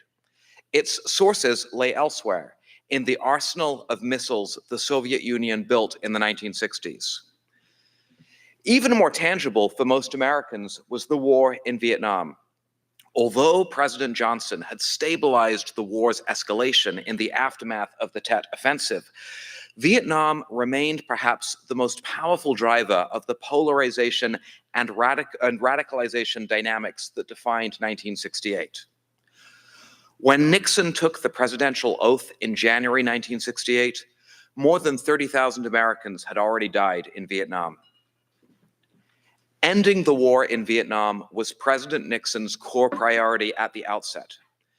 Nixon grasped the war's deleterious implications. He understood that the failure to end the war in Vietnam would erode the domestic political foundations for American internationalism. And yet, Nixon understood American credibility to be on the line in Vietnam. Abandon Saigon, Nixon worried, and allies elsewhere in Asia and Europe would no longer trust US security guarantees. The structure of international order that had emerged since the Second World War risked implosion. The implications were devastating. If allies like Japan and West Germany concluded that they could no longer trust the United States, would they seek to provide guards for their own security? Would they seek and even acquire nuclear weapons? The Nixon administration tried to split the difference. In the eponymous doctrine pronounced at Guam, Nixon sought to establish a categorical distinction. When it came to risks of great power aggression, to the Soviet Union and China, that is, the United States would continue to provide a nuclear shield to safeguard its allies. But when it came to internal insurgencies, of the sort that Saigon was confronting, the United States would take a different approach. Walking back the Truman Doctrine, Nixon announced that he would henceforth look to foreign governments to secure themselves against internal insurgents. This was rational retrenchment, a formula for avoiding future Vietnams. Ending the war in Vietnam proved harder. Nixon's strategy was sound. He intended to empower South Vietnam, to shift the burdens of warfighting from American to Vietnamese shoulders. Nudged by Nixon, South Vietnam became in the early 1970s a more effective state than it had been in the 1960s, when it had functioned as Washington's abject client. Nixon's strategic instincts were sound, but he could not broker peace. The North refused to negotiate with the South, and US domestic politics constrained Nixon's capacity to act. Caught between the unstoppable force and the unmovable object, Nixon lashed out.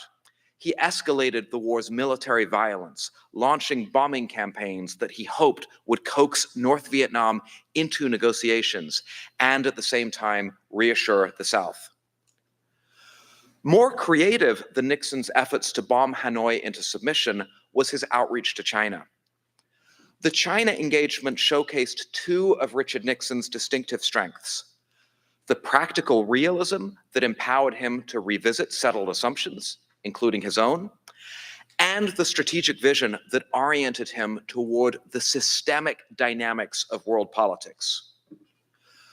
Earlier in his career, Nixon had been a China hawk, a California anti-communist oriented towards the Pacific and committed to the Chinese nationalist cause. Within the Eisenhower administration, Nixon was a stalwart friend of Taiwan, willing to use nuclear weapons in its defense. But the passing of time convinced Nixon that communist China was an established fact, a reality with which the United States would have to deal. China, Nixon grasped, could not remain forever outside the family of nations. Nixon saw practical necessity in re-engagement, but he also grasped geopolitical opportunity. Alert to the estrangement that had escalated sharply from the mid-1960s, Nixon hoped to extract diplomatic leverage from the Sino-Soviet split. Perhaps the animosity between the communist superpowers could be leveraged to the advantage of the United States. This insight motivated Nixon's landmark visit to Beijing in February 1972.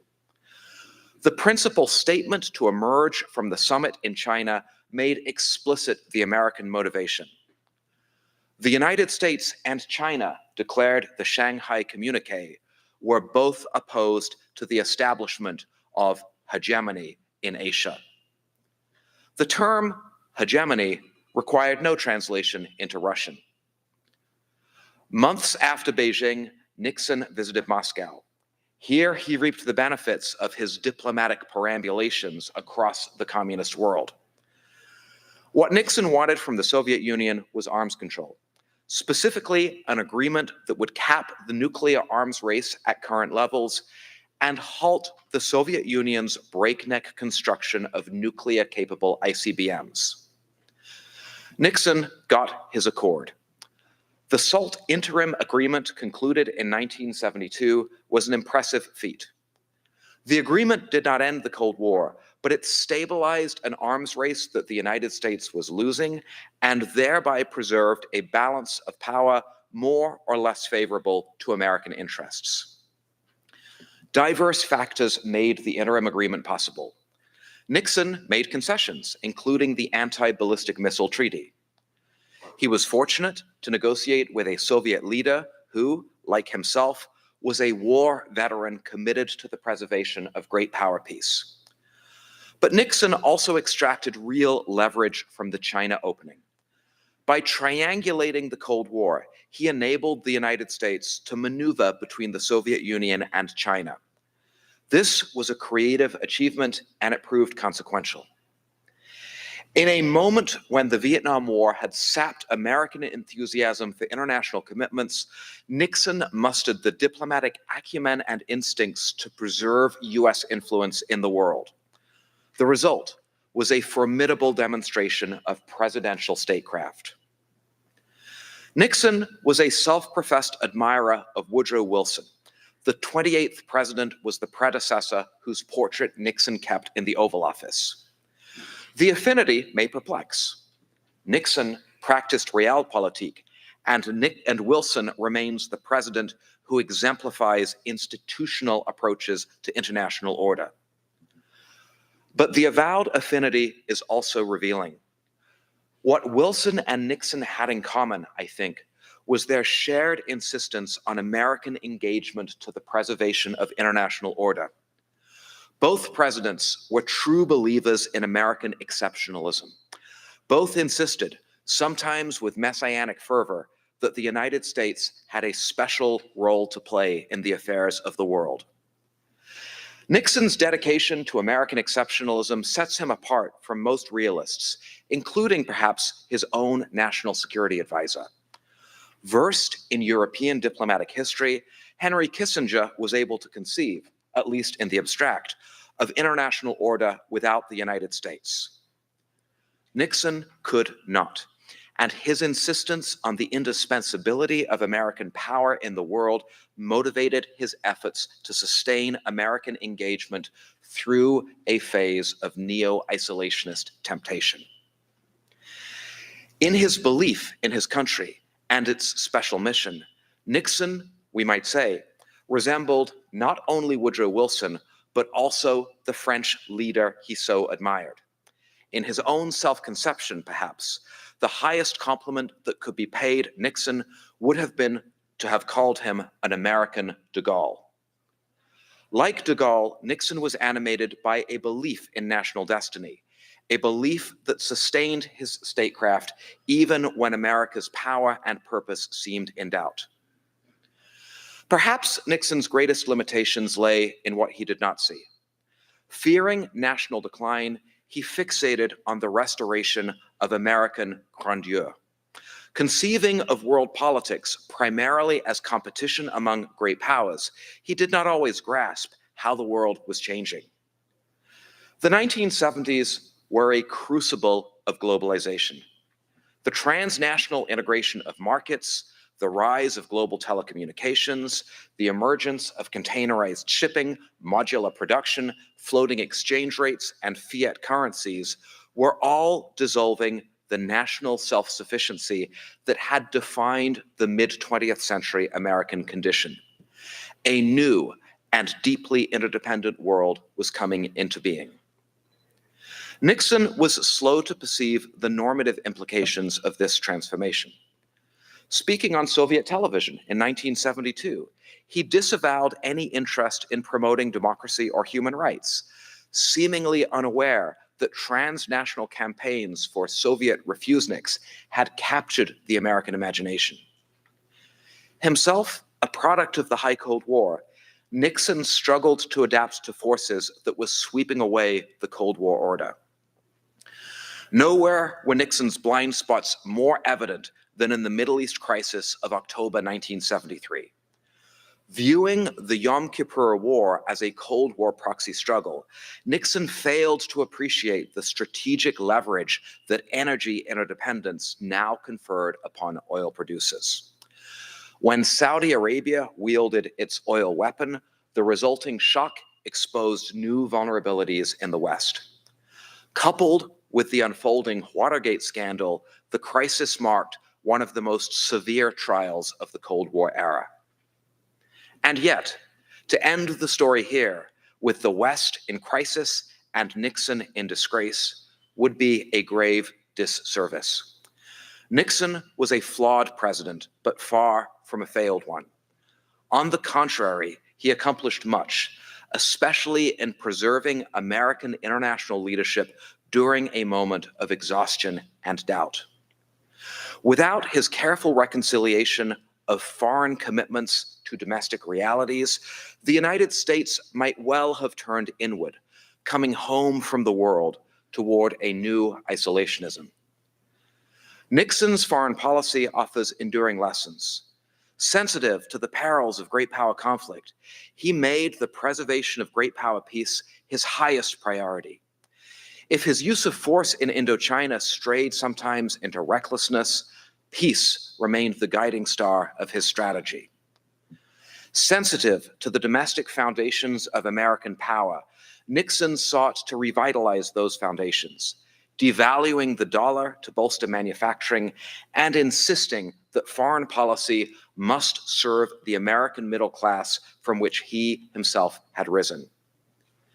Sensitive to the risks of disorder, Nixon sought stabilization, partnering with Democrats to protect the environment and expand the welfare state at home, and with Brezhnev and Mao abroad to contain the Cold War's most dangerous rivalries. A conservative in the tradition of de Gaulle or Disraeli, Nixon sought not to inflame the passions of his age, but to calm them.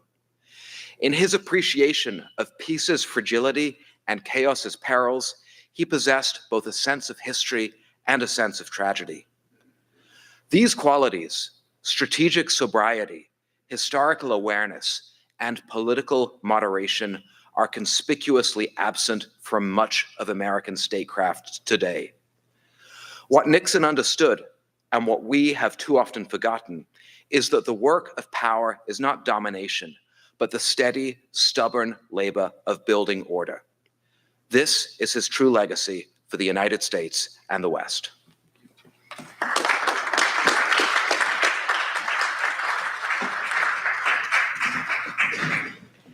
Thank you, Daniel, for that wonderful overview. It's clearly valuable to stand up, but that's probably the product of lecturing, which always has advantages.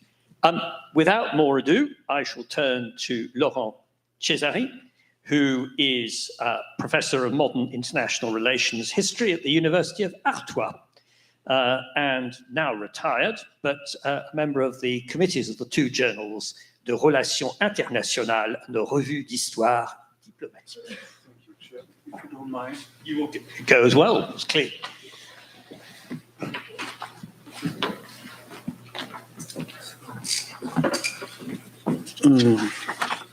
Good afternoon. I've been asked to speak about the way Michel Joubert influenced Pompidou's decision-making, with a brief comparison between Kissinger and Nixon, and also about French policy towards People's China, also with a brief comparison. Superficially, the relation between Kissinger and Nixon and between Joubert and Pompidou looks the same. Both Joubert and Kissinger were the powers behind the throne, and both moved from this position to be appointed foreign secretaries officially in charge. Both Nixon and Pompidou used Kissinger and Joubert to conduct a personal diplomacy and circumvent the apparatus of their respective foreign departments in a way which had no legal basis. The so-called domaine réservé of French presidents in foreign and defense matters has no more legal standing than the use of a national security advisor as a surrogate foreign secretary. Both practices are made to circumvent parliamentary control. But the resemblance stops here. To influence Nixon, Kissinger used to flatter him. He tried to put his own ideas in Nixon's mouth. He applauded all the suggestions of the president, etc.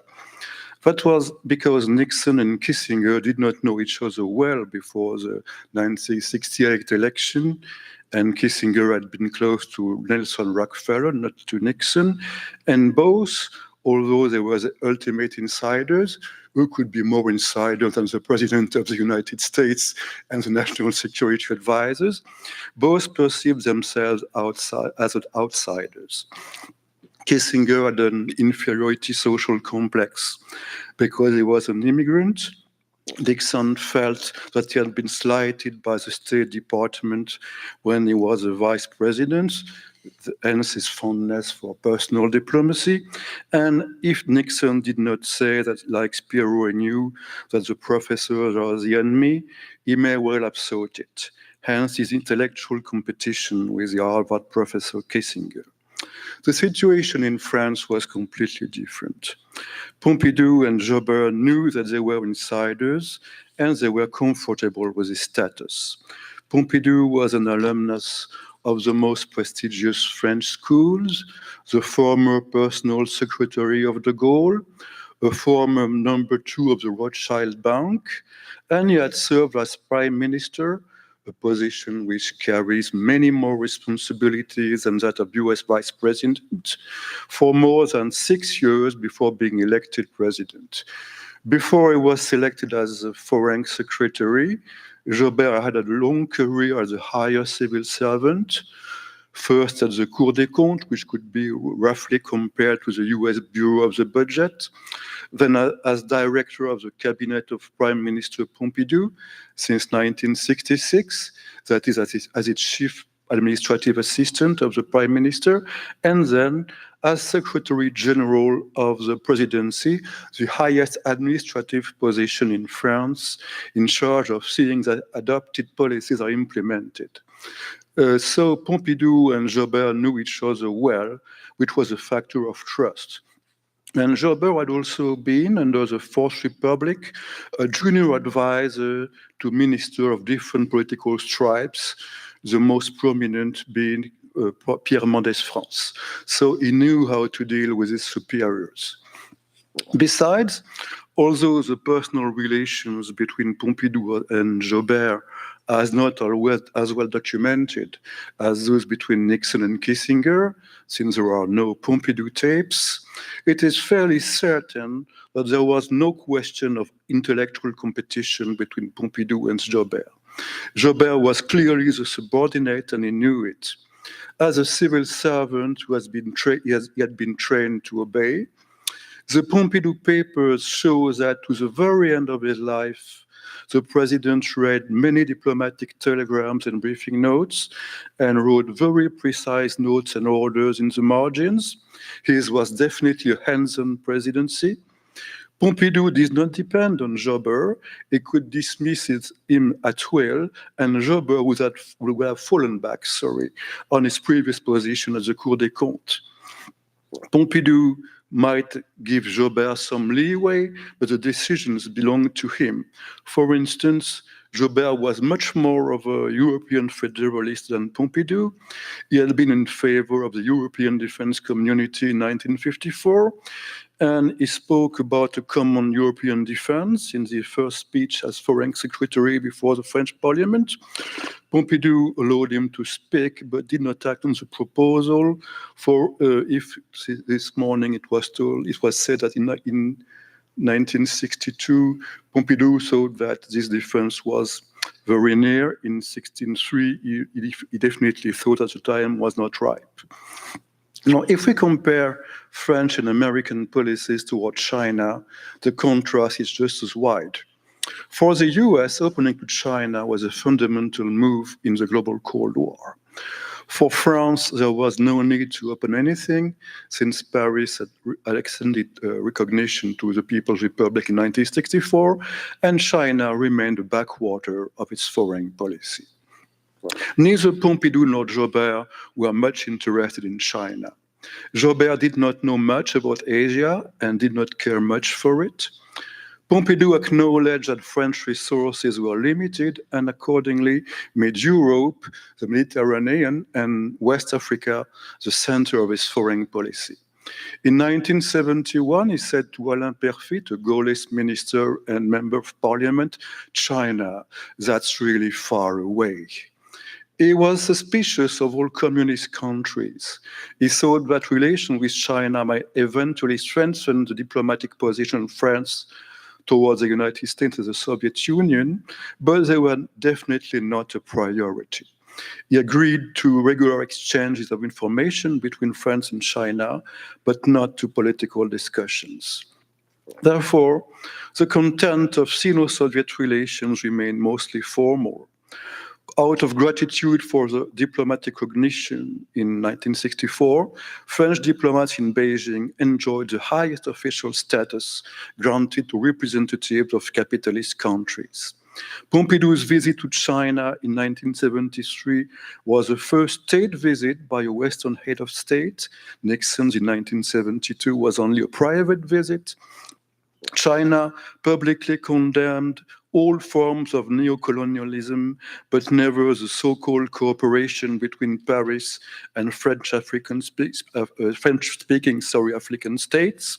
This position allowed France to act as a facilitator between the People's Republic and countries which had not yet recognized it, such as Italy, Japan, or Malaya, or which had disputes with Beijing, such as India. The Chinese, too, were to blame for this lack of content of diplomatic relations. They warmly agreed to the main positions of French foreign policy: diffidence toward the Soviet Union, solidarity with the United States to contain Soviet influence, opposition to the Washington-Moscow condominium, greater autonomy of Western Europe toward Washington and of Eastern Europe toward Moscow, opposition both to the Non-Proliferation Treaty and to the acquisition of nuclear bombs by Japan and West Germany, accession of the United Kingdom to the common market, but in the context of the war panic with the Soviet Union in 1969, which caused the opening of China to the United States, what Beijing wanted in the short term was a strong common anti-Soviet front between Western European countries and the United States. A European currency, a European community autonomous from the United States, that was fine according to Beijing, but only in the long term. What was needed for the here and now was that European members of NATO put more money in the decision or in the defense budget, just as Washington asked. And of course, the People's Republic was opposed to West German Ostpolitik. That was asking too much of France. Pompidou, like Kissinger, feared that Ostpolitik might draw West Germany into the Soviet orbit. It was to counter such a development, to avoid leading Bonn along with Moscow, that he maintained regular political contact with the Soviet Union. French policy under Pompidou and Giscard d'Estaing, along with other West European states, contributed to the long-term erosion of Soviet power in Eastern Europe by putting human rights on the agenda of the Conference on Security and Cooperation in Europe, whereas Kissinger did not care much for it. That was an anti-Soviet policy, but too subtle, too long-term to interest the People's Republic. To sum up, France agreed to detente and China did not. Concerning Southeast Asia, France favored neutralization of the subcontinent, but asked in return that China stop helping foreign Maoist guerrillas. That too was asking too much. This help ceased only during the Sino-Vietnamese War of 1979, in a context when China needed to concentrate on its main regional enemy. French policy had nothing to do with that outcome. Economic relations fared not better. Officially, China favored French goods as a reward for the early establishment of diplomatic relations between the two countries, but the conditions were highly restrictive. French goods would get preferential treatment over those of other countries which were of similar quality, sold at equal price, and delivered in equal time. West Germany had become the main Western commercial partner of China in 1976, a position which had been held before by the United Kingdom, and France was never able to change the situation. Notice that West Germany was also the third commercial partner of Taiwan, whereas commerce between France and Taiwan amounted to only 10% of that between France and the People's Republic. Thus, the world situation was not conducive to strong ties between France and the People's Republic. Nevertheless, Pompidou could have done better. In 1972, the French ambassador to China, Etienne Manac, suggested to resume exchanges of students between France and China. That would not be easy, since French was no longer the foreign language most taught in Chinese school. But Pompidou did not even give it a try. He answered, "This is not urgent. Should the occasion arise, it will be necessary to keep a close eye on these exchanges." And so, when exchanges resumed at the turn of the 70s and the 80s, Chinese students went in droves to American universities. This anecdote reminds us that Pompidou, like Nixon, was a right-wing, law and order president. Thank you very much.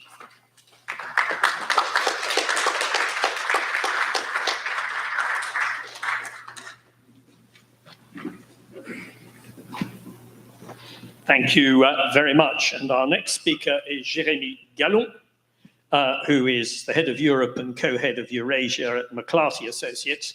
That slightly hides a background in international affairs and working for the European Commission's delegation in this country, and to the EU ambassador in Washington, and also a considerable past in journalism and writing. Jérémy. Thank you very much, Dominic, and well, delighted to be with you today. Many thanks to the Nixon Foundation and the Institut Georges Pompidou for organizing this series of fascinating sessions. And I'm glad to be back at the French Embassy, where I was an intern, a very young intern, nearly 2 decades ago. And there's no question of plastic surgery here. So I think when we analyze the relationship between Pompidou and Nixon, for me, it's deeply intertwined with the relationship between de Gaulle and Nixon. And Daniel mentioned the fact that de Gaulle and Nixon shared a sense of tragedy, a sense of history. And I think this is very important because they met for the first time, de Gaulle and Nixon, in 1960. And after Nixon lost the gubernatorial election in California in 1962, in fact, like many people thought that his political career was over in the US. But in fact, de Gaulle invited him twice in the Élysée Palace in 1963 and 1967, because he had discovered and realized that Nixon had a strategic thinking. And he was probably in his generation, and by contrast, de Gaulle didn't have very good relations with JFK and Lyndon Johnson, and so that he had a strategic mind. And when Nixon was elected president during the Council of Ministers, de Gaulle said, well, the new US president has been like me, in exile in his own country. So there was also this personal dimension. And I mentioned this relationship because Pompidou inherits, of course, he was the prime minister of de Gaulle, and so he inherits this respect for the strategic mind of Nixon. Then there was, of course, a second very personal tie between Pompidou and Nixon that was mentioned by Nicolas this morning, which was the fact that they both grew in the shadow of two giants, Eisenhower and de Gaulle. And there is this very moving anecdote at the funerals of de Gaulle at Notre Dame in November the 12th, 1970. After the funerals, there is a meeting between Nixon and Pompidou, and Pompidou says with tears in his eyes, finally alone. And when he says this, it's not a relief, but there is partly the sense that, well, as long as they were, Eisenhower died in March 69, as long as they were still alive, they were a bit over their shoulder, but there was also the sense that in a way it was also a comforting presence. So it was a very ambiguous and mixed feeling at this moment. I think that then there is also the question of the continuity. This morning it has been said that Pompidou was less anti-American than de Gaulle. I would disagree with this approach, in the sense that I don't think you can say in any way that de Gaulle was anti-American. In 1960, when a US spy plane was shot down in the USSR, during the erection of the Berlin Wall, during the October 1962 Cuba Missile Crisis, without any ambiguity, de Gaulle stood along the US. And there was zero ambiguity at any moment of his presidency on the fact that he belonged to the Transatlantic Alliance. However, he thought that France had an independent voice and that Europe had an independent voice on the global stage. And I think that Pompidou, in this regard, is a direct heir of de Gaulle. And so I think where there was a difference was in the style. And of course, Pompidou was deeply aware that he didn't have the historic legitimacy of de Gaulle, and so in the way he framed things, there was less provocation in certain speeches, in certain formula, because he was aware that he didn't have necessarily the historic legitimacy to have this kind of rhetoric. But then there are, for me, three things that enable like a real honeymoon between the US and France in 1969, 1970. So the first one is the role of quasi-intermediary played by France, and in particular vis-a-vis the USSR. And when I was mentioning the meeting of November the 12th, 1970, what is very interesting is that they also discussed Brezhnev, because the months prior to this, Pompidou had traveled to Moscow. And basically during like this meeting, Pompidou is explaining Brezhnev to Nixon, not only in terms of what was the content of the meeting, but the psychology of Brezhnev. Because until that time, Nixon had not met Brezhnev. Second, of course, key role. This is a role, and Daniel mentioned it, like of facilitator of the negotiations on Vietnam in Paris, where Pompidou asks Joubert to be in charge and to organize all the logistics of the meeting, and where it enables Kissinger and Pompidou to spend quite a lot of time together. And there was even like on February the 20th, 1970, he invites Kissinger to have like lunch in his private apartment in Paris. And third, the distrust toward Ostpolitik that has been mentioned. Then there has been, of course, a series of strategic divergences between the two men. Many of them have been mentioned in previous panels, so I will not go back to them in detail, but of course the end of the convertibility of the US dollar to gold on August the 15th, 1971. And more than this, because there is the Assos summit where France plays a diplomatic role, for me really the breaking point is more when Secretary Schulz was at the time Secretary of Treasury, announced second depreciation of dollar early 1973. And here, like Pompidou has these words, they have not been loyal to us. And so I think this is, at this moment, a breaking point. Of course, there is also the policy of détente. And the policy of détente, for me, there are two aspects. There is first an aspect that, well, when it was initiated first by de Gaulle, Pompidou inherited a policy of détente where France was, in a way, alone on this policy vis-à-vis the USSR, which created a very comfortable sort of situation for France in its privileged relationship, I would say, with Moscow. Of course, when you have both Germany and Nixon implementing themselves a policy of détente and Brezhnev being able to play on the three, I think it creates a less comfortable situation. But then there is first and foremost the fear that this policy of détente could lead to Soviet-US condominium over Europe. And here I will just mention, I think, a fascinating parallel. The tensions created between Pompidou and Nixon on this reverberate a lot with the tensions in a fascinating correspondence between Kissinger and Aron that Nicolas knows more than anyone. And you have many very interesting letters where basically Aron expresses strong disagreement with Kissinger on this. But I think like the key issue between Nixon and Pompidou, but I would even say more between Kissinger at the end and Pompidou was on Europe. And I think like the key diverging view was that at the end of the day, Pompidou was in favor of like an intergovernmental but independent Europe, which was part of the transatlantic alliance, but able to express its own divergences vis-à-vis the US. While I think for Kissinger and Nixon, they were not against European unity, but as long as European unity was in favor of the unity of the West. And I think here was the nuance, and I think the key difference that led to, of course, all what we discussed in 1973. And I will just conclude on two things. We were discussing the role of the men behind Nixon and Pompidou. I think at the end, of course, there was also a very bitter relationship between Joubert and Kissinger. But I had the chance to meet several times Henry Kissinger at the end of his life, and he was even acknowledging vis-à-vis Joubert that he had a great admiration, intellectual admiration for him. And he was saying we strongly disagreed, but he was probably one of the most competent and brilliant interlocutor I had to deal with during my whole career. And the second thing is that I think one of the most beautiful portraits of Pompidou was drafted by Kissinger in his memoirs. And I think like he had perfectly understood the man, how refined he was in terms of culture, and he was acknowledging that they had strong disagreements during the presidency of Pompidou, but he admired the statesman he was.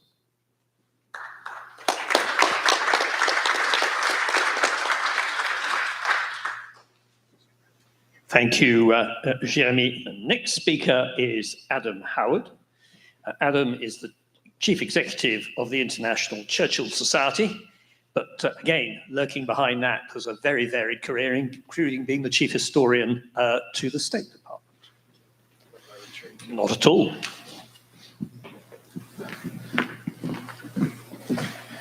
Good afternoon, and thank you, everyone, and thank you to our hosts, both from the Nixon Library and here at the Embassy, the French Embassy.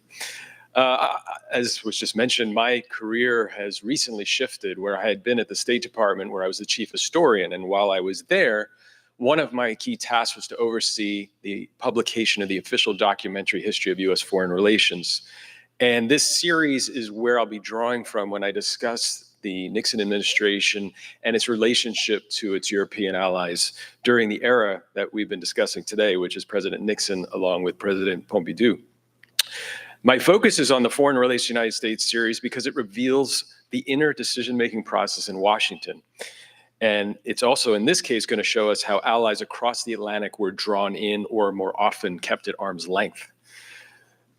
Now, the record of the Foreign Relations United States series is the official policy, or sorry, the official documentary record of U.S. foreign policy at the highest levels. And I just want to shamelessly plug my old office because they do tremendous work that you can use to research any of the talks we've heard both on this panel and other panels. It covers the years from 1861 and is most recently publishing documents of the Reagan administration. And again, it's fully searchable. And it's free. So you can look at anything you wish, download it in PDF format, or you can download it onto any tablet if you want to research any of the topics you're hearing today or others related to that time period. Now, what's so amazing to me about these documents is it's not just what they tell us when it comes to what decisions were made, but they also allow us to hear the deliberations, the disagreements, and sometimes the frustrations of the policymakers themselves, including non-American policymakers who are covered in the meetings that are covered in the types of documents you'll find, like memoranda of conversation, back channel cables, and other official US government documents.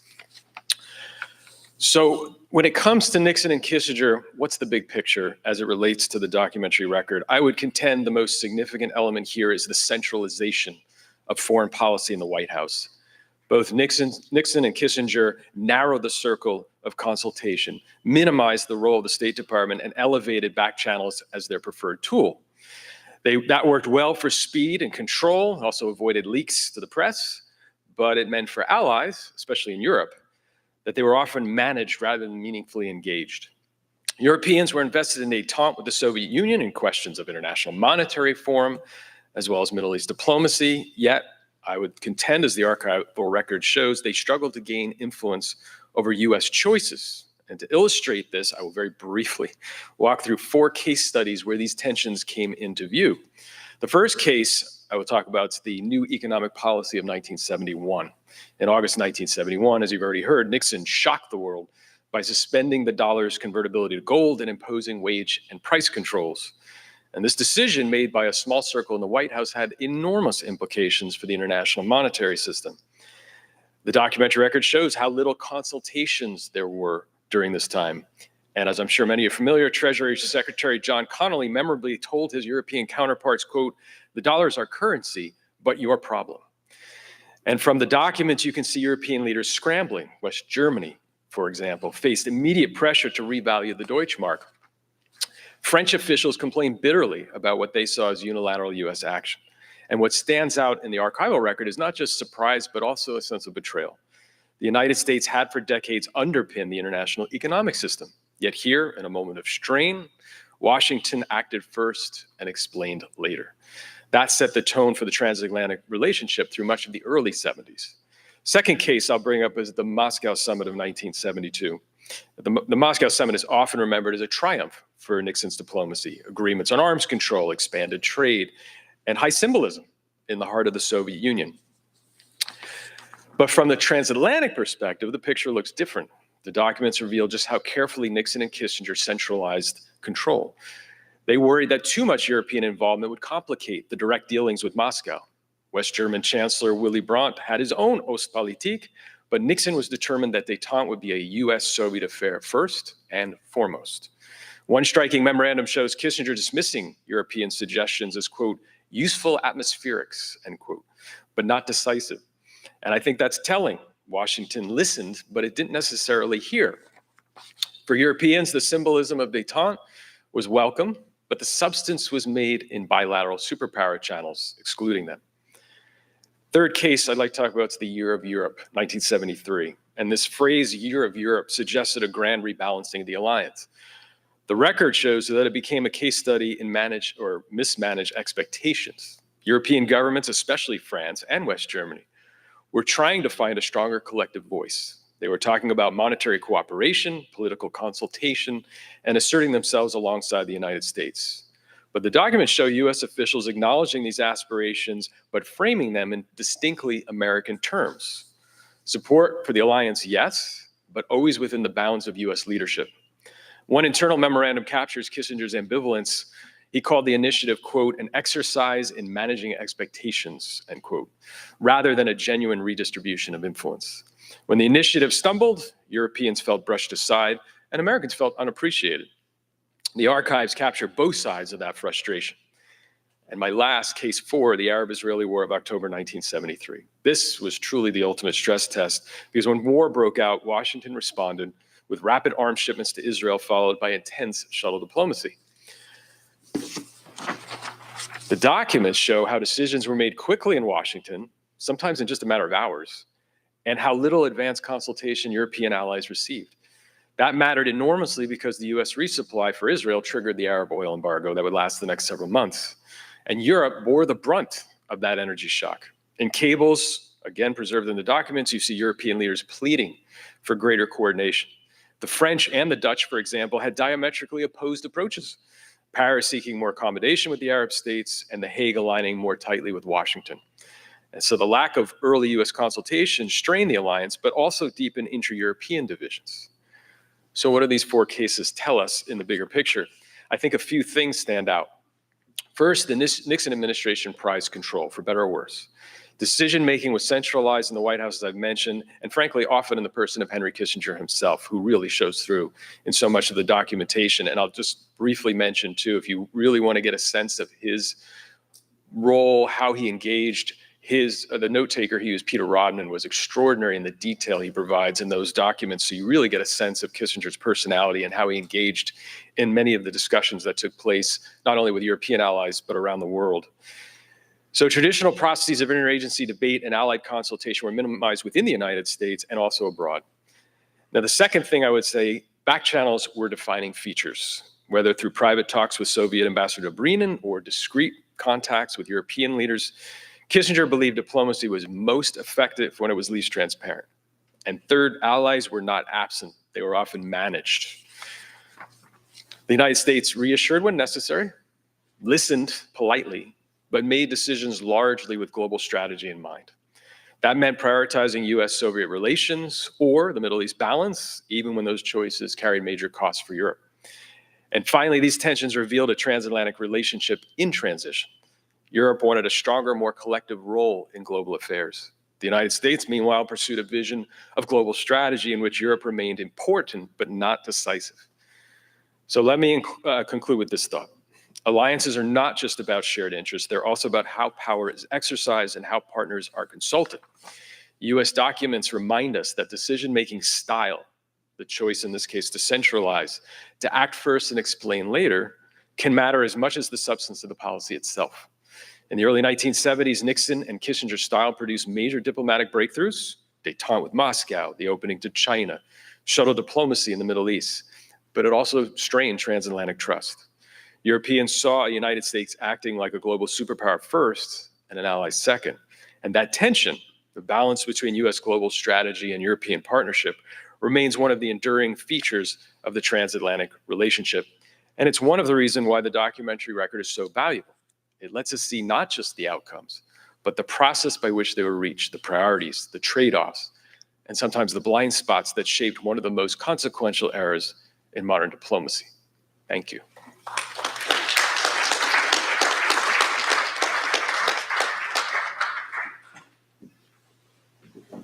Thank you very much. I was always reminded of the conversation between Heath and Pompidou at their 71 summit, which was, they ruminated on what had happened over the collapse of Bretton Woods, and Heath said, what would happen if a future American president were to make the acceptance of American-US economic policy dependent on whether the United States would continue to protect Western Europe? A subject which perhaps is rather more topical now than it has been over the last 30 years. Thank you very much. Last but not least in this discussion, Mark Trachtenberg. Mark is Professor Emeritus of Political Science at the University of California at Los Angeles and has written extensively on international relations.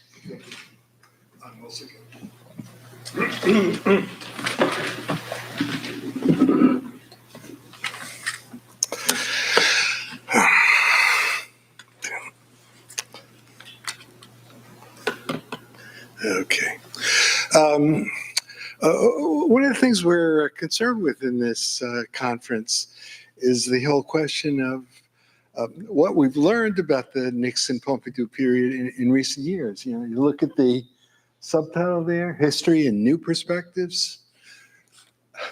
How has our historical understanding of this period changed? Are those new insights capable of giving us anything of value as we kind of grapple with these issues of how to conduct foreign policy in the contemporary world and so on? I'm actually a good person to deal with that question because must have been about 15, 16 years ago, I was invited to a conference in Paris, also sponsored by what was then called the Association Georges Pompidou. I think you were there too, Laurent. Yeah. I had to give a paper there, so I was living in Los Angeles at the time, and so I went down to the Nixon Library. It was about an hour from where I lived, and I went through all the materials there relating to relations with France during this period, and there was a lot of other stuff I went through as well, including in the Pompidou papers, which were in the Archives Nationales. I must say, but this is just a little aside with regard to the next session. That was the only archive I've ever been to where they didn't let you make any photocopies, and they made everyone sit very close to the the Président de la Salle, the person who kept an eye on you to make sure you weren't sneaking out a little camera or anything. So, but it had a lot of terrific material there too. So I wrote up this, I gave this talk and I wrote it up as a paper, and it was published in 2011. And I reread the paper before coming down to this conference. I said, well, have my views changed at all in any significant way over that last 15-year or so period? The answer is not really. Some new things have come out.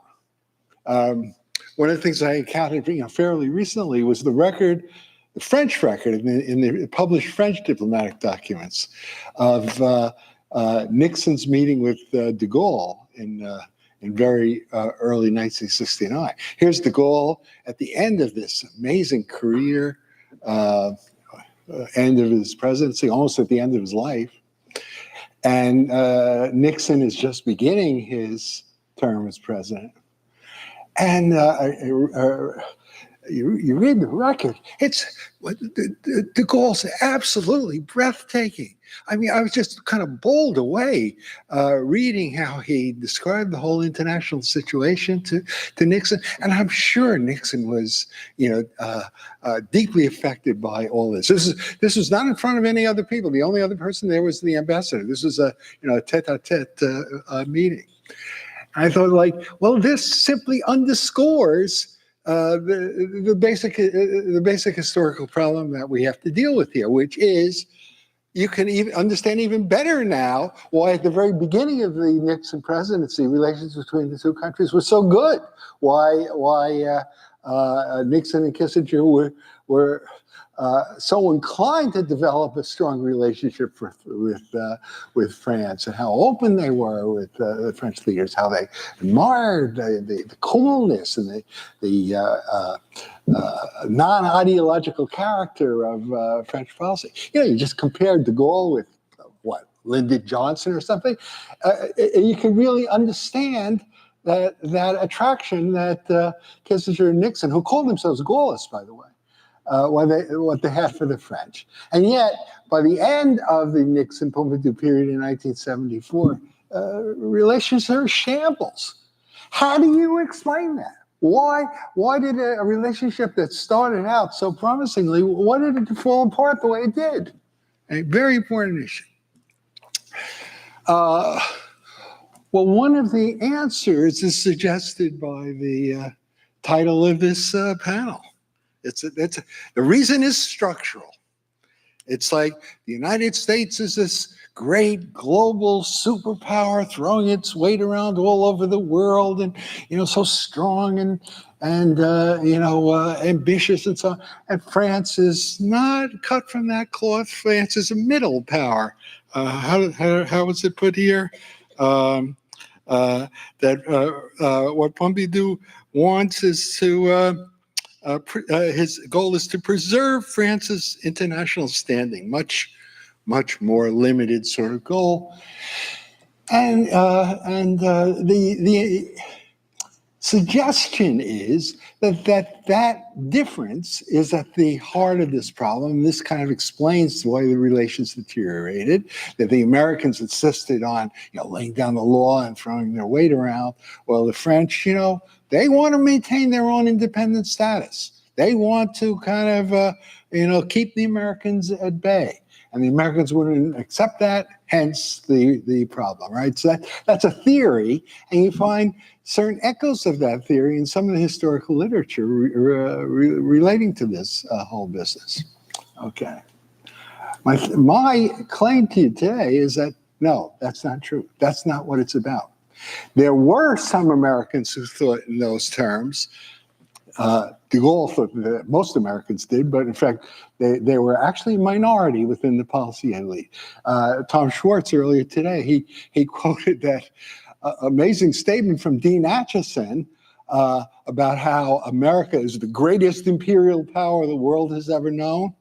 Not an unusual comment from Acheson. When he was Secretary of State, he said, America is the locomotive at the head of mankind, and the rest of the world is the caboose. right? This is really extraordinary stuff. And I think even today, there are some Americans who think in those terms about America's special mission in the world to, extend democracy and to, support the international rules-based liberal hegemonic order and all the stuff that you find in the literature today.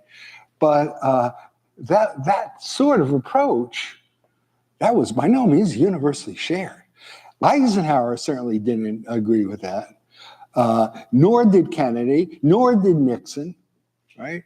What's the Eisenhower attitude was, we got to treat these people, they're allies of ours, we got to treat them as equals. We can't say, treat them as, people who need to be kept down. He wanted to share America's nuclear weapons with the allies. He wanted American forces to pull out of Europe to come together, to provide for its own defense. And since they were dealing with a nuclear-armed Soviet Union, that meant the Europeans had to have nuclear weapons under their own control, by the way, including the Germans.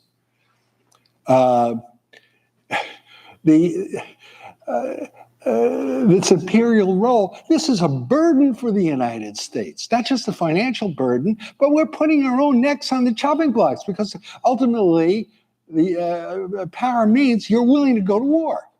And who knows where a war with the Soviet Union would lead, right?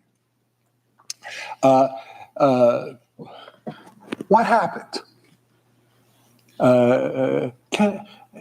What happened was the whole Eisenhower policy, treating the Europeans as equals, as grown-ups, as countries that should defend themselves, as countries should be armed with nuclear weapons. Well, that was what provoked the Great Berlin Crisis that began in November of 58 and culminated in the Cuban Missile Crisis in October of 62. And and we know now from the memoirs of the Soviet leader Nikita Khrushchev's foreign policy advisor, Troyanovsky, in a book that was edited by Bill Taubman, that yes, indeed, it was the prospect of nuclearization of the German Bundeswehr that triggered Khrushchev's decision to start the Berlin crisis. That issue lay at the heart of the most serious crisis, the climactic crisis of the Cold War. Kennedy people come along.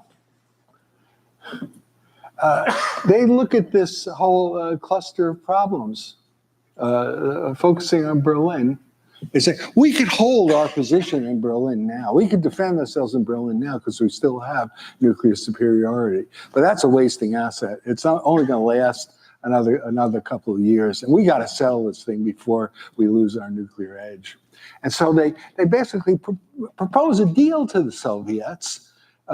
Look, you accept the division of Europe, we'll accept the division of Europe, we accept your domination of Eastern Europe, but we'll keep West Germany non-nuclear, and in exchange for that, you gotta accept the status quo in Central Europe, especially around Berlin as well, right? And basically, it takes some doing, but the Soviets eventually are willing to make that sort of arrangement. And but then we have the problem on our side. We force the Germans into line. The great crisis of January 1963 leads ultimately to Adenauer's fall from power and so on. But the key point to note about all of this is if you're going to keep Germany non-nuclear, who's going to provide for the defense of Western Europe? If the Germans can't defend themselves without nuclear weapons against a nuclear power like the USSR, the Americans are going to have to stay there. We are stuck in Europe. It's not because we're an imperialist power that loves maintaining our control over Europe as kind of like this province in the American empire. It's like we don't want it, but we have no choice. We're stuck there. But if we're stuck there, that means we're entitled to something in exchange, and we need to get something in exchange. And that something in exchange is we get to set policy on the Western side, not in every detail, of course, but on all the really important matters in terms of dealings with the Soviet Union. because we're not going to allow other countries to drag us into a war where we have no control over what's going on. But George Bundy, Kennedy's national security advisor, says we're bound to pay the price of leadership, meaning we're stuck in Europe. We may as well get some of the advantages, meaning we have the right to kind of set policy for the West. All right. Then you look at France. France is concerned, legitimately so, obsessively so in the case of de Gaulle with its independence. And it's able to be independent since the Americans, being committed to the defense of West Germany, would automatically come into a war if the Soviets moved west. So France is protected by American military power, committed as it is to West Germany. So France is free to oppose the Americans. So you have this dynamic. It's not this structural problem here. Between America and France. It's a problem that's built into the basic structure of the relationship. It's not something that has to do with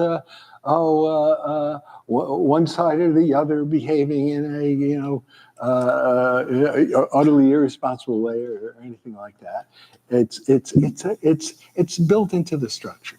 Now, Kissinger, I think to his credit, he kind of understands a lot of this stuff. And his whole feeling is, and I think this is one of the basic lessons you have to draw from this stuff, this problem, it doesn't have a solution. The most you could hope for is to manage it. And Kissinger comes up with this plan. This is one of the kind of most extraordinary things that I saw when I was working in this period. Okay, what's the Kissinger plan? Well, there's going to be a group of four, each representative from one of the four major Western countries. And they're going to meet together secretly to work out policy for the West as a whole. And who's going to be in this little secret committee that Kissinger wants to set up? No one. Joubert, Egon Bahr, who's Willy Brandt, German Chancellor Willy Brandt's right-hand man, Sir Bertrand, British Cabinet Secretary, and then guess who the fourth one is? Can anyone guess? Henry Kissinger himself, right? So this group of four is going to meet secretly. No one's going to even know that they're meeting, and they'll work out policy. In a way, it's this kind of childish notion. But anyway, the plan fails. And when you think about how can it really succeed, it doesn't mean sacrificing your independence when you're doing this sort of thing. But you can understand also the American reaction. You say, the Europeans, they're always complaining about American unilateralism. I don't know how many times people talked about the August 1971 decision to bring down Bretton Woods and how this was done without consulting the Europeans, et cetera, et cetera, et cetera. The Americans behaved unilaterally, but the French made a fetish of behaving independently, preserving their independence. What's the difference between independence and unilateralism? Right? This is the argument that's made internally within the United States in response to these complaints about, you don't consult us enough. All right. You look back, what's the lesson? You just get the sense of, as puerile as the Kissinger approach was, the basic goal of let's try and work together. Let's talk these things out. Let's be open with each other and try and exchange views. Because he didn't dismiss the European views about the Middle East out of hand. He himself said that the whole Israeli policy of trying to hold on to the West Bank was like suicidal for Israel. More sympathetic to that view is let's work out a common policy, right? And that notion was rejected by the French. And the French ambassador in Washington in those days, his name was Kosciusko-Morizet, He wrote a memoir published many years later. He said, that was a big mistake on our part. We French shouldn't have rejected the outstretched hand like that. We could have gone a whole lot further toward meeting with the Americans, talking with the Americans, trying to work out things in common. We shouldn't have made such a fetish of, especially, this is more Joubert than Pompidou, I think, of defying the Americans for its own sake. It's a way of asserting our own independence. We should have been more grown up than that. And frankly, after working in that period then and following this stuff to a certain degree in the years since, that's the conclusion I also came to Holmes. So thank you very much.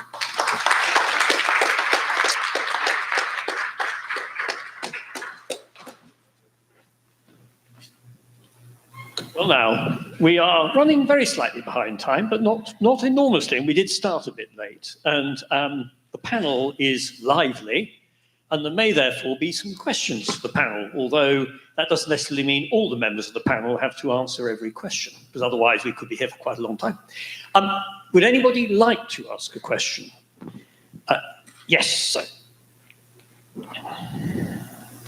We'll just see after that question whether there are any others. We'll take them in groups of 3, as I always think it's slightly better. Chris McRae, I'd like to ask you a question about technology. I wanted to ask it this morning, but it also fits, I think, now.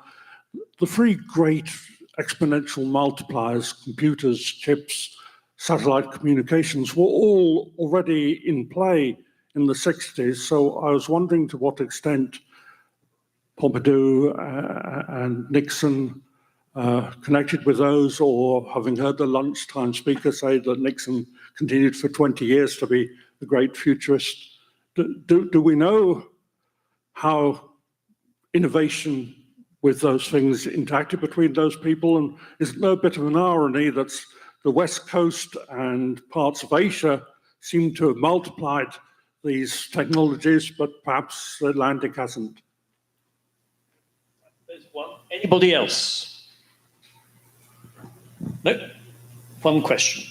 No, sorry, yes. Yes, Professor Trachtenberg has mentioned the idea of Kissinger about the group of 4. But this is not something very new in this story of a relationship between allies, because first NATO at the start had the standing group, and the standing group was 4.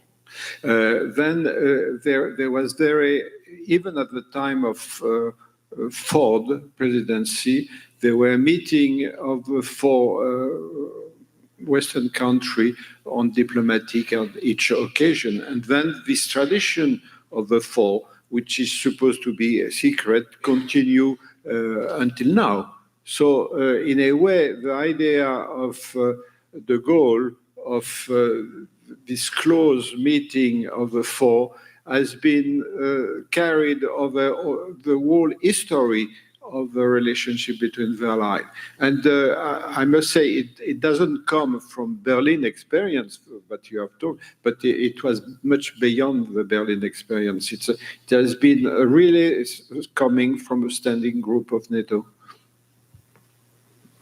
Right. So we've got 2 questions, one about technology and the other one about the group of 4. Although it's quite interesting who Kissinger wanted to have in the group of 4. But Trent, who I knew, is not the immediate person who would come to could come to mind as a political interlocutor. But anyway, who wants to go first on that? Yeah, I can say a few words about, maybe I can try to answer both questions with a single answer. Technology. Look, it makes a huge difference. We've talked a lot. Other people have talked a lot. I actually haven't said anything about the end of Bretton Woods today.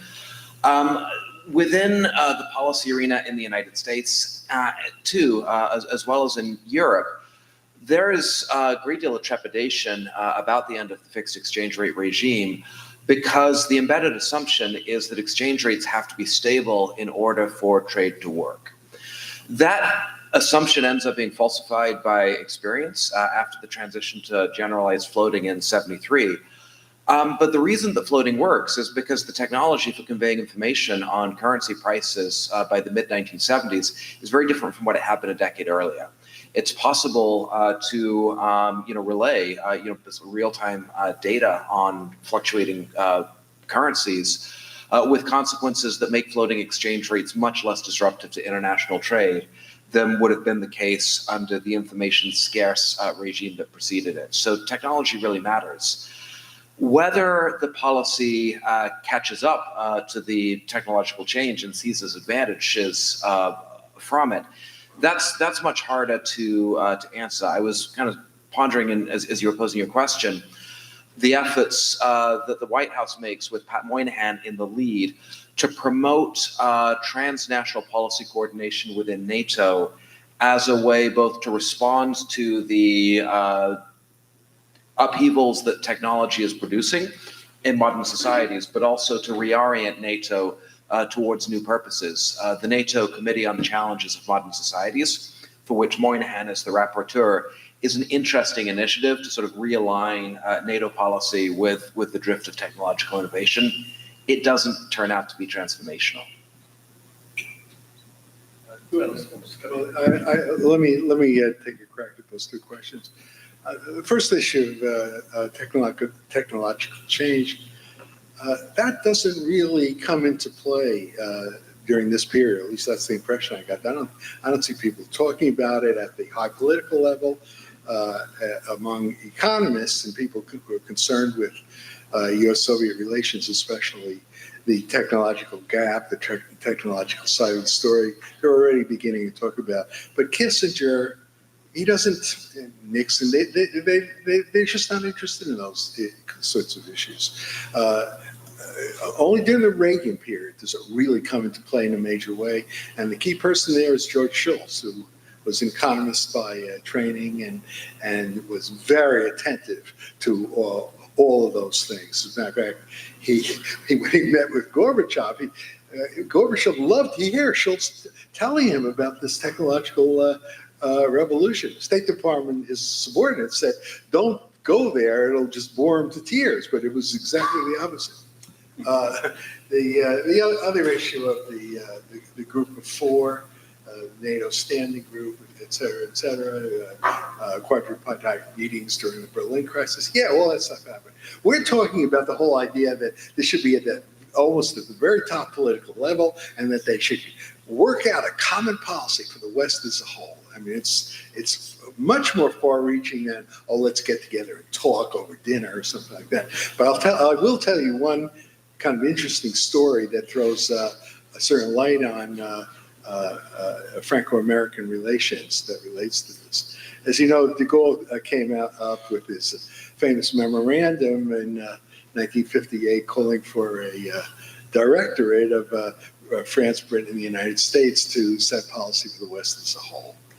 And the traditional line that you get in the historical literature is, well, this was rejected out of hand. De Gaulle was probably not serious about it anyway, etc. I remember, this is not in the American documents. The Americans didn't have a note taker at these meetings, but they're in the British sources. The British records are much more revealing in many areas than the Americans were. There was a meeting, I believe it was at Rambouillet in 1960, and they had meetings between Eisenhower, de Gaulle, and Macmillan, and then occasionally the German Chancellor Adenauer would be added in. So there were tripartite and quadripartite heads of government meetings. And Eisenhower actually accepts the de Gaulle proposal for a tripartite director, right? And, you know, it's like, you read this stuff, it's kind of amazing. The British aren't terribly keen on the idea, and they tell the American State Department. And we had, as a Secretary of State at that time, was a guy named Christian Herter. I think he was one of the, well, I won't go into this. But anyway, Herter got wind of this through the British, who told Herter about what Eisenhower had said. And then Herter proceeds to try and undercut what the president wanted as fast as he could.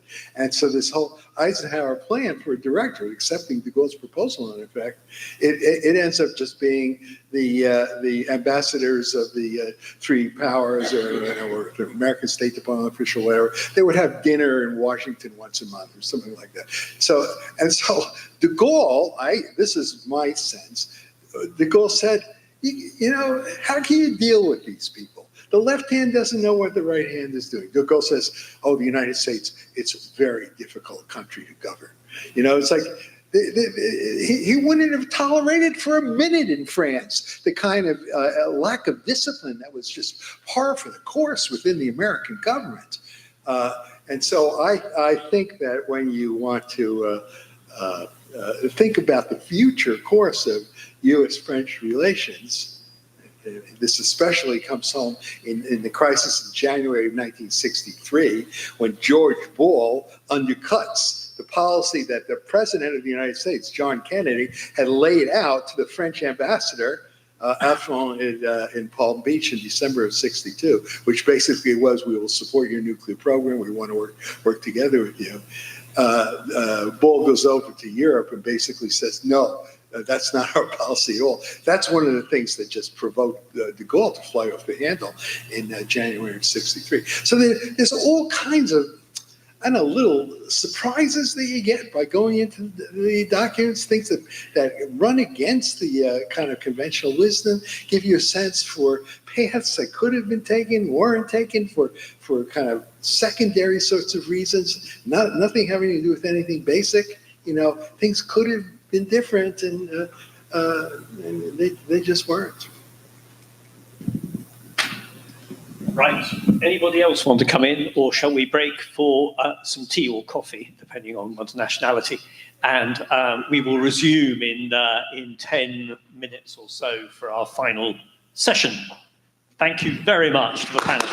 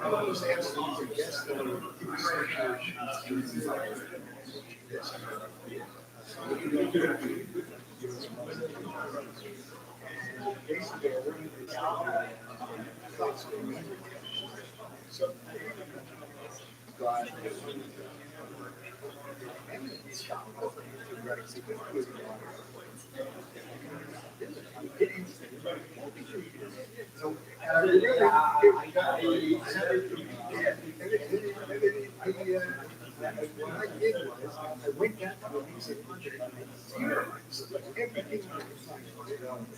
And this is before. I said it there, we wrote the article, and we wrote it down. I've enjoyed this. It's great to learn. Yeah. Oh, yeah. Yeah.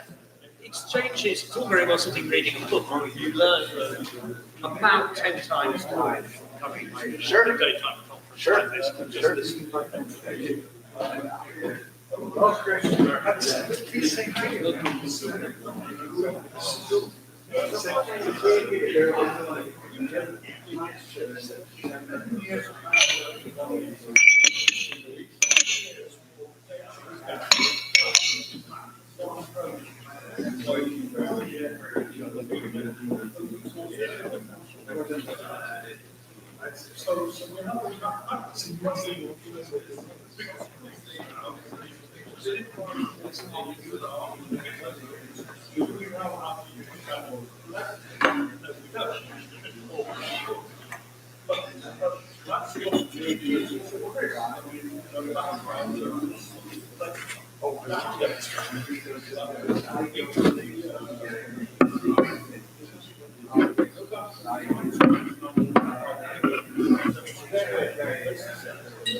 Very interesting.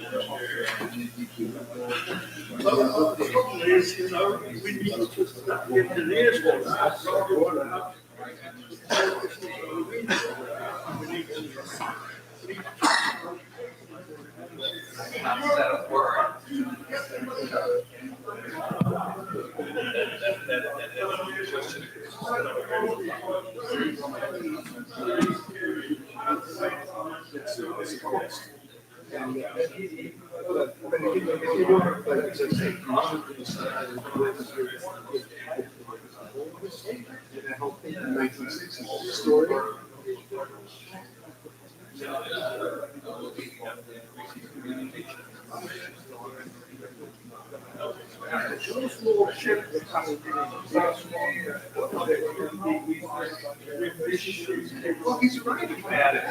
That's the world. You can't expect everyone to be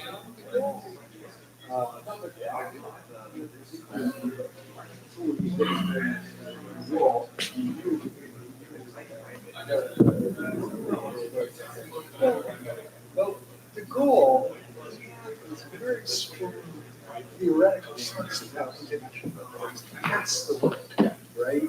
It's just how America had to be the great imperial power because it was so strong. They didn't have any choice. That's the goal. It's like people like me, it doesn't how you don't have that kind of simple structural distinction.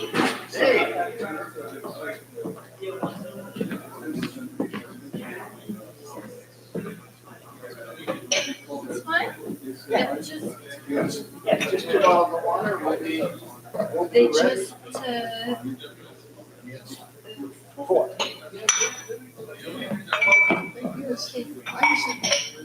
Thinking was the goals. I had to understand. In your own year, you put your own year.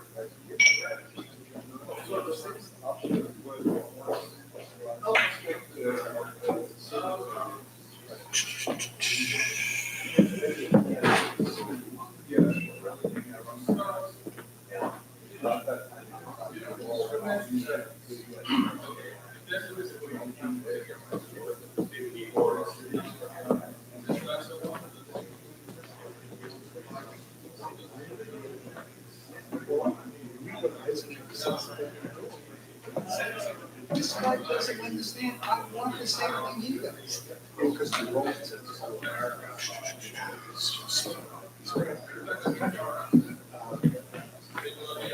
can't get it across him. Can we explain it? It just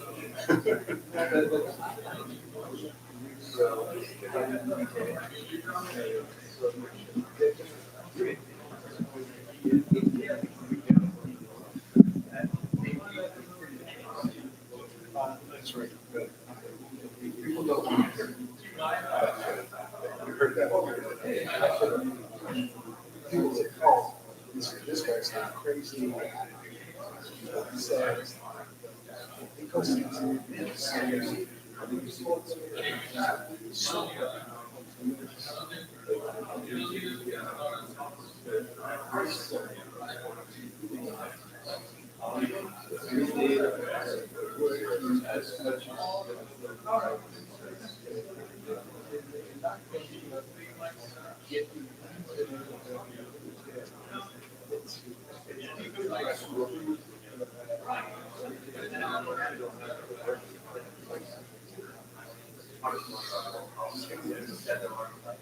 Yes.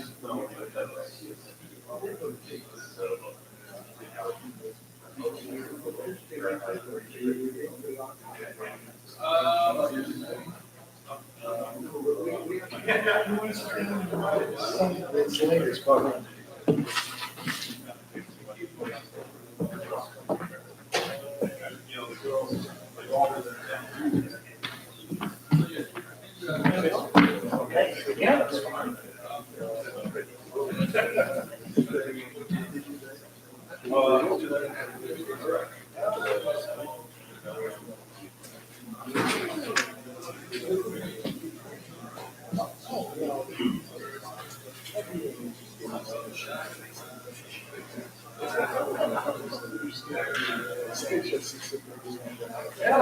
good to see you.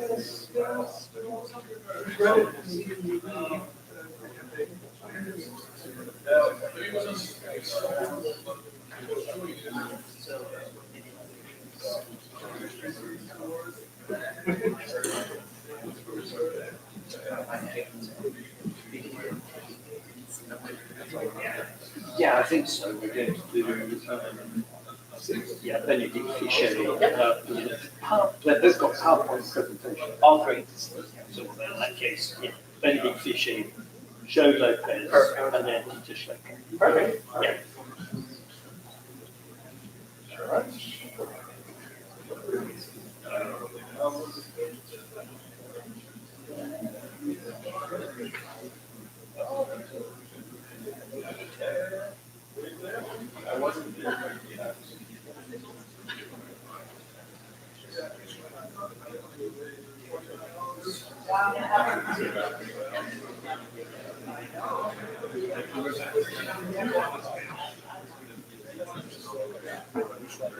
Sorry.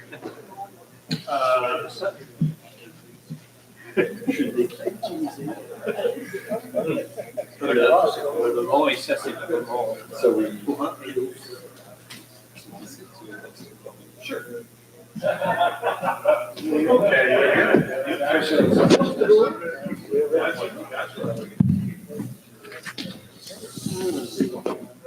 Okay.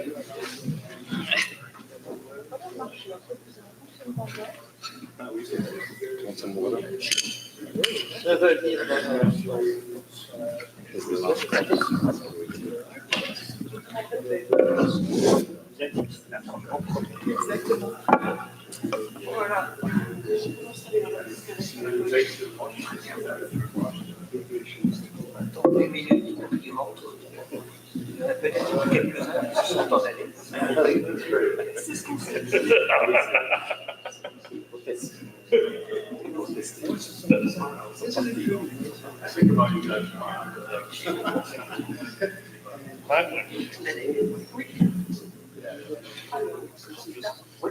Forward, it's not quite yet, I'll just go back there.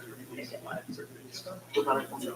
Je peux parler français. C'est pas encore dans je fais la fenêtre là-bas. Ça, c'est j'ai devant, et ça, pour gagner.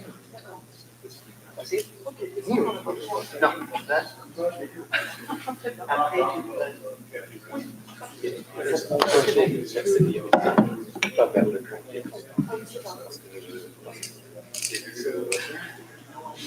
Un peu d'eau. Ça vient naturel presque. Right, is everybody back in? Or they're not back in? They're all crossing.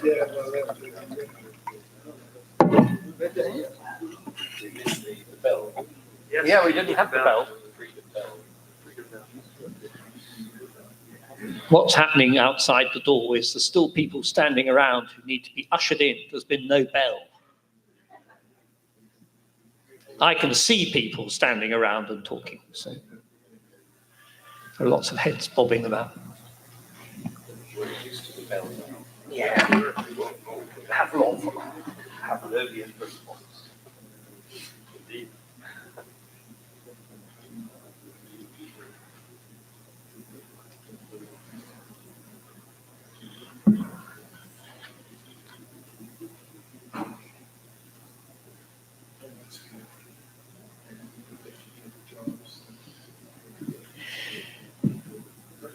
Right, if you would like to come and take your seats for our final session.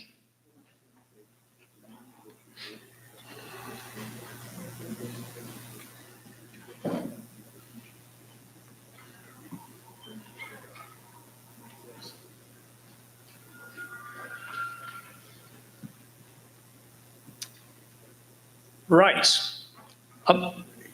You may all have noticed that this conference has been rather heavily dependent on archival material.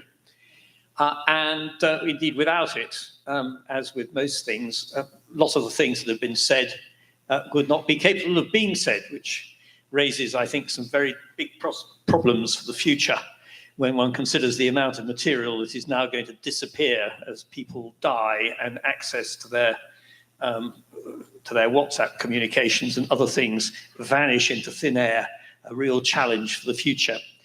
But here we have 3 speakers who are going to look at the Nixon and Pompidou archives and the regulation models and comparisons. And we're going to start with Bénédicte Fichet, who has responsibility for the Pompidou archive and is going to tell us about how her work ensures that we have access to all this information.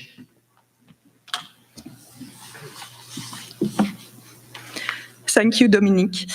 Good afternoon, everyone. First of all, I would like to thank the organizers of this study symposium for their invitation, the Richard Nixon Foundation, the Georges Pompidou Institute, and the French Embassy.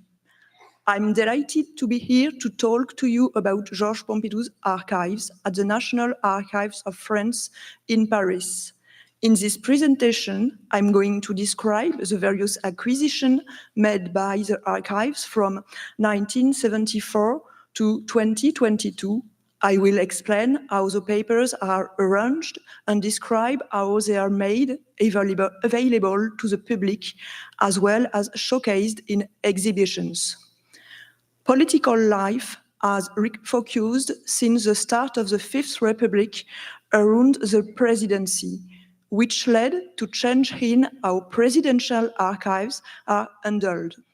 The premature death of Georges Pompidou and the difficulty of finding his papers helped to change practices with the aim of improving the collection of archive. My talk will be divided into 3 parts. Firstly, a few points about the history of the National Archives of France. Secondly, how the archives of French presidents are preserved using Georges Pompidou as an example. Finally, the relationship between Richard Nixon and Georges Pompidou with the presentation of the resources available at the National Archives. To begin with, a few general points about the National Archives. The National Archives preserve and provide access to the records of the central administrations of state, excluding the Ministry of Defense and the Ministry of Foreign Affairs. Original deeds produced by Paris notaries and private archives of national interest. The National Archives were created as a result of the French Revolution. There was no centralized institution for archiving documents produced by all the government administrations under the Ancien Régime. The Constituent Assembly brought these records together and called them National Archives on the 12th of September 1790. 4 years later, the National Convention passed a law on the 25th of June 1794. Setting out their role and creating a central depository for the National Archives. The law set out the 3 main principles which still apply today. The centralization of the nation's archives, free public access, and the need for National Archives network. The law of 26th of October 1796 completed this system by setting up an archival service in the administrative capital of each department. Open access to public archives is a particularly important principle. The 15th article of the Right of Man and the Citizen in 1789 states that society has a right to ask a public official for an accounting of his administration. In 18 1908, Napoleon Bonaparte located the Hôtel de Soubise in the center of Paris, in the Marais district, to the National Archives. During the 19th century, the National Archives started collecting records from the ministries. By then, there was no longer any room on the Paris site. In 1972, the former NATO buildings in Fontainebleau were allocated to the National Archives. This site was closed in 2016. The number of members of the public interest by archive documents continued to grow. The French government chose the site of Pierrefitte-sur-Seine to north of Paris. The new building was designed by the architect Massimiliano Fuxas and inaugurated by François Hollande, the President of the French Republic, in 2013. Today, the National Archives are located on two sites. Hôtel de Soubise for the archives of the Ancien Régime and notaries, Pierrefitte-sur-Seine, documents after the French Revolution.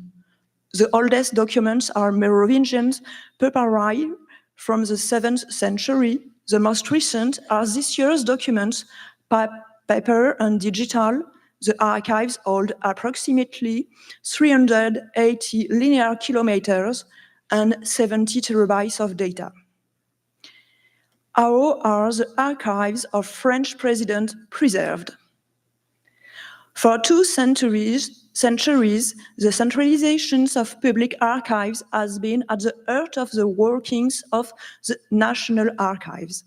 This logic, therefore, applies to the archives of the presidents of the French Republic, but not without difficulties. On the 21st of July, 1936, a decree made it compulsory to deposit state public papers at the National Archives, documents from ministries and state administrations that had outlived their usefulness. Under the Third and Fourth Republics, this text was not applied to the presidency. It was usual to clear the decks before the arrival of a successor.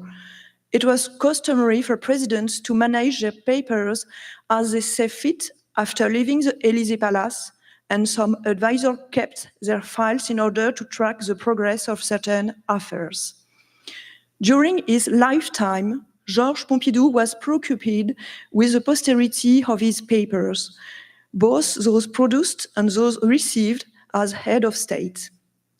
In a margin of a note on the Élysée archives written in 1971 by Henri Domergue, his advisor on cultural affairs and also his brother-in-law, Pompidou mentions that it is indeed necessary to collect the documents annotated by his hand and to have someone qualified to classify them, submitting to him those for which he would have doubts as to the appropriateness of giving them archival status.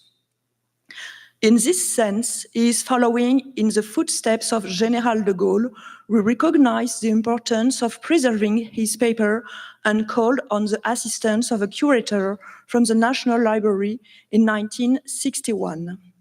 This note, written in March 1971, specifies that the documents into 2 categories: files from the Élysée Palace and files from the General Secretariat of the French President's Office, defined as archives of the President.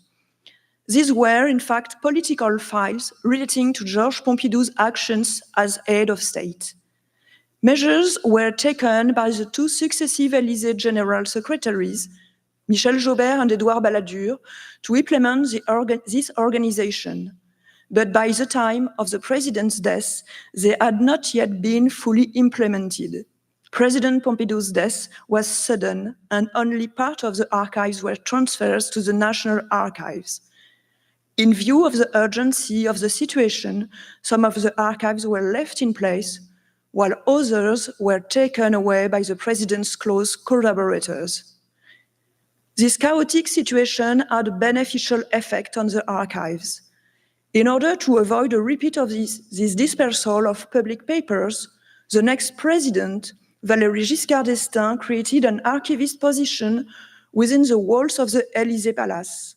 The role of the archivist at the Élysée Palace is to manage the day-to-day organization to the archives and prepare them for deposit at the National Archives. The Élysée archivist in the constant contact with the archivist in charge of the Presidential Archive at the National Archive, with more concern with long-term conservation. As a result, an archivist was gradually recruited for the Prime Minister at Matignon and for each ministry in the late 1970s. For Pompidou, the problem was therefore the incomplete nature of what had been collected by the National Archives in 1974 and the dispersal of some of the files. In 1999, two men decided to found the Georges Pompidou Association, Edouard Balladur and Pierre Mesmer. One of their roles was to re-establish contact with Georges Pompidou's former advisors and to collect archives held in private hands. This joint project between the National Archives and the Georges Pompidou Institute has proved highly fruitful. In 1996, the National Archives published an inventory describing 1,250 boxes. This inventory brings together the public presidential archives of Georges Pompidou as well as those of several of his collaborators.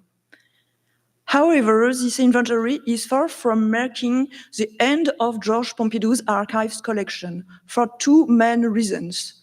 Firstly, because a number of former advisors, close associates of the president or their families, continued to hand over documents to the National Archives.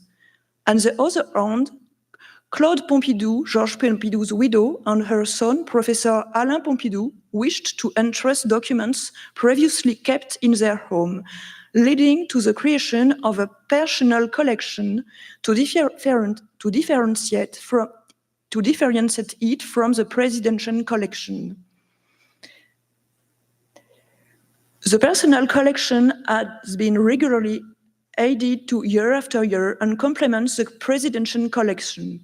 Although not very voluminous, it is of great historical value. Among other things, it contains a diary in notebook form covering the period from 1949 to 1953. This diary provides a wealth of information of the relationship between General de Gaulle and Georges Pompidou.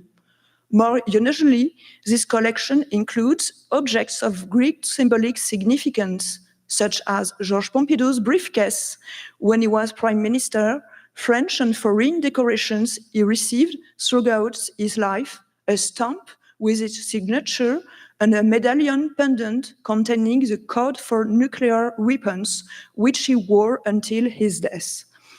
The same complementarity exists in the field of photography. There are photographic reports produced by the services of the President of the Republic, as well as boxes of family photographs and frames containing prints of particular value, such as these two autographed portraits of General de Gaulle, each containing a few personal words for Georges Pompidou. In 1946 and 1954, 50 years after the death of Georges Pompidou, it would be tempting to consider that knowledge of his archives is a closed subject. On the contrary, the additional collections carried out in recent months show that this corpus had never ceased to expand over time. The relationship between Richard Nixon and Georges Pompidou, with a short presentation of the resources available at the National Archives. As our symposium focused specifically on the relationship between Richard Nixon and Georges Pompidou, I will present some of the resources available. The most important collection to consult is the presidential collection.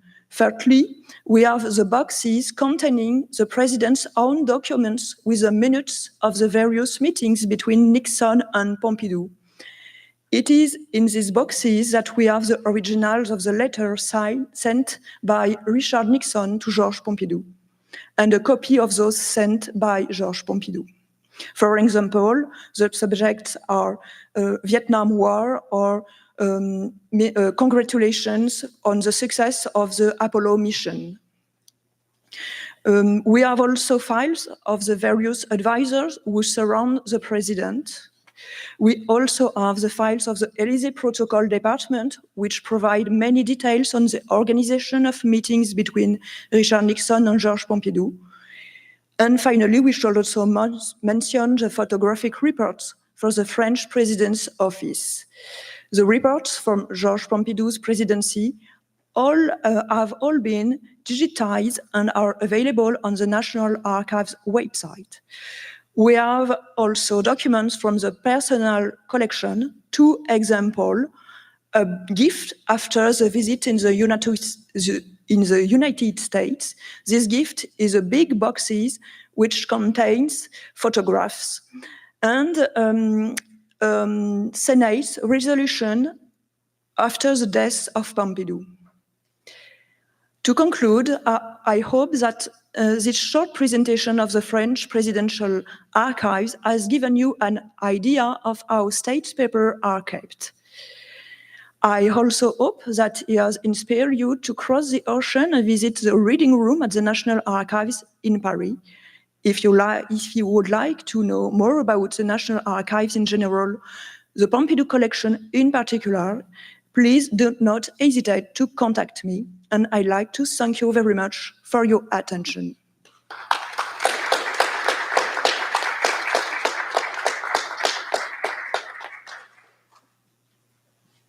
Thank you, Bénédicte. And now Joe is going to stand in for Tamara, who from the National Archive, in order to tell us something about the US end of things. Thank you. Yes, as you see, I'm not Tamara Martin. Tamara Martin is the acting director for presidential libraries and the director of the Nixon Presidential Library. And because of the government shutdown that took place early this morning, she is not able to participate. She's on her way back to California, back to the Nixon Library. But I'm her partner and counterpart with the Richard Nixon Foundation, which jointly operates the National Archives, or jointly operates the Nixon Library with Tamara and her team at the National Archives. I've worked at the library for 12 years. I'm going to try my best to fill in for her. I've got her great notes in front of me, and there's going to be a lot of parallels to what you heard with Bénédicte and the French National Archives, but hope you learn a little bit something about the U.S. National Archives as part of this presentation. So many of you are with us last evening when we hosted that great reception in the rotunda of the National Archives building here in Washington, D.C. That is a very special building. The National Archives were established by President Franklin Delano Roosevelt in 1934, but the groundwork for the National Archives began in 1926 when Congress passed the Public Building Act, which provided for the construction of the National Archives building that you see here on the left side. On February 20th, 1933, President Herbert Hoover laid the building's cornerstone. And President Roosevelt then after named Robert D.W. Connor as the first archivist of the United States. And he had an initial staff of 80 people who moved into this building in the fall of 1935. Soon thereafter, the building was then renovated to make room for more stacks. They quickly noticed that there was not enough storage space at this building to house all of the archives and stacks. And so there was I learned yesterday during this tour that there used to be a courtyard as part of the archive that was then built into stacks. And as you go up the many floors, those floors become shorter and shorter till at one point you're about 6 feet as you're walking through the archive space, just to make best use of space as possible in this building here off to the right. In 1949, the U.S. National Archives were moved under the General Services Administration, and a year later, the National Archives was charged with administering the Federal Records Act of 1950. This led to the creation of the Federal Records Centers across the country, which hold temporary records and those that will become permanently valuable in the future. And as you'll learn, the National Archives will grow and expand beyond this building here to what we know today. On December 15th, 1952, the Declaration of Independence and the Constitution were unveiled on Bill of Rights Day in the Rotunda. And I know many of you were with us last evening where you got to see those two documents. And as a very special treat, you got to see the full Constitution on display for the first time. That went on display just a few weeks ago for Constitution Day. And you were very fortunate to see them last night because those who wanted to go see them today weren't able to because of this government shutdown. So just know how special that opportunity was last evening. In 1985, the National Archives became its own agency, and in 1994, the building there on the right, known as Archives 2 or A2, opened in College Park, Maryland, with much more space for archives and to really have a large records center in College Park, Maryland.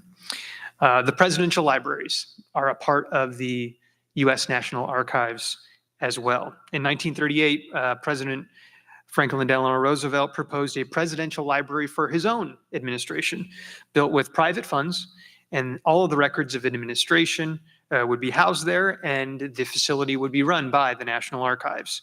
Congress approved this plan, and the very first presidential library opened in 1941. In 1955, the Presidential Libraries Act was passed, which allowed for presidential papers, records, and artifacts to be transferred to the National Archives for the creation of a presidential depository. Then the Presidential Records Act was passed after the Nixon administration in 1978 and made all presidential papers federal records to be transferred to the National Archives. This became effective under President Ronald Reagan. Currently, there are 16 presidential libraries around the country that are a part of the National Archives. I'm very proud of the Richard Nixon Presidential Library and Museum, that we are part of that in this public-private partnership between the Nixon Foundation and the National Archives. The Nixon Presidential Library was constructed in the late 1980s and opened with 4 presidents and 4 first ladies in attendance in July of 1990. What's very special about the Nixon Library is we are one of the few presidential libraries to have the birthplace home of the president in its original location there in Yorba Linda, California, the Presidential Museum, the Presidential Library and Archives, and the memorial sites and final resting places of the President and the First Lady all in one location. It really is a very special place. If you have not been there before, please come pay us a visit to Yorba Linda, California, the birthplace of our 37th President, Richard Nixon. And there is a photo there of our entrance and a photo of the research room or reading room at the Nixon Library. I know that Luke Nichter talked a little bit about our collection at the Nixon Library, but overall the National Archives houses, between all of the presidential libraries and all of the records here in the Washington, D.C. area, 13.5 billion pieces of paper, more than 725,000 artifacts, enough film to circle the globe 3.5 times, more than 40 million photographs, and the list goes on and on of all of the archives that are housed within the National Archive. The Richard Nixon Library has a very impressive collection, though, for one presidential library and museum. There are more than 46 million pages of documents, 3,700 hours of taped conversations that Luke Nichter alluded to earlier, 4,000 separate recordings of broadcast video, 300,000 photographs, 2 million feet of film, and more than 62,000 state and public gifts as part of our collection at the Nixon Library. So with this, I think we could argue that the Nixon presidency is probably the best documented presidency in history and may remain that way, with those 3,700 hours of taped Oval Office and other conversations from the Nixon presidency. How is access provided to the public? Very similar to the French National Archives. You come and visit the reading room, the research room at the Nixon Library. The research room is open 5 days a week from 10 to 5, and anyone can come in and go through a short orientation, and then you now have access to our archives. And I, on behalf of Tamara, am proud to say that the Nixon Library is continuously one of the busiest research rooms out of all of the presidential libraries, because we cover so many important points in history that we've talked about here today during the Nixon and Pompidou era of the late 60s and early 70s. As part of our presidential library, we also have a very good presidential museum. That is the reason that most people come to the Nixon Library, to see our gallery spaces. We have a replica of the Oval Office where you can go and sit behind the president's desk. And there are some great artifacts that are part of the National Archive that the public has access to as part of the museum presentation. And one of the most popular photographs that is still requested from the National Archive today is an Oval Office picture of Elvis Presley and President Nixon standing there in the Oval Office. I'm sure many of you have seen that photograph. It looks like it's photoshopped, but it is indeed a real image from when Elvis unexpectedly and unannounced visited the White House in December of 1970. And the King of Rock and Roll brought a gift to the president. It was a commemorative Colt revolver from World War II that did not make it into the Oval Office, but is now on display at the Nixon Library. So we have many state gifts and gifts from the American public, including the gun that Elvis Presley gave to the president. So helps tell the story and is a fun piece to show off. It's just a very small part of the collection at the Nixon Library. I know there's been, we featured many photos here today from the National Archive of Presidents Nixon and Pompidou. You saw them in the video today. You've seen them out in the hallway there. But I know the National Archives is very proud to help contribute some images and photographs and to help tell the story of these two presidents here today. And this is just, again, a very small piece of the collection at the Nixon Library. So, how does someone come to work in the archives at the Nixon Library? We hear that question all the time. There are many different paths to working at the U.S. National Archive. As I've said, there are 16 presidential libraries all over the country. So there's probably one near you somewhere in the country. But we have, of course, archivists, curators, conservationists, people that work in the administration of each of the presidential libraries. And it really is an amazing private-public partnership between each of the presidential foundations and the National Archives to operate each of these libraries. Presidential libraries are certainly going to look very different in the future. With the Nixon presidency, everything is on a piece of paper that has to be scanned and processed. But now everything is via email and digital. So it's going to be very interesting to see how the modern presidential libraries operate with many of the papers already digital and able to hit Control F and find any key word within the document. We're not quite there with the Nixon collection yet. I don't even know that they're halfway through processing those documents. But we're certainly on our way, and I encourage you to come see us at the Nixon Library, not only to see the museum and the birthplace home, but to set aside some time to spend some time in the archives. It truly is a unique experience. So thank you, and we look forward to seeing you and your Belinda soon.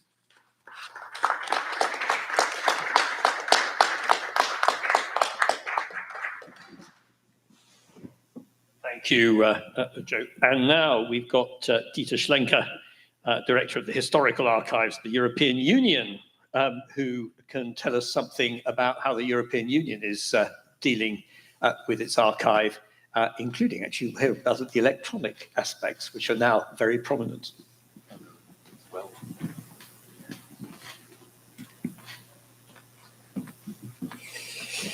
So, thank you very much. Thanks to the organizers and thanks for the host, the French Embassy. I brought also a little presentation. Let's see if it's coming up. Yes, here it is.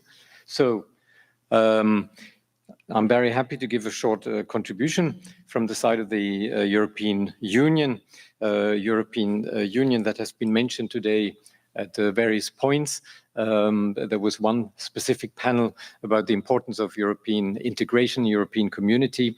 We haven't seen so many presence in the photos of the European community. We didn't see a single president of the European Commission, which nowadays would look awkward because you would always have sooner or later Ursula von der Leyen in one of the photos. We didn't have that today. So this is what I want to explain now in the coming 10 minutes.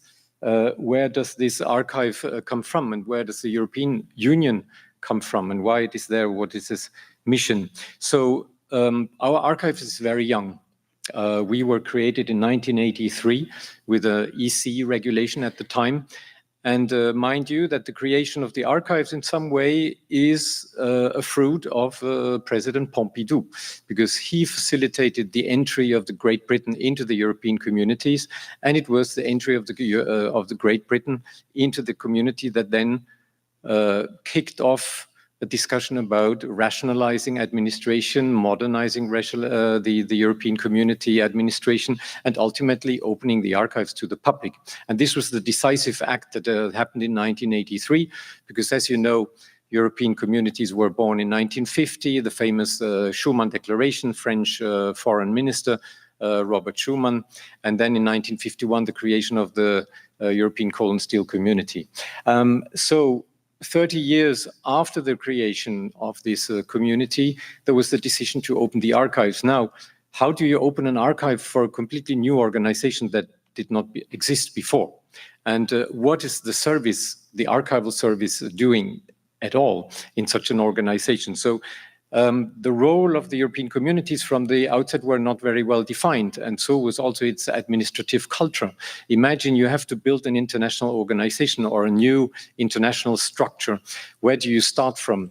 How do you build the administration? How do you run it and function such an organization? This was exactly the questions that the colleagues at the European Commission mainly, but also all the other organizations at the time that built the European communities were confronted with. So archives is part of that, because what an administration does, and we've heard that from the colleagues, is produce papers. Nowadays digital, at the time papers. Papers have to be maintained for administrative, for legal, for historical reasons, for various reasons. They are the backbone and they are the memory of the organization, so they have to be maintained. In the European communities, in 1951, when we started with the Paris Treaty, none of this existed. And none of this was written down. So it just got started. As you can imagine, after 25 years, and here we come to a gentleman that's called Roy Jenkins, the first British, and so far the last British Commission president. In 1977, he took office, and he started this initiative to rationalize and to introduce modern administrative services, and he created and opened the archives. It took him 6 years to go through that process, but here it is, 1983, the decision. And there was another tough decision to be taken, because we've heard from very different types of archives. We see the National Archives of France. You would expect it to be in Paris, and it is in Paris. This is wonderful. The National Archives, NARA, obviously they're in Washington. We're in Washington. This is, but then the Americans have these presidential libraries. Why are they scattered all over the country? And in Europe, the archival landscape has been so far very well structured until 1983. So you have national archives, you have regional state archives, you have city archives. And then you have these new multilateral organizations, international organizations that pop up after World War II and that accelerate and build their own new international world on this side of the ocean, in New York, United Nations, for example, or here in Washington, IMF, World Bank, in Europe, in Geneva, and in many other places. So it's a completely new world. So what to do with these archives? Where to open them? Brussels is the easy guess because, as you know, Brussels is the seat of the European Commission. Why not having the archives there? But even here, the European communities took a quite new decision. They shipped them to Florence. And in fact, the first slide you saw, a very beautiful Renaissance villa. That's where they are now, in Florence, on the hills surrounding Florence. Why Florence? Why would you ship the historical archives of EU institutions from Brussels, Luxembourg, Frankfurt, wherever they are, to Florence? Now, it's very easy. In Florence, you had this thing called European University Institute. You had a unique university institute, a research institute, created in the 70s that was dedicated to study exclusively European policies, European economic questions, European history, European integration history mostly, and European law. European law was completely new. It was built with the community. So you have a completely new wave of academic interest, academic activities around this new idea about European integration and European communities, later on European Union. So the archives came to Florence.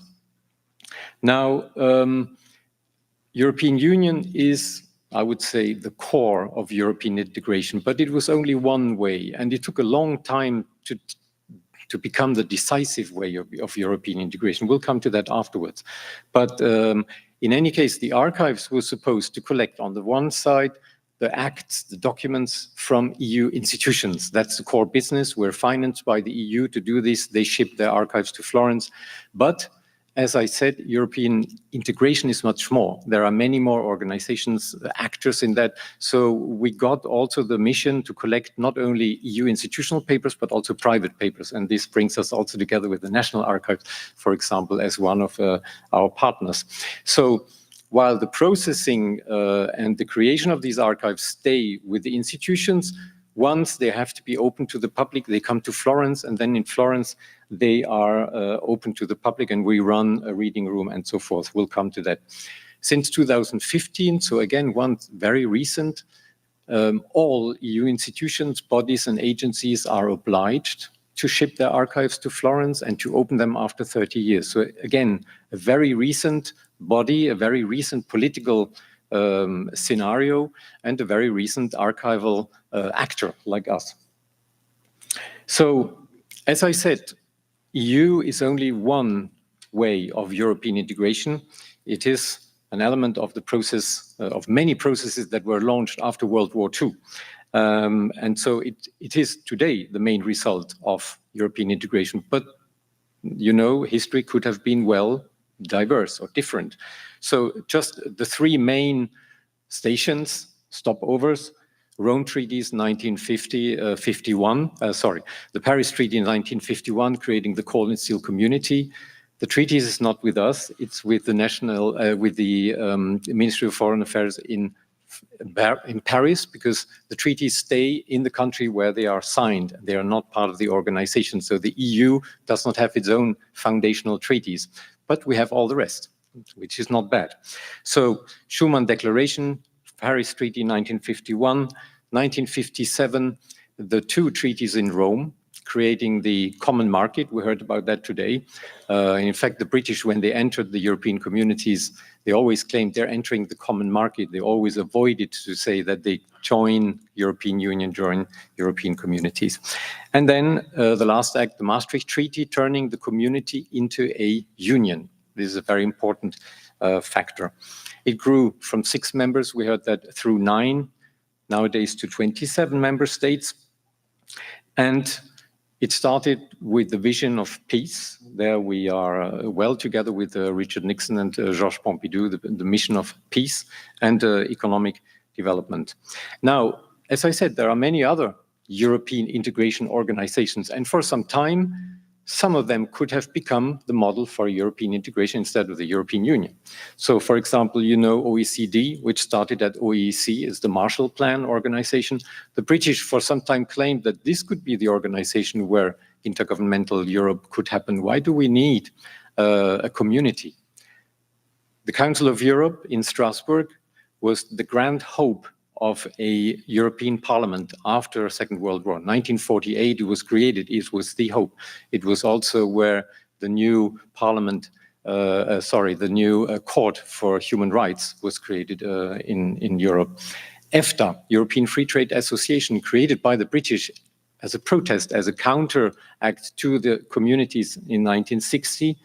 Western European Union, the European branch of NATO. So there's a whole diversity of European integration, and it somehow all interacts, and you have emerging the EU, which is a very slow process. If you seek European organizations, you find 8,500 results. So there is a lot European there. And I will tell you why and what is our specific mission in all this. Now, here is one fruit from our archives. We've seen various photos already. Here we've got a very special one, because this is the Commission President visiting President Nixon in the White House, and you have Henry Kissinger also there. So why did I choose this photo? Because it's the first one of this kind that you see during this conference, and there's a very good reason why. Because the Commission presidents in those days, they didn't play a major role. We've heard about all the activities that were launched during the Pompidou and the Nixon period about British accession, European Monetary Union, about the Declaration on European Identity and all these features. But where is the Commission president? They were absent for some time because in some way, the European Commission, the European Union European communities was crippled by Charles de Gaulle.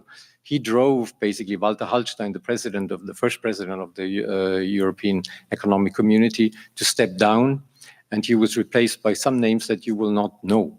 The first one to come up, and here we start, and this is the fruit, the direct fruit in some way of what we heard today, is François-Xavier Ortoli. He was a French minister for industrialization before he became a Commission president in 1973. And he made his trip to Washington. And this is a very, from the archival side, very specific, because this is part of an album. It's the most beautiful photo album we have. And we know why, because for him and for the Commission in those days, this was extremely prestigious. To be visiting directly the American president in the White House, it's something that the communities so far did not quite achieve. So, what do we have as an archive? This is the long list of European institutions, bodies, and agencies that nowadays exist. The main are the big three: the Commission, the European Parliament, and the Council.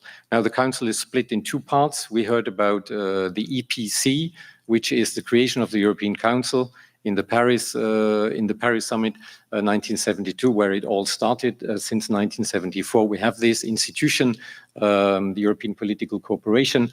Then all the others, Court of Justice. There's a European Court of Justice, which is very active. It's the backbone, it's the legal backbone of the Union, Court of Auditors, and so forth. So these are all the institutions that have deposited their papers in Florence. Now, specifically Nixon and Pompidou, you will find about 400 or 500 results in our database. It's not that much, but they are already present. So we're starting in the 70s that these archives becomes relevant. But also the interesting other part is the private archives. So we heard that before, the personal papers that are created around institutions. And here, just one specific point on the EU, and there we are also together with the national archives. When the EU started these new administrations, since they didn't have an archival service, what did the high officials do at the end of their term? They took the archives with them in many cases. So the Jean Monnet papers, we've heard the Jean Monnet today, the Jean Monnet papers went to his property. He took them with him. So basically all the cabinet papers from the high authority where he was president are in Lausanne, in his personal archives. The same thing happened with Walter Hallstein. His papers were deposited in the German Federal Archives, in the Bundesarchiv. The first one that really left a trace was Ortoli. So in the 70s, only in the 70s, we start to have structural archives. We start to have political archives on the cabinet level. The presidents, Roy Jenkins is the first one that has the whole list of also the commissioners' archives that are handed down to us. But at the same time, you have a lot of other actors, and I mentioned them before. Political groups in the European Parliament, they deposit voluntarily in Florence. They are not obliged. European movements, you know about federalist movements. It was mentioned here and there that there were many of those movements that existed at the time. You heard about some of those European organizations. They decided to deposit their papers with us in Florence. So basically, we're becoming the center, archival center for European integration, but we're working very much in network. It's a one good example that I can bring, and here again, François-Xavier Ortoli. The family decided to deposit the papers in Florence. We had an agreement with the National Archives in France to expatriate these archives from Paris. They came to Florence. On the other side, Jacques Delors, whom you may know, probably one of the three top known presidents of the European Commission. We tried to get his archives to Florence because we consider him maybe one of the most important presidents, but he decided to deposit them in the National Archives. So tit for tat, they can decide on their own. Important is that they do deposit the papers and that they are handed down and that we, the scholars, have access to them. Now here's another little example. This time, Georges Pompidou, we talked about the British accession. This is maybe, yes, it's one of the three main initiatives that was launched by him, but it was also to complete the process of the European communities. Because as you know, the British have been on board in the negotiations from the very beginning, in the 50s.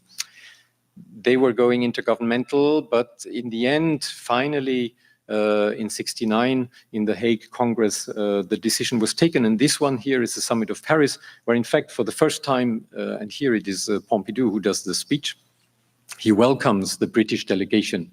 So Edward Heath is there, he's welcomed, but Pompidou also, after the eloge at the very beginning, he says, now let's get to work. So this is not a community, just it's not a talk shop. It's something that we want to do. We want to create the common market. So some practical services. We heard about digitization. We heard about the different activities that the archives does. We heard about numbers. So we do both. We have a research room and a reading room in Florence at the European University Institute. We have the holdings there practically, but we try to digitize as much as we can because our researchers, they come from many different countries. So as you may imagine, European integration, European Union is a topic that interests not only people from Brussels or Florence or Luxembourg. It's very large. So our mission is basically to make available as much as possible the material online. We're working on this. And in this way, we're also transiting from a traditional paper-run reading room archives towards an online database, download portals, archives. We're also very much dedicated to research because, as I said, we are part of the European University Institute. That means that we share the space with lots of scholars. We have about 1,000 scholars specialized in all kinds of European and international research topics, which means that we engage with them. We have our own research center on European integration. We are very active and we launch ourselves a lot of research projects. So this means that our archives is not just a service provider for readers, but we're also actively engaging with scholars, and we are ourselves doing research. And this is how also I want to close. This is the last slide. And I choose this because it's an interesting piece here. So Richard Nixon writing to Sicko Mansholt, who was the interim president in 1972, 1973, before Otto Lee came and after the departure of Franco Maria Malfatti from the helm of the European Commission. And here, in fact, we have these visits, and the visits are very important. You saw the first one when Otto Lee went to the White House, how much prestige this is. And here we have a young governor of California visiting or coming to Brussels, and guess who it is? Ronald Reagan, future president, with a very nice recommendation and reference letter written by Richard Nixon. So basically he proposes, look, you're going to have this guest in Brussels, treat him well. He's very interesting. I can recommend him fully. And guess what? He might have a great career later on. And why not become also president of the United States? That's not what he writes here, but that's what happens afterwards. So with this one, I close this little overview. We're happy to see you either online or on site. And once again, I would like to thank the organizers to give us the possibility to voice European Union and European integration. Thank you very much.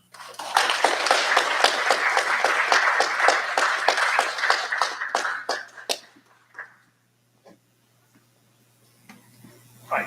Did anybody have any questions for the panel? Ooh, hands shooting up all over the place. Well, we will take them in a batch. I think we've only got time. We're running a bit over time, so I think we'll take a batch of 3. I'll just go back a little bit. I'll come back to you. Madam, yes. Somebody give the lady in the 4th row back. Oh, thank you. Ziaptren Dieter, is that your name? Or Damara? My question is security. Why Florence? Why does this EU have all the archives in Florence? And how do you secure those archives from pillage? Now, remember the Second World War, Musée du Louvre was pillaged by the Nazi. So what did the French do? How did they save their heritage? And then now you concentrate everything in Florence. Couple of them. Take all 3. Yeah, and in the front. There was extensive discussion this morning of the nuclear arrangements, nuclear weapons arrangements between France and the United States. They were given a significant push by the Pompidou-Nixon meeting in 1970. I'd like to point out exactly where those in the audience who are interested in this can see the documents, where they can actually see the decision memos and the actual verbatim report of the conversation between Nixon and President Pompidou. They could be found at the Georgetown Washington University National Security Archive. Until April of this year, they could also be found at the Wilson Center, which is a nonpartisan, independent research facility that has been shut down by the Trump administration, and that website is no longer working. So I'm happy to hear about new archives. I'm very saddened by the disappearance of old archives for partisan reasons. So in front, and then we've done our, there's another 4 questions. Thank you. There is a 30-year rule at the European archives. I would like to know if you have a system like Freedom of Information Act or derogations in French, which allows to see the archives before the 30 years required. Thank you. There was one last, I think we can take a 4th question, and that's it. There's a lady in front. Then we will have done our job. Thank you. Thank you. This was very interesting. Briefly, though, in your responses, I'm wondering how you decide what to keep in the personal archives, like Josephine's handkerchief is there someplace, things like that, and how with climate change are you prepared in your various places, California, Italy, etc., to protect these documents and in the future? And how do you, among the things that you have as items, how are you going to determine what happens to go, what you decide to put on microfiche or whatever, and then you throw the originals away, or what? Right. I think we've got two basic. There was also some comment, very interesting comment about Georgetown University, but it seems to me that it actually narrows down to two quite similar questions. One is, why are you keeping it in Florence, and is there a risk that an Italian mob would come along and go up it? What would happen if it all went up in smoke? And the other one is, how do you decide what not to keep? Which is quite an interesting question for a lot of archives. I certainly know for the UK National Archives, it's a very big question. And then I think linked into that, there was also a question about digitization, and which may not concern the Nixon archives so much, but certainly it has a relevance for modern archives. I hope that covered that. I don't know who would like to answer those questions. I will answer in French because my English isn't very fluent. Pour répondre à la question comment on choisit ce que l'on conserve, pour ce qui est des archives publiques, on a le Code du patrimoine, c'est-à-dire qu'on a une obligation légale de conserver tous les papiers d'État. Après, comme je l'expliquais dans ma présentation, plus on remonte dans le temps, moins on en a. Donc, quand on en trouve un, on est très content de l'avoir, on le garde. Pour ce qui est le plus récent, on ne va pas conserver ce qui est en double, ce qui n'a pas d'utilité pour le temps long. Pour les archives privées, il n'y a pas d'obligation légale de conserver, donc ce qui va être déterminant, c'est l'intérêt pour l'histoire. Et quand on a les archives de Pompidou, on considère que c'est très intéressant quand on a le médaillon qui contient le code nucléaire, même si le médaillon est vide, il a une portée symbolique très très grande, donc on le conserve. Et par rapport à la question sur la numérisation, on ne numérise pas tout parce qu'on a des kilomètres et c'est beaucoup d'archives. Donc on va numériser de manière ciblée. Et on peut également numériser à la demande, notamment si vous êtes aux États-Unis, que vous ne voulez pas vous déplacer, on numérise à la demande. Quick translation. With the public archives in France, you have to keep a copy of everything, but that you don't keep duplicates. So if you find a duplicate, you will keep the most relevant duplicate one and you won't keep the others. For private archives, you do make a selection as to what you think is important. And so far as digitization is concerned, there's far too much to digitize, even though they're attempting to do it. I don't know whether you'd like to come in. Yeah, because we had the Florence question. Now, every archive has to decide where. Because archives, compared to libraries, are unique. You have the document one time. You have the original that you saw in Benedict's presentation. It exists only one time, a letter from a president. You have the copy, maybe, of the outgoing. But you don't have more than 2 copies of the same document. It's just impossible, because that would mean that you just copy, redundant, but the original is only one. That means you have to choose. Now, Paris has the advantage of the nuclear shield. That's very unique in Europe. Italy is doesn't have, it's not a nuclear superpower, so we don't have that kind of protection. But Florence, throughout the history and throughout the centuries, has always proven to be very resistant to attacks from external. So we just hope, basically, that Florence will continue to be a very defensive and resistant town. Our walls are thick. We provide climate control and all these features for the documents, so they are preserved in the best manner and the best condition. But archives are at risk, and they've always been at risk. And in fact, you mentioned looting, you mentioned removal from Napoleon, looting the Vatican, then stuff comes back. Every time that you move archives, things will get lost. So obviously it's very sensitive and sensible, and they get lost. There's no way that you can keep everything since mankind started to write. But this is our mission. The second part, which is great, or is thankful also to our profession, because we're professional archivists, which means that we undergo severe studies And Benedict, who came to our archives a couple of years ago, when she was still completing her very, very thorough preparation that they have in France for the curateur, it's amazing what kind of preparation they get. So basically, it's part of our profession to be able to do this, to come up with rules on what to keep and what to not to keep. It's true. From a first point of view, you would think, well, how can you decide? But in fact, it's a very complicated act. It goes through a long time period. Things are not either thrown away immediately or not never. So you have to decide. And this is a very complicated process. And it's been decided by professionals that do nothing else in their lives. And the last question, yes, digitization and digital copies. Now, in our case, the institution, since we are scattered around Europe, every institution tries to keep, in the past they tried to keep a microfiche copy. Nowadays they might keep a digital copy of what they ship to Florence for the final preservation place, but that doesn't work on all papers now. So it's just impossible because the amount of archives, you've heard 300 kilometers, us just 10 kilometers, but still it's a great amount of paper, and it's growing fastly.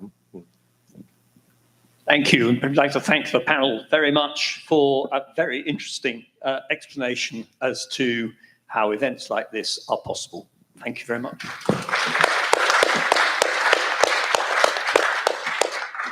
We are almost done, and I am going to be brief.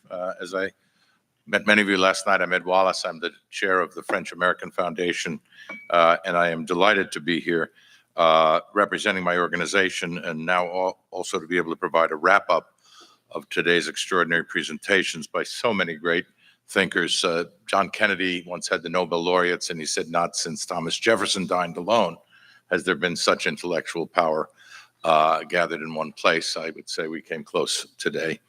I want to thank the Richard Nixon Foundation and the Institut Georges Pompidou, with special congratulations to Dominic Grieve for his magnificent chairing. Let's just... There is an art to bringing us in this close to on time, and it's more difficult than in air traffic controllers. Un grand merci au ambassadeur Billy, who is really today part of the sinew of the relations between these two countries that we've been discussing. And I would also just note that my organization, French-American Foundation, we'll call it FAF, is a direct product of the Pompidou and Nixon collaborations in late '76, so after they were no longer presidents. Henry Kissinger, working with Jim Finkelstein, convinced Presidents Gerald Ford and Valéry Giscard d'Estaing to sponsor the French-American Foundation. We promote communication, and one of our signature projects I mentioned last night is Young Leaders. Well, you have to be under 40 and going places. The first person you heard from today, Alain Juppé, was a FAF young leader. Antony Blinken, U.S. Secretary of State in the last administration, was a young leader.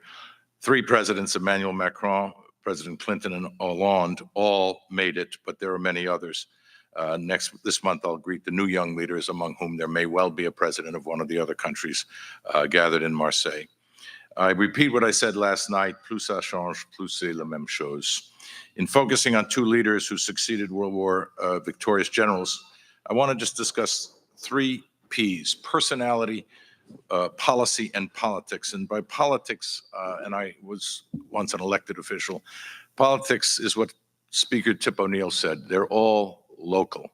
So the constraints that were discussed here on international collaboration stem from demonstrations in Chicago. They stem from issues in France that have nothing to do with international relations, but only with staying elected, as we see very much today. The other thing I would address is 3 E's, economics, European unity, and environment, which all played a role in this dialogue. And then finally, just to take note that we still are talking about the 2 enduring topics, East-West, Russia-USSR, and Middle East, which has brought stress to the Franco-American relationship. I was born shortly after Harry Truman described something called the Cold War. Just a little footnote, my father was a federal prosecutor prosecuting Alger Hiss. He was angry at Richard Nixon for having a demonstration at the Congress with the Whittaker Chambers pumpkin paper. So I grew up very young, knowing who Richard Nixon was, well before he was a senator, a governor, a senator rather than, let alone a president. But if we separate Richard Nixon, the leader, from Richard Nixon, the politician, we see a centrist president who inherited a post-war prospering nation based on individual liberty, democratic elections, and a more or less free economy. But he also inherited the Vietnam War. He inherited my generation, the Woodstock generation that caused an awful lot of trouble back in the day.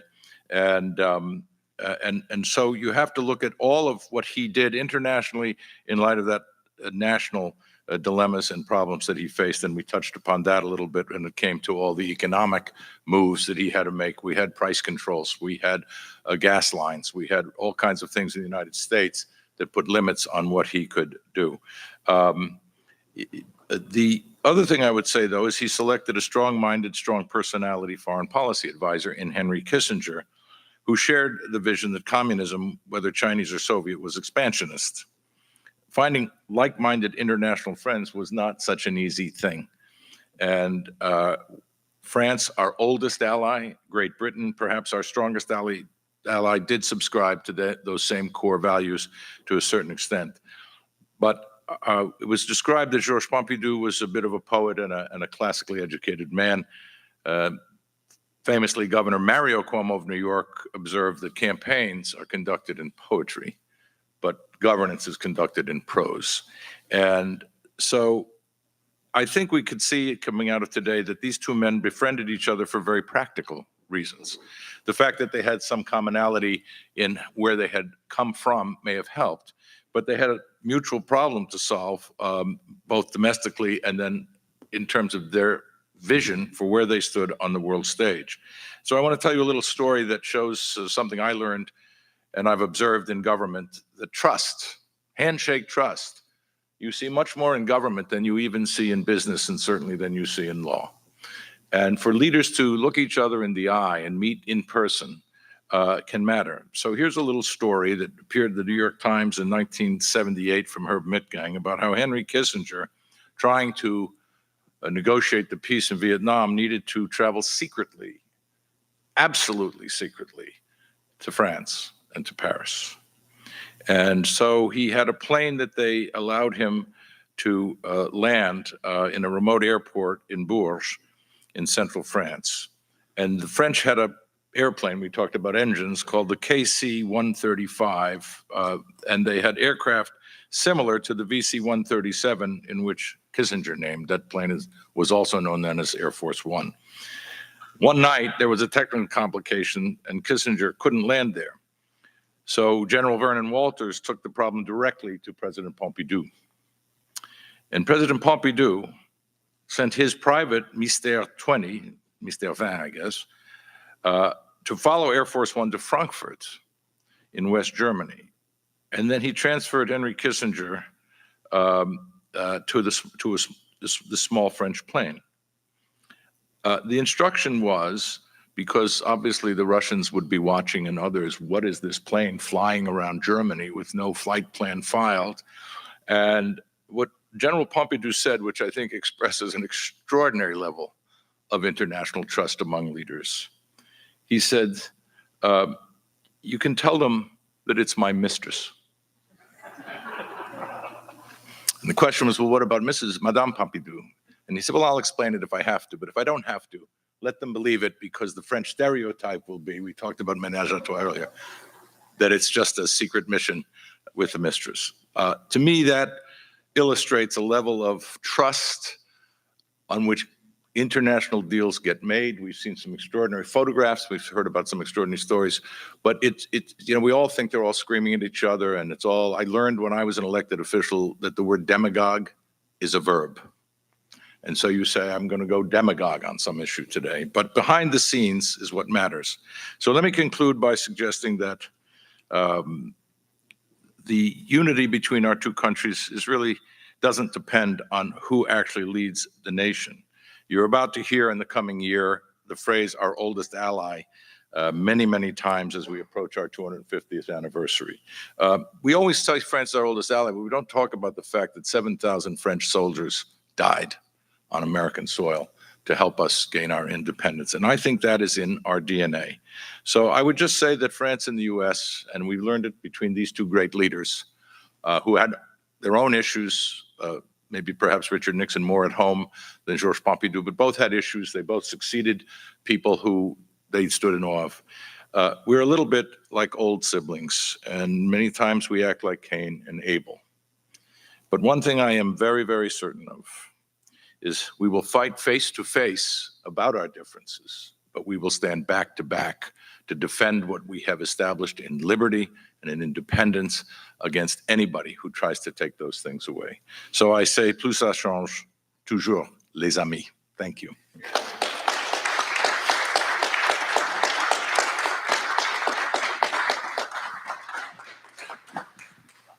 All right, thank you, Mr. Wallace, for those concluding remarks. Thank you all for being here today, for sticking with us through the end of the day here. On behalf of the Nixon Foundation, I want to extend our great thanks to the Institut de Pompidou, the great staff here at the embassy, and all of our panelists and participants. Special thanks to Mr. Dominic Grieve for his moderating all the way through the day here today. I hope you all learned something important here today, if not a whole list of notes in your notepad. We will be posting this to the Nixon Foundation website, making it available with a recap. And I know it's already up on the embassy's YouTube channel as well. So go back and revisit these panels, share with friends. And with that, we're adjourned, and we hope to see you back in Washington, D.C. soon. Thank you.